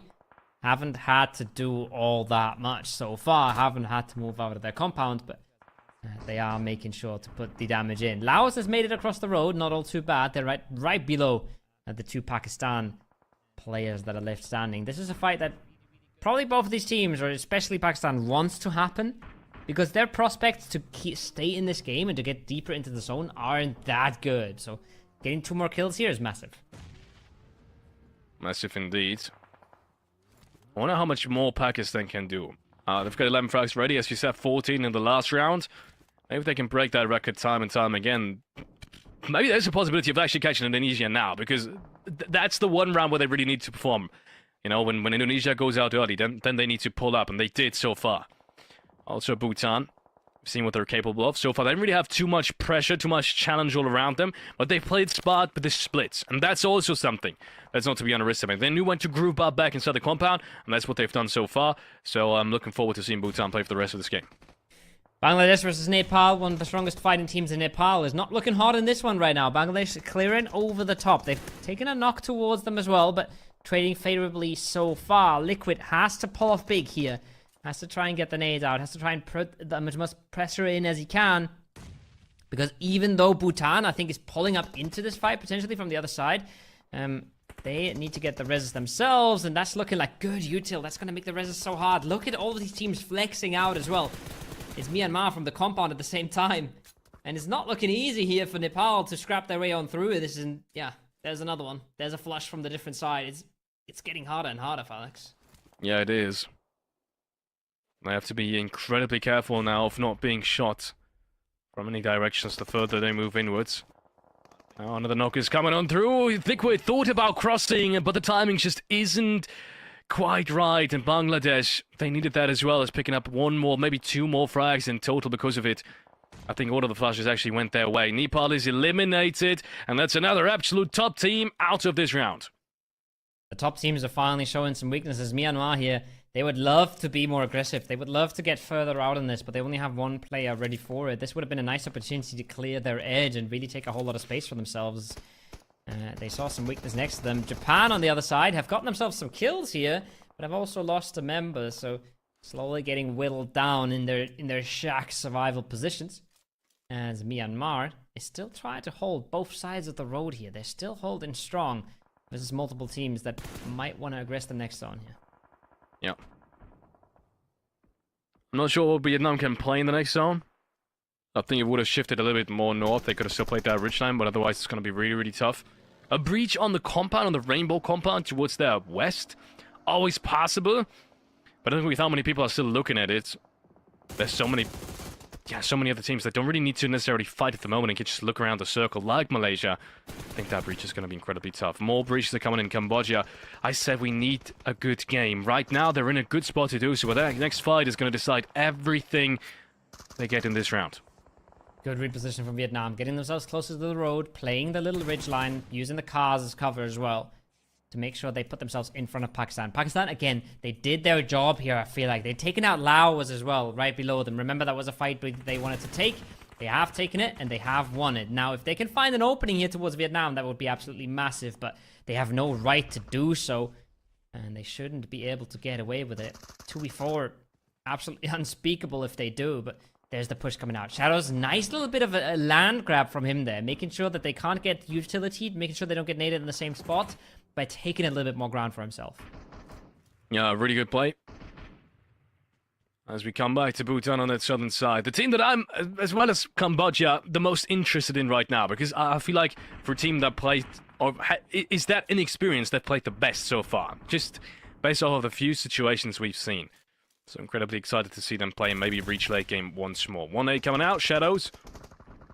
A big hope for Vietnam is shattered down to 1 HP. Yes, Yoni almost taking him down. There's a double hit coming in. That's great team play. But he did get the heal off right before that. And his position right behind the ridgeline is so tough. He's just he's the only one left for Vietnam. He's the only one left. They've actually taken this fight here, Pakistan, and they've actually managed to come out on top so far. They're just in the 1v2 now. If they manage to get the heals back up, if they manage to group on up, the nade spam is coming on through, and that's the second one. That might even do the trick. 1 HP again, just barely getting the first hit off. The 3 gear, the Groza are holding him in this, but it's a matter of time until they finally clean it up, and IQ gets his 5th with Yone on 8. Pakistan is doing so much work this game. Oh, yes, they are. Let's take a look on the other side, though. Cambodia is finally getting an entry on towards Bhutan. So for any Bhutan fan, that is not what you want to see. One player being left out in the open and him immediately getting punished for it. And they need to move out of this sometime soon. As you can see, they're only really being covered by one player, and that is, if I saw that correctly, Yeti, still inside the compound, holding their ground against the Bangladeshi player, who need to move in as well. This could be a 3, potentially 4, maybe even 5-way fight here on the southern side. Everyone needs to move in. Question is, who does first? It's a big pull-up, and that's good shots coming out of Bangladesh. That's making sure that they stay in this for another just few seconds at least. But there's one coming over the top. It's Kiddo. Gets himself one, gets himself a confirm. But he's trying to delay this one, and the more he delays, the easier it gets. Third parties are coming in from a distance. Myanmar has something to say about this, and these fights are getting so messy, so dirty, so quick. Japan trying to hold on. Bangladesh trying to hold on. Cambodia trying to collide from the other sides. Malaysia in this as well. It's an absolute carnage on all sides of the zone, Felix. I have no idea who's going to come out on top of this, but all I know is that on the northern side, there are a few teams that are laughing and smiling at this right now. Yeah, they are. It's only been 2 frags being secured though by Cambodia. This is so bad. Oh my god, what a shot though from Astro. He's not being taken down just yet. Now he is, as Pakistan from the other side of the circle get their 17th frag. Ladies and gentlemen, this is absolutely crazy. Pakistan is destroying this lobby. The 18th frag as well as Kenny goes down. What more can they do? This is almost, I want to say at least in the Iesf qualifier stages, this is almost record-breaking what Pakistan is putting up right now. This is absolutely mental. I have no idea what is going on at this point. This is just absolutely insane what they've been able to pull off. Good nade from Malaysia, who've been able to consolidate at least a tiny little bit. More nades coming on now. Japan falling to pieces here in just a matter of seconds. Another nade, that's good. There's going to be the confirm. But Myanmar has been able to consistently reset this as well, Felix. They've been able to stay 4 strong, and they're looking for a contender to win this game, but there's another one coming out for Pakistan somehow. Knock and confirm onto Jimmy. They are just going absolutely ballistic right now. Crazy stuff coming out from them. Oh, Olio gets taken down by Yeti. Out of all the players, Bhutan is still alive, and Yeti standing and fighting for his honor. And Snake now gets traded out by Naoto. But Not even a problem. Not a problem. He's behind the ridgeline. He can get revived. I think at least, never mind. He's being taken out by none other than Pakistan, who I think now have secured that 20 frag, ladies and gentlemen. This is record breaking at this point. We'll have to wait and see how far this goes. Yoda is finally being found by, I do believe, Myanmar, that is, on that western side. But they do need to move out of the zone as well. And look at this. You have IQ standing there, ready and waiting for them to exit it. That is absolutely mental. I said it'd be crazy if they could get double-digit kills twice in a row. They're getting 20 eliminations in this match alone. It's absolutely mind-boggling. We've had a few people in chat saying, well, Pakistan is there, so the rest of the lobby has an easier time. They've actually turned this around so much. They're slaughtering their way through this. And they're already up to a third place now. They have a good chance of Japan going out before them, I think. And no matter what happens from now on out, 20 eliminations is just mind-boggling. Yeah, it is. It absolutely is. 8 and 9 eliminations on 2 of their players. It's not even spread across 4 players. It's spread across 3 players. And IQ now trying to do some more. He does somehow make it past that ridgeline. Maybe he's found a spot where he can stay alive in, at least for the time being. As this phase 9 is just now closing in, but Japan finds him, and IQ's dreams are shattered for an absolute miraculous run. He will not get that second place. Instead, it is going to be Japan. As the rest of the players are now converging on them. And look at this. What a game. What an absolutely amazing game from multiple teams. But in the end, it is going to be Myanmar taking the chicken dinner with only, and I gotta say only, especially in comparison to Pakistan, only 6 frags. It's gotta feel bad when you win in the game and everybody says, yeah, but you only had 6 eliminations. Yeah, well, that is the way it goes. I think that was a really well-played game from Myanmar. They were constantly flexing out, making sure they get their kills here or there, making sure that they keep the control of the ground around them. So, really, really good game from them. But the show has been stolen. The show was all about Pakistan in this one. I said it'd be crazy if they could pull off the 4v2 versus Vietnam, and that's literally what they did. No problem at all.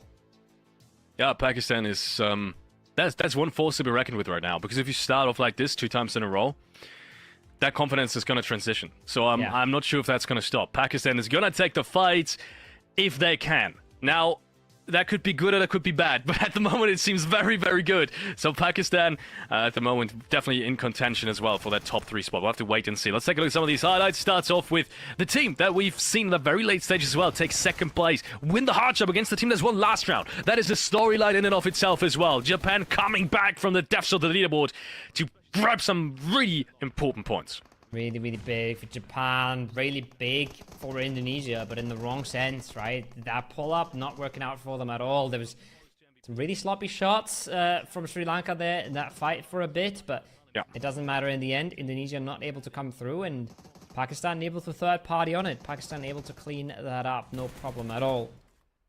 And that was the start of their roll. That was their first 4 kills, and that's where they started kicking off things, right? And from then on out, they just weren't to be stopped. No, they really weren't. Indonesia, first time.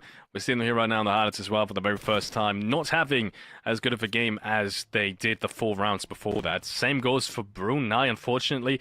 I feel like they had the chances. If they want to win this fight, once again, it would have been a good showing. But they just fall short of winning that one fight that really catapults them into the late game. And also, it was Pakistan. I mean, everyone that met Pakistan in this game, and they did not have good circles, ladies and gentlemen. Pakistan did not have good circles whatsoever. This is a really tough zone to fight, but everyone who met Pakistan got obliterated anyways. So that makes this even more crazy. They weren't just sitting in a central compound with everyone around them kind of converging on them. No, it was the other way around. They had to split multiple times. They had to use their vehicles to their advantage, and that's what they did brilliantly. When they were stuck on that ridge next to Los Leones, they have Laos right below them. They have 3 of Malaysia in front of them, between them and the zone. I was like, okay, if they manage to take that 2v2 and somehow win it, then that's their job done. That's all they had to do this game. That's pretty much the best outcome. And then they go kill that, and they go 4v2 Vietnam, and then they go kill a few more people, and it's just absolutely mental what they were doing. Suddenly it's 20. Suddenly you're up to 20 kills. Completely crazy. What they were able to pull off this one, and we'll see how that affects the standings later. I can't wait, because I think that's a Yeah, I want to That's see a the bit of standings. a that's a bit of a wake up signal for everybody else as well, right? A team that's really been struggling in the first 3 matches, just absolutely bombarding themselves up the scoreboard in back-to-back games. Just goes to show you that everybody can do it still, and that everybody's still in the running here. Yeah. Let's take a look at some of these winner statistics, ladies and gentlemen. So these team stats, who did the most amount of work for Malaysia. And, well, everyone did some amount, but Smile, I guess, did the most. Not only in damage, but also in eliminations. And he's only had 51 damage received. You said there was this mathematical formula on how well someone is playing, which is damage through damage received, divided by damage received, excuse me. And he would definitely win this by a big margin, wouldn't he? Absolutely. That's a really good stat. Usually if you're above 1, right, that's pretty good. And then that was just a solid 10 right there in ratio. Not a lot of smokes and nades expanded on this one. Bit of a different counter on those, but I think that is a little bit to do with how many ridges there are on Miramar and how much more natural cover these teams have. But regardless, pretty consistent stats on all the other stats. I feel like vehicle elims down to 2. Almost more than I would have expected, but pretty standard stuff here. Yeah, pretty standard stuff. I'm surprised we didn't see more smokes and nades being used. I felt like, as I said on Erangel, I thought Miramar was going to be more prone, but then again, that was a tough zone again. I gotta say, we almost exclusively had really tough zones for edge-playing teams. And that makes it even crazier that Pakistan is such a good game. You can see the post-match stats here. 4 out of the 5 players from Pakistan being in the top 5 categories. So that makes it even crazier. IQ especially, in my opinion, had one hell of a game on here as well. These guys playing their hearts out. Playing their absolute hearts out. They want to qualify. You can tell Pakistanis, they want to qualify for Riyadh, which, to be reminded, top 3 will do from Group B and top 2 from Group A, who will be, which will be concluded tomorrow already. So the next 2 days will be Group A and Group B once more. And I mean, I am almost sorry for Myanmar, right? Because all we're doing is talking about Pakistan. But I think that graphic there just showed you that they're really dominated in every single category in this game. And they've got the MVP, and they're going to win the team face-off, and they're going to win the player face-off, because this was just some exceptional PUBG. And 9 eliminations, 4 assists. The high amount of assists is because they were a 2-man for so long, so they collaborated on each kill together and fought their way through the lobby. So Yone, absolutely crazy, and we will see what they show up in where they show up on the leaderboard, where they show up in all these stats that we're about to look at. But yeah, they don't need the stats. I think they've let actions speak, and everybody that's watched this game understands that they are towards the top here. Yeah, they really should be. Let's take a look at some of these match 5 match standings, ladies and gentlemen, before we head on over to the overall standings. Pakistan, 25 points. Is that a record for today? Let me think. Yeah. Yes, it is. I think no one's had a dinner with 15 elimination nations. No. I don't think anyone can even close. I think we had double digits around the 20 mark once, but not 25. So Pakistan, not even getting first, not even getting second, but third, and still having the biggest round of this entire qualification process, Group A included. Absolute massive stuff coming from Pakistan. Myanmar also with 16, and then Japan and Malaysia. Especially Japan, with a huge upset, 16 points, that's what they need, but it's not enough. We said they need a dinner to break through that barrier of the second half, and that's to be determined whether or not that's going to happen. One more round coming up. Nice shake-up for the leaderboard as well, with a lot of the bottom teams performing here, right? Malaysia is the only top team who actually got good points out of this. Vietnam, Nepal, Indonesia all falling pretty short on this one, so it's really just Malaysia who stayed consistent in match 5. And a lot of the bottom teams just creeping their way on up. So that's good to see. That's going to make it a little bit more exciting coming into the rest of the matches for sure. Also, Cambodia. I would really want to touch on Cambodia. I was very surprised. I had to look at this leaderboard for a second. I thought Cambodia would have got more out of this. I thought that was going to be the first really good round for Cambodia, and they got 4 points out of it. Are you kidding me? So, yeah, it just goes to show you.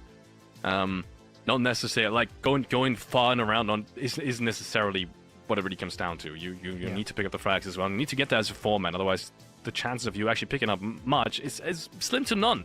Same goes for Brunei.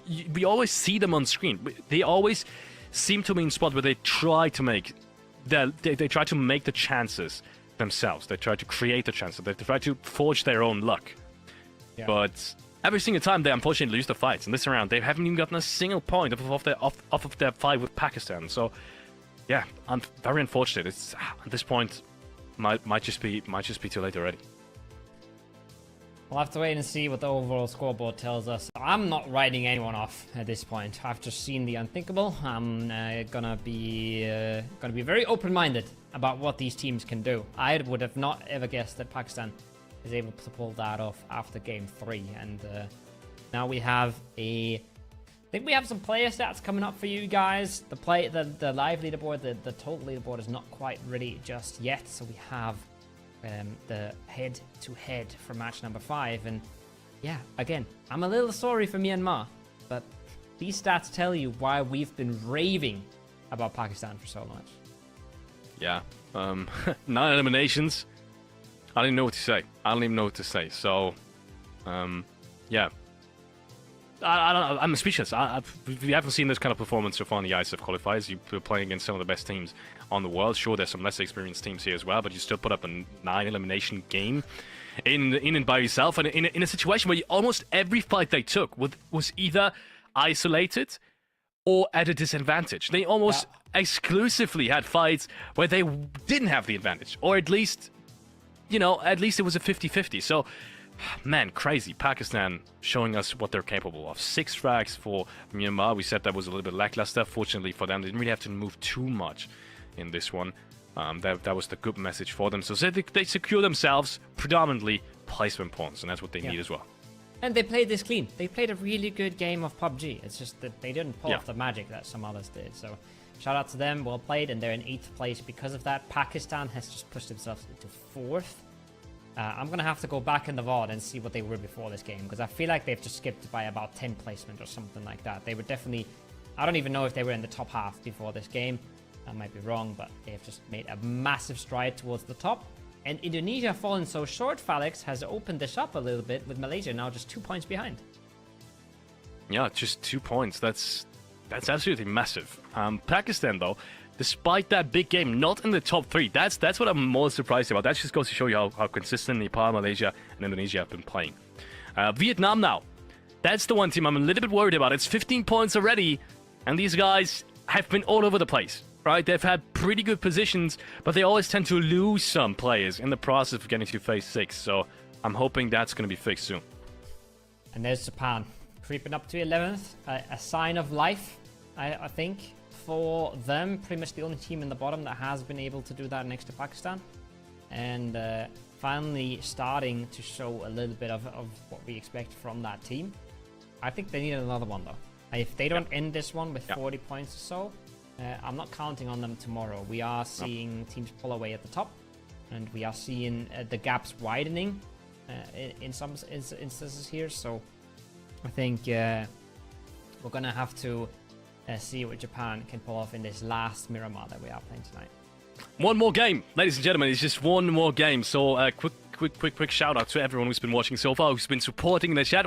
I think we've seen almost every flag now, except for the Indonesian. Obviously, we have an Indonesian stream running in parallel, so that might be the reason for it. But we've seen, I think, almost any flag at this point, so shout out to all the fans supporting. I think it means the absolute world to some of these players. Support your nation, support your country. That's what these players are playing in the first place, right? Some of these teams, they could just, continue practicing with their usual organizations and lineups, preparing for PMWC or any other tournaments. But no, they want to play Iesf. They want to represent their nation. They want to bring honor to their country, and that's why Iesf is so amazing in what they do, and the World Esports Championship in Riyadh is going to be an amazing event as well, I know for sure already. Ladies and gentlemen, we will go into a very short break, just a couple of minutes before we head back and show you guys the last match for group number B. Be tuned. Stay tuned. Be tuned. Stay tuned.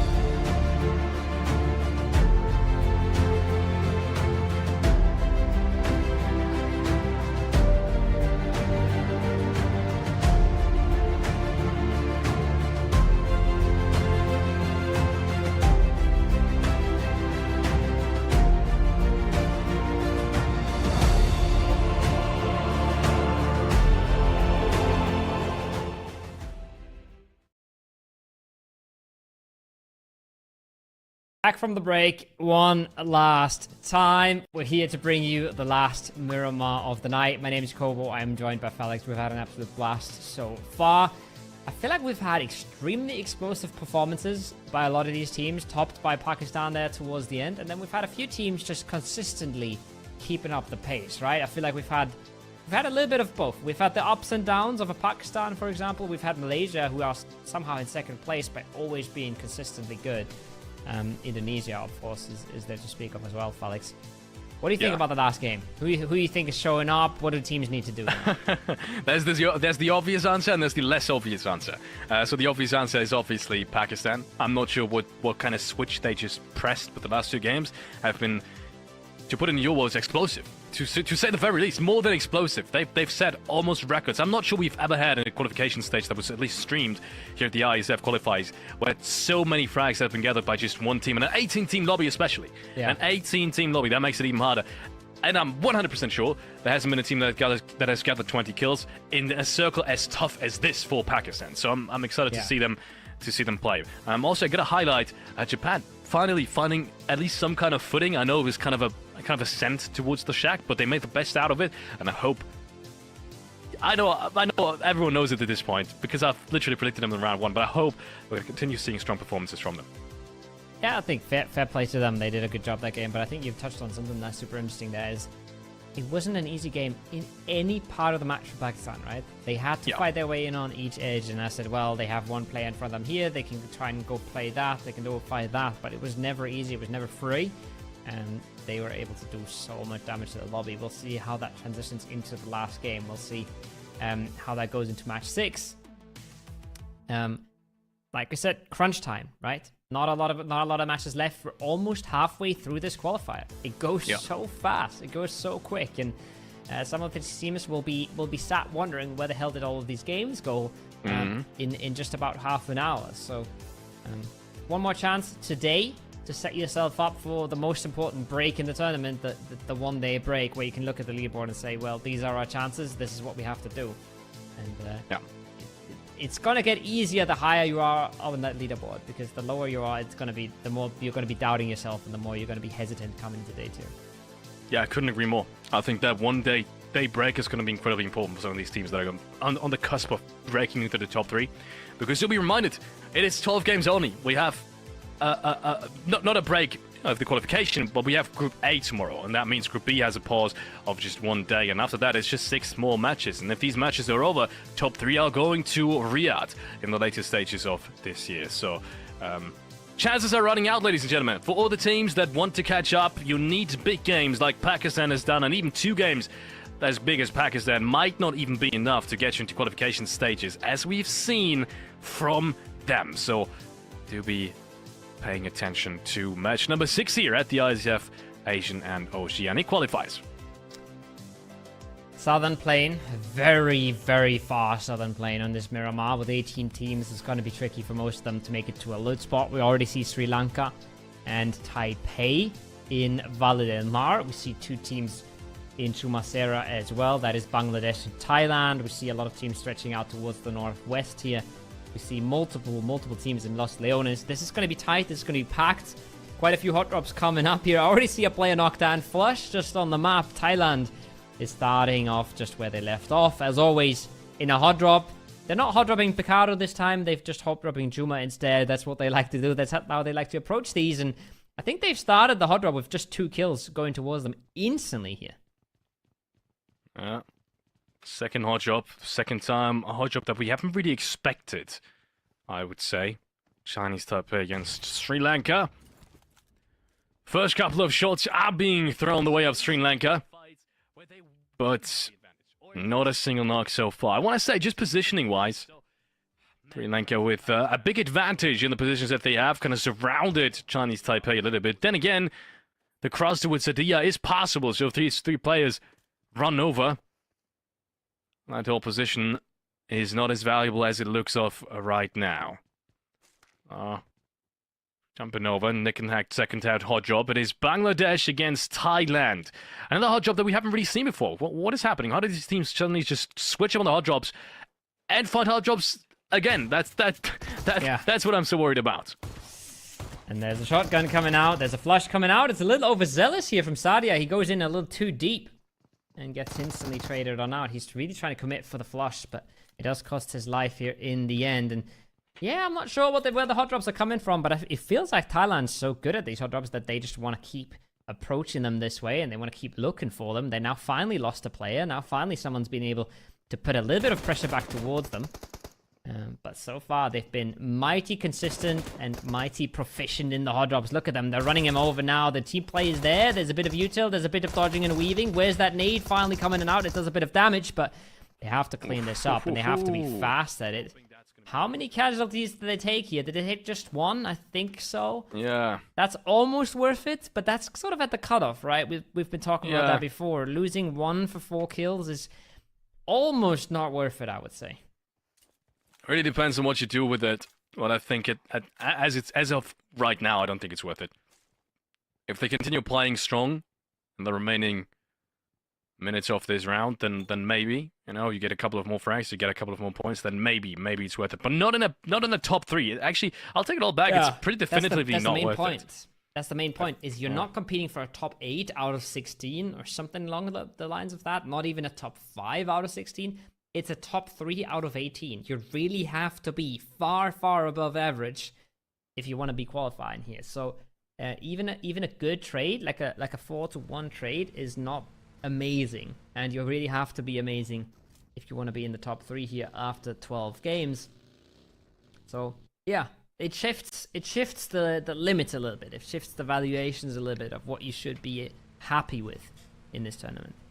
It also makes it so incredibly hard for every other team that wants to break into the top 3 to realize, hey, we need this amount of points as kind of a guideline on what we should do each game.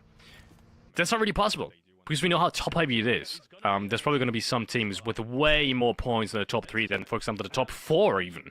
I think the cutoff is going to be big, and especially the middle of the pack is going to be very big in comparison to the top 3 as well. So yeah, makes it really tough for any team to kind of just plan on how well they need to perform.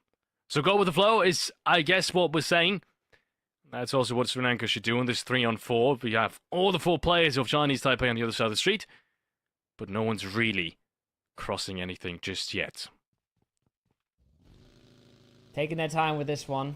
It's always tricky. It's always hard. You want to close out the hot drop fast so you can continue to keep playing the game from there, right? But it is so hard. And a 4v4 versus a team that knows what they're doing, and any play you make, any risk you take, they might be watching you from a window like Clumsy is there, and you're instantly punished. It goes so fast. Different kills coming out for Japan in a far distant fight. But Sri Lanka is looking to try and pick some players off here. They're looking to try and catch Taipei on off angles. Effect is so far split. He was so far trying to get a wrap on them. He might be out of this fight, Felix. Yeah, it might be.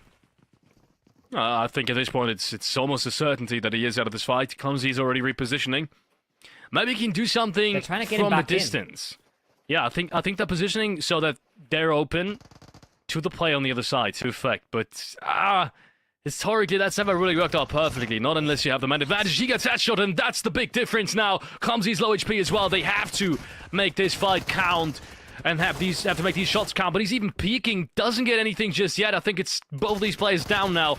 So it's the only effect, and his position is known. Flushes are coming through. No chance at all for Sri Lanka, unfortunately. And Chinese Taipei will pick themselves up 2 more frags, potentially even the 4th one. Not looking good for Sri Lanka here. They get a few knocks, but they don't get the kills, and they don't get the points. And look who's in the kill feed right now, Felix. Pakistan is stopping right where they left off. Already picking up 2. No retaliation so far, so they are staying clean with it. And they're staying aggressive. Picking up a few.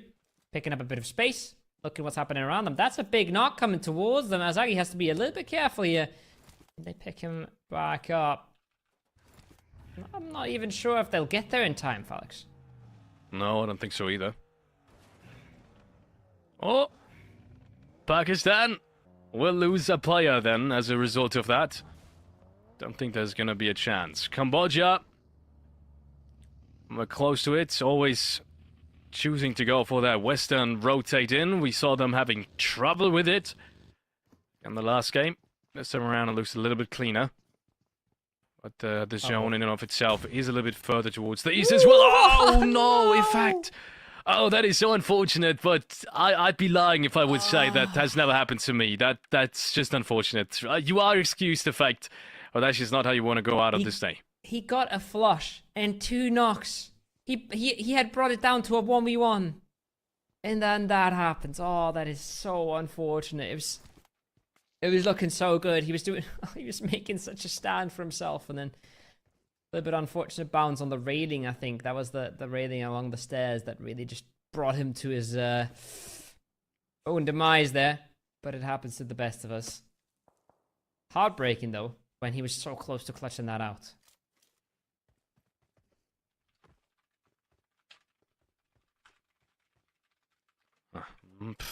Not even sure what Malaysia's going to do here. Kind of looking to go for the similar entry as they have in the last round, but this time around, as we said, the circle's a bit further towards the east, so they're kind of just splitting this edge of the city of Lars. I'm not too fond of this spot, just solely because the circle doesn't really end there ever. Sure, you have good rotation, good rotations, and you will probably make it in to the next 3 phases. Yes, and you get a lot of good rotation pathings as well, but kill potential is always non-existent unless someone literally just drives into you through the road, which almost never happens. And then if you do need to leave the city, there is lots of risk involved with it. So we'll have to wait and see how that's going to work out. Brunei, on the other hand, also waiting for their big round. Always a team that likes to fight relatively early, and they have been pressured into Pakistan just last round too. Maybe it's going to happen this time around as well. Brunei has been a team that's been good in team fights. Yes, they're up against Pakistan. Yes, we've been singing their songs for the last hour or so, but Brunei has been really good in team fights so far, and they're looking to try and maybe just find a sneaky opening, I feel like, here, newbies. He's trying to find one for free so they don't have to fight them later, as their position in the circle is massive here, right? Look at the top right, you see the map. Brunei is controlling some of the best spots in the circle, so they don't want to go for a fight here. They're just hoping to weaken a team next to them, potentially for free, which could make their game so much easier in the long run. Yeah. That's, I think, the 10th hard shift in Phase 3 that we've seen. At least it feels like it. Obviously, we only had 6 hard shifts, 6 Phase 3 today, but it really does feel like it's been a hard shift every single time. And I'm going to have to look back at the VODs after today has ended and check it, because that's just so tough for plenty of these teams. Phase 3 is such an important shift. Yeah. Nothing you can really work around, but with 18 teams, sometimes it can make a difference. If 6 times in a row the circle does really shift hard against you. And the rest of the circles aren't really necessarily kind to you either. For one team, that's not really made a difference for Pakistan. Yeah, it really hasn't. But who knows? Who knows? Maybe it has in the first 3 games. Maybe they just weren't able to start playing their own game until then. But yeah, in general, right? You have enough games, then you can really even out the randomness that circles can bring. But in 12 games where you have to get a top 3, there is certainly a factor that's a little bit influenced by luck. So far, I think the top teams have clearly shown that they're beyond that, and they're so much better than the rest of the lobby that they don't really get impacted all too much. Of the teams in the mid-pack, just one convenient circle can really push them a long way and really get them going into the groove that they need to get right. Good shots against Japan coming in from Laos. Boy, he's been the most important fragger for Laos today. Unfortunately, they are one of the teams in the bottom half of the leaderboard did, well, relatively surely, do not have a chance at qualifying anymore. But that's not all they're playing for. They are playing to put some honor on their name. We see heated discussions in the chat as well. Which nation, which country has the better PUBG Mobile esports scene?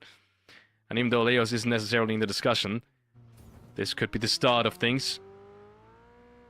And Laos national team is, as we said, also not to be underestimated. Japan making their way to the city. We saw them get some shots off against Laos, but they haven't lost a single player yet, and that is what keeps them going. There's still a long road ahead of them, though. As we see now, Uto being the first one to arrive on the other side. A lot of repositions around the city, a lot of trying to figure out what positions you need to be holding, what positions you want to be holding. Brunei also trying to slide on through there. Multiple teams already posing up. You can see Myanmar coming in from the road. Chaco is on the low ground. They're waiting for this. They're ready for this. They're putting out a bit of damage. They are not getting the knocks just yet. It's Piasao on the low ground, excuse me. They are trying to make this work here, Brunei. They're trying to get these kills, but they have to be a little careful about what's happening all around them, because there's a few more teams in the city, and it's not just Laos, it's not just Japan. There's a whole lot of players already inside Los Leones. Yeah, I'm not surprised so many teams are opting to go for the city early right now. There's limited space towards the southern side available. Lots of teams have rotated in relatively early and have gained themselves a good position as a result of that. So that means less space for them to rotate around. Good shots coming in from Brunei against some of these teams rotating towards the eastern side. Vietnam, namely. Usually they are a team that finds themselves in better spots in Phase 3. I gotta say, I'm very surprised to see them on the edge here.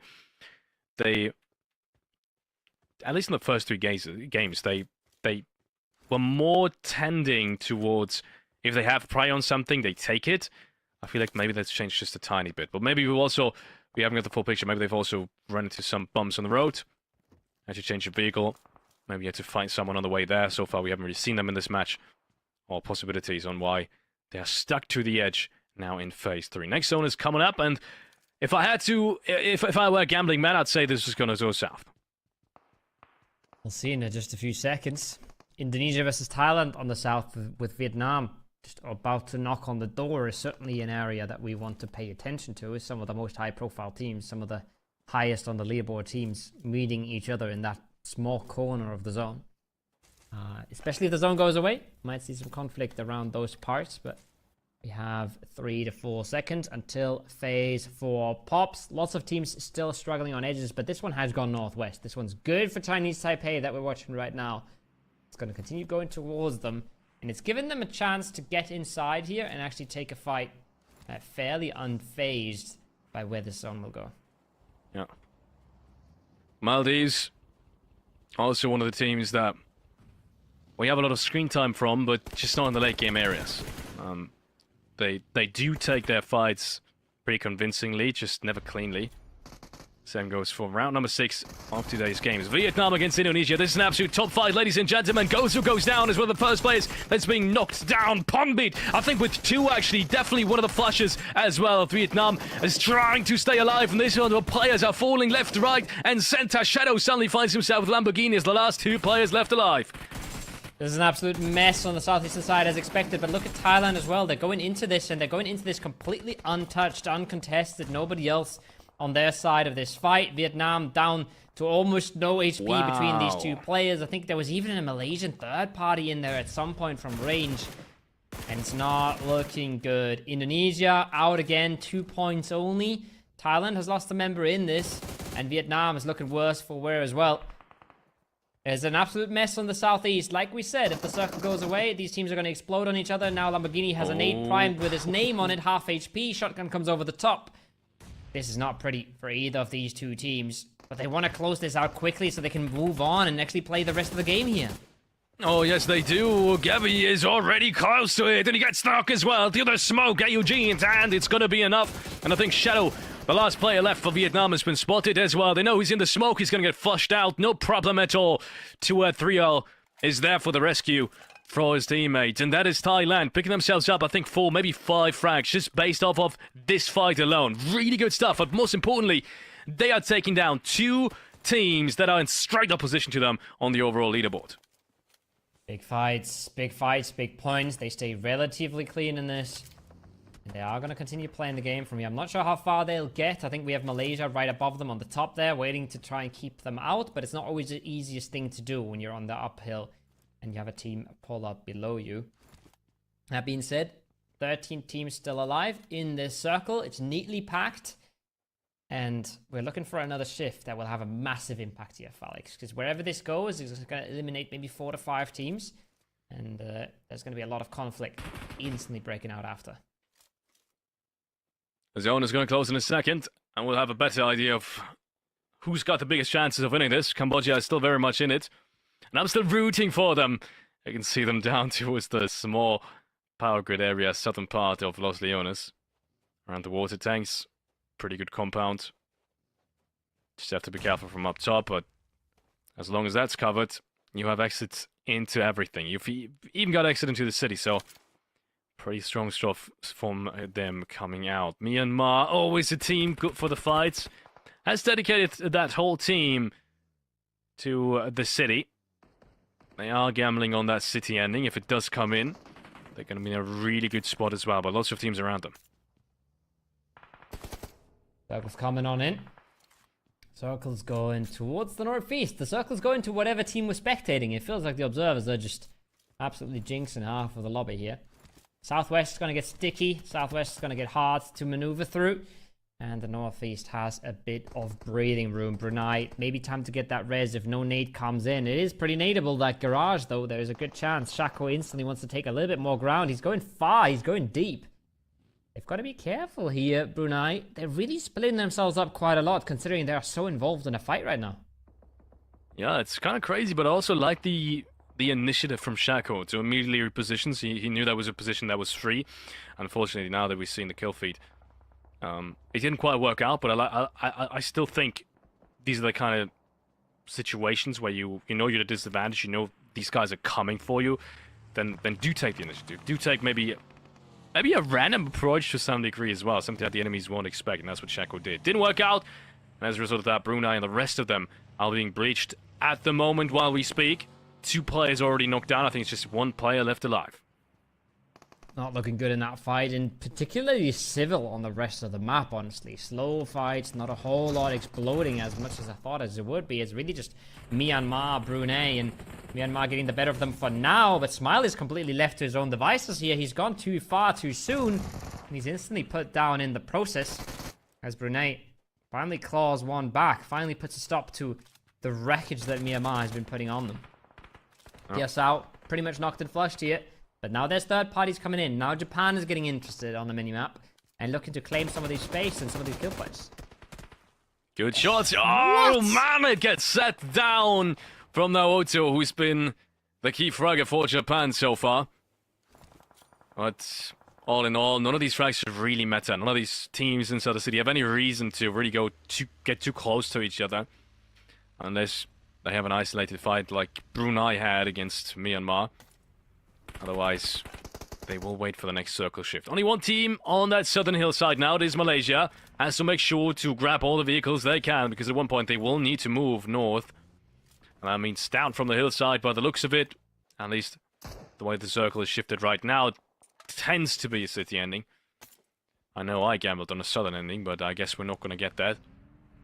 Meanwhile, it is Thailand eliminated. 6 frags, no placement point whatsoever for them. Yeah. As they're out in 12th place. They got themselves the kills when they could, and then they couldn't find a way on in into a very, very hard circle. Timor-Leste versus Cambodia on the south. Timor-Leste at least getting a few kill points, sort of showing a little bit of life now. It's William again, the one that's putting up big points for them. He's been the star of today for them, but again, they're sitting between multiple teams. They're going to have a very hard time moving. I'm loving where Pakistan is at right now. Only 3 kills. Usually they have about 15 at this stage of the game. But they are in a pretty solid position here in the town. Very central. Lots of sidelines. They're looking good for the rest of this match, Alex. Yeah, they really are. They've got everything they need. Next circle kind of centralizes up. I'm not sure if that favors anyone just yet. Lots of teams have lots of space around the city edges. I want to say especially Ajay and his squad. They've got surprisingly a lot of space. Nepal, so Nepal on the western side is in a really, really good spot to hold out everyone from the south. I didn't even realize that before I saw the map and before you just talked about it. So it's a little greedy though. It's a little much, especially on that southwestern side. We can see, right, that they have a lot of space towards the northwest that's completely uncontested. But I'm hoping that they're quick to react once they realize how many teams want to get in on their southwest. And you take a few kills, sure, but you can't take a 2 versus 4 versus 4 versus 3. That's not happening. And if they manage to get some third-party opportunities there, if they manage to take some kills that are relatively uncontested, that's awesome. But losing 2 members here would absolutely just break their back and ruin a game that could be a win. So you've got to be very careful in the fights they take. They would have the big government building in the middle of it. if they were to rotate away from the south of it, and they could kind of rule that as a 4-man, which would be very strong. Nice. In the meanwhile, we have city fights engaging. Myanmar tries to cross the street. Marnet, who's been the most important fragger for Myanmar, I want to say, together with West Kerry, has found an entry, but he's going to get traded out immediately. Brunei gets, found in the smoke, but there's traders there immediately. Brunei bringing things back, and I think Shackle might be revived as well. Nice little clutch raise for Brunei at this point, as they will consolidate back into 3 players up. Nice little UMP spray to break the door and kill the player behind it. Love to see that. And yeah, I think that's already a knock coming in towards Nepal, by the way. The pressure's already mounting, but they are shifting all the way towards this. They're not interested in playing the center, as you alluded to. They're not interested in playing the most central building. They're interested in clearing their edge, and I think that's respectable. It is the higher risk play, but it can have the bigger payoff. So we'll see how that points out for them. Yeah.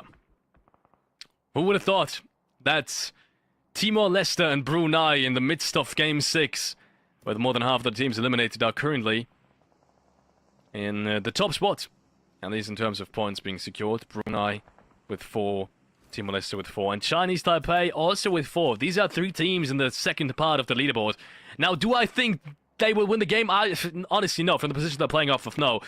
But it's a good sign that even the teams that have been struggling so far are coming back up. It's what you tend to see when you give teams more games. You tend to see the slow starters get back into it a little bit, and you tend to see the crazy starts dwindle down a bit. It's just what more sample size does usually when the skill disparities aren't crazy. And I feel like everybody's shown some flashes of brilliance today. Maybe not everybody, but a lot of teams in this lobby. Malaysia right now, I think they're the consistency kings, and they're one of the least flashy teams in the lobby because they have just consistently put up good numbers without exploding like crazy. But again, not a crazy circle position for them, not a crazy amount of kills. But if they keep focusing towards the west here, I think they can get away with another 7 to 8 point game for sure. Yeah, it could very well happen. They want to send it though, I think. I think they want to go north here. I think they're smoking a path to try and go down the hillside already. I feel like that would be too early. I think so too. I think they could easily wait for the circle shift to close, and at least third party, some of these teams coming in from the western side. I don't think they realize how many people are there, which is understandable because they haven't fought up until now. But even if you do the move downwards, why not do it with the circle closing while everyone else has to fight? And that's the thing that I don't necessarily understand. We'll have to wait and see if it works out for them. Nepal with a good entry towards the southern side. Malaysia is starting things off strong as well. They've sent down the first one. They want to use the remaining time on phase 7 to get the frags against Pakistan, the one team that's been absolutely on fire for now. But I don't think they made it down all the way. Yeah, they got the worst of both worlds now. They didn't take the kills on the top, and they also weren't fast enough to make it down to the 5 stack before Pakistan was able to take it. So Pakistan shifting away from their original positions more towards the southern edge here has really caught off Malaysia and has really slowed their approach. The res has come through for Pakistan, and the res is absolutely impossible for Malaysia. So a very good trade for the high fragging team. And almost everyone's now made their way on in. Cambodia is still creeping around the bottom of these rocks. Malaysia's still hiding out on the top of them. But the longer this goes, Felix, the more impossible it's going to get for them to make it any way down the mountain. Yeah, honestly, I don't necessarily understand it completely. So I think they will look back at this game as well and yeah, maybe realize, hey, we should have waited a couple of more seconds, and if we do, maybe take a different rotation path. But it's a tough cross either way. Like at some point, you need to get away from the rocks, whether it be this phase or whether you actually try to third party towards the western side a little bit more. So at some point, you need to move, and then it's going to be everyone looking at you. So Pakistan, especially Pakistan, it's just not going to let that happen. Kenny finds one against Nuatu. I'm not sure where that is happening because that must be the other side of the city, but at least something being secured for now. Fewer and fewer buildings are in. Brunei, they've kept 3 up for now. Japan, they've stayed mighty quiet in this one, Felix. They've not really been involved all too much. And they're now gonna have to start activating the later and later this gets. I'm feeling very Pakistan right now, but I might just be biased. I might just be biased after what they pulled off earlier. But yeah, no, it's looking good. It's a good spot they're in. Everybody else is fighting each other. Yeah, no, I agree. I think if we pick any team for to win this game, I think it has to be Pakistan. Everyone else has to fight their way in as well. Look at all these buildings on the northern side, north of Pakistan. Yes, they're good buildings in and of itself, but if you need to move even a meter outside of it, and at the moment it looks like everyone does, at least in the next phase, because it ends literally in Pakistan, then they will all have to fight each other before fighting Pakistan, and that's the big thing. Yeah. That's the big thing. The only thing that really works in your favor is if Pakistan has to focus on Malaysia and Japan a little bit more than on everyone else. But even that can be fixed, because Pakistan has already grouped up 3 men inside a building. Yeah. And we'll see the rest of the fights happening, and Nippon and Taipei are getting cleared out. At least Chinese Taipei is, with Nepal picking up 4 more frags. I think 4, maybe 3. But yeah, I think Pakistan is such a good spot. Absolutely. All the teams around them should be engaging each other first. Now Brunei just barely clinging to life there. Shako last one up. He's getting pushed by multiple teams. Japan, like we said, they want to activate, and they are activating, and they're third party in this, and they're just finding gift after gift after gift. That's one down. There's another team eliminated. They're sweeping around their sectors. They're clearing their side. The circle has gone hard north. But I'm still okay here for Pakistan, I think, because not only are they 4-man strong in that building, Cambodia and Malaysia are not going to be able to just move past each other. They're going to have to hurt each other in the process of crossing that road. And then on the northern side, we should see a little bit of Nepal versus Japan. Nepal, though, don't count them out just yet. They've been one of the strongest fighting teams, remember. And they are strong in this lobby as well. I love the graphic up top. That's Malaysia eliminated there. But we're in second place before this game. Or there might have even been a live counter, so they might even be in second place as of right now. But it might just not be enough against Indonesia, despite Indonesia not having a good game for the second time in a row. Let's take a look back. Nepal still with 3 players left alive. Haidami has been a key player for them during the qualifier stages so far. Has been knocked down, but he's in safe hands, so he will be revived. And the little bit of an upset team, Japan, who's had a good game, who I expected to have a good tournament in general, still alive as well. That nade goes far, but it hits it anyways. Matun, who's been such a key player too, with 1 nade, maybe a second one. Oh my lord! It might be the complete wipe against Nepal, which is a couple of nades being thrown. Oh, it's beautiful. Just 1 player surviving in that open garage. It's just 1 to hold on for Nepal. He gets 1, though. He gets a bit of damage out. He's making this... Almost. He's making this costly for Japan. He's making them pay for it. And that's going to put them down to just 1 member. The first 8 will come through, but he's going to have a terribly hard time to make it into the zone at all. Pakistan now on the roof. They've got control, and they are cleaning this up. They're closing out the day with a win, Felix. What a storyline, coming in with 20 eliminations in the 5th map and then winning it, and on the back of that, what a performance coming in from Pakistan. They deservingly so will have a good chance of being a very top spot on the overall leaderboard after today's first 6 matches. Massive congrats, and look, I'm so happy because the PUBG Mobile gods have spoken. You have a good game where you have to fight your way through all of these matches and you actually win all of it, then you know what? We're going to reward you with a good zone. And this time around, Pakistan, it's been way easier. They could literally just wait in the building for the last 3-4 phases and wait for everyone to converge on them. And no mistakes being made whatsoever. And once again, I think that's fair. That's fair just based off of what they had to accomplish in the previous game. You got to give them some credit, too. They made a big switch out of very central buildings in Los Leones to that southern edge. And made a big rotation there that secured them the win, because otherwise they would have been in the buildings that Nepal was in there at the end, and you realize that was not a good approach to the zone at all. So yeah, really big moves coming out of Pakistan to secure that win. 12 kills to boot.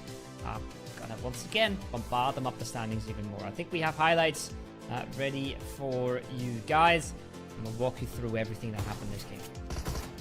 Let's take a look at some of these highlights. This time around, it's not Japan fighting early. Don't be confused with the round before that. Luckily, it hasn't been Japan, because otherwise they wouldn't have had that massive round in the end and these beautiful nades that we've seen. No, Sri Lanka, unfortunately, we're going to see the last nade again, almost clutching things out. I want to say, yes, it doesn't look good for effect, but he almost clutched things out. And then we had that big fight with Indonesia, Vietnam, and Thailand coming in on the back of all that, grabbing the frags that were left over. Big teams fighting on the southeast. Lots of teams getting stuck inside Los Leones, and then Pakistan cleaning up from the top. These nades absolutely demolishing Nepal there, making that match a very fast end for Pakistan. But yeah, I don't even blame any of these teams dying in that southeastern fight we just saw. They just took some kills where they could, and there was just one team too many. But Pakistan rings through once again. 7 kills, 1,400 damage, and 0 damage received. Unbelievable. Felix. 0. The man's not been touched. I legitimately cannot believe it. That is the most absurd statistic I have ever seen. That not even a single damage, not even a nade touched him, not a single shot, and he was dealing damage constantly. You don't get 1,400 damage by just sitting in a window and I don't know, shooting at rotations. No, you actually had to peek people, and he won every single aim fight he had without getting damaged. That's the most absurd statistic I've ever seen. Give it up for IQ in the chat, ladies and gentlemen. If you're a Pakistani fan, make sure to support him at his socials, and yeah, you guys can be proud of him representing your nation, because that is completely crazy. Pakistan in top performance throughout these last 3 matches. Crazy stuff from them. Crazy stuff from him, especially. Wow, that's pretty mental. But again, I wouldn't count out their decision making here. They put themselves in the best position multiple times in that match, and that's what really got them the win. We have another few stats, and once again, they show that there was one dominant team in this match.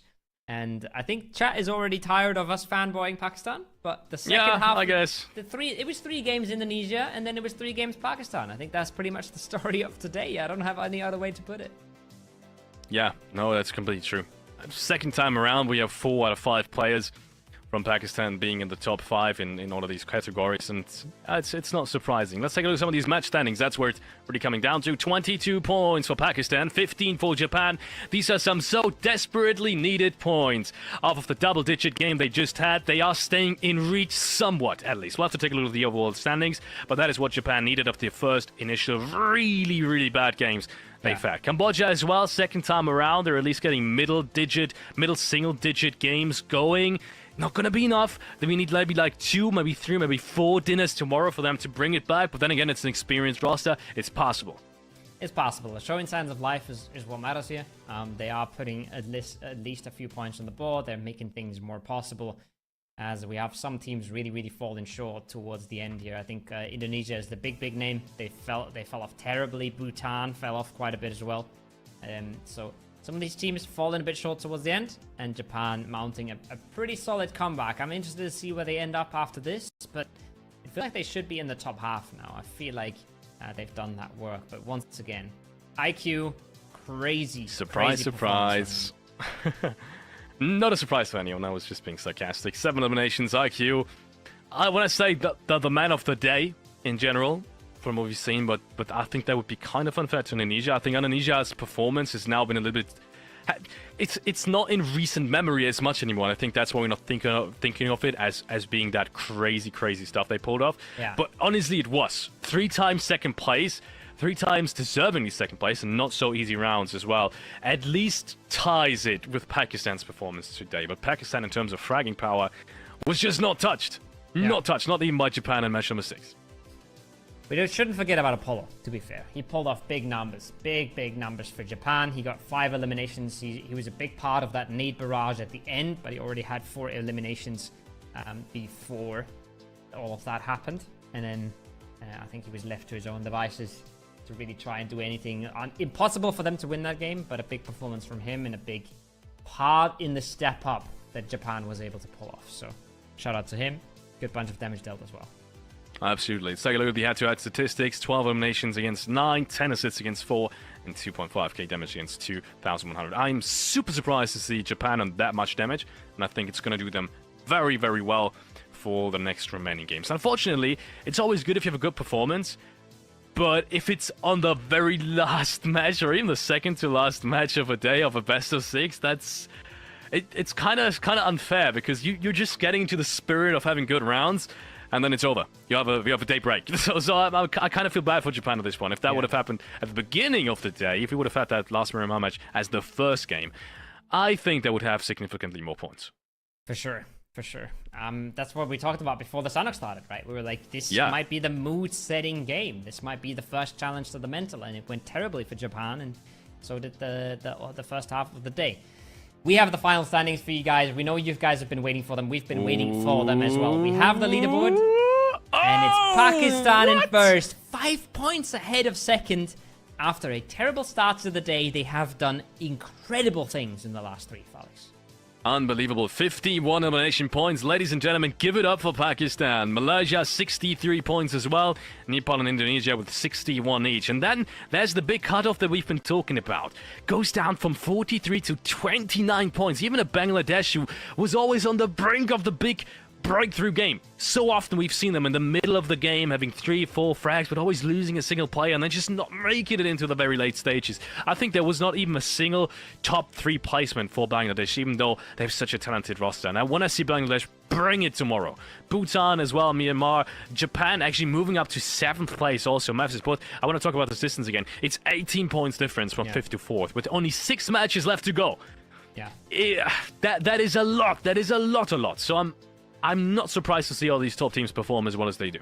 We're basically looking at 4 teams that are competing for the top 3 spots right now, and then everybody else is in a different class altogether, right? Everybody else is just trying to close the gap. Thailand, Vietnam, Japan, Bhutan, Myanmar. They're all trying to close the gap, and it's still entirely possible, but they need a little bit of a slip up. They need Indonesia to continue playing like they did on the second half of the day, and then they still need a second team to also slip it up. So it's really, really hard for anybody after 5th place to close that gap. But we've seen what teams can do. And I'm not putting it past anyone. Yep. Pakistan looking absolutely stunning right now. And we will have to wait and see who pulls up like that tomorrow. If they can stay in form, or not tomorrow, the day after. If they can stay in form, nobody's going to beat them. But 2 of the top teams would have to fumble for bottom teams to close the gap, and now we're looking at the teams who really have a whole lot of work ahead of them. I don't want to say it's impossible. 40 points is possible, but it's extremely hard.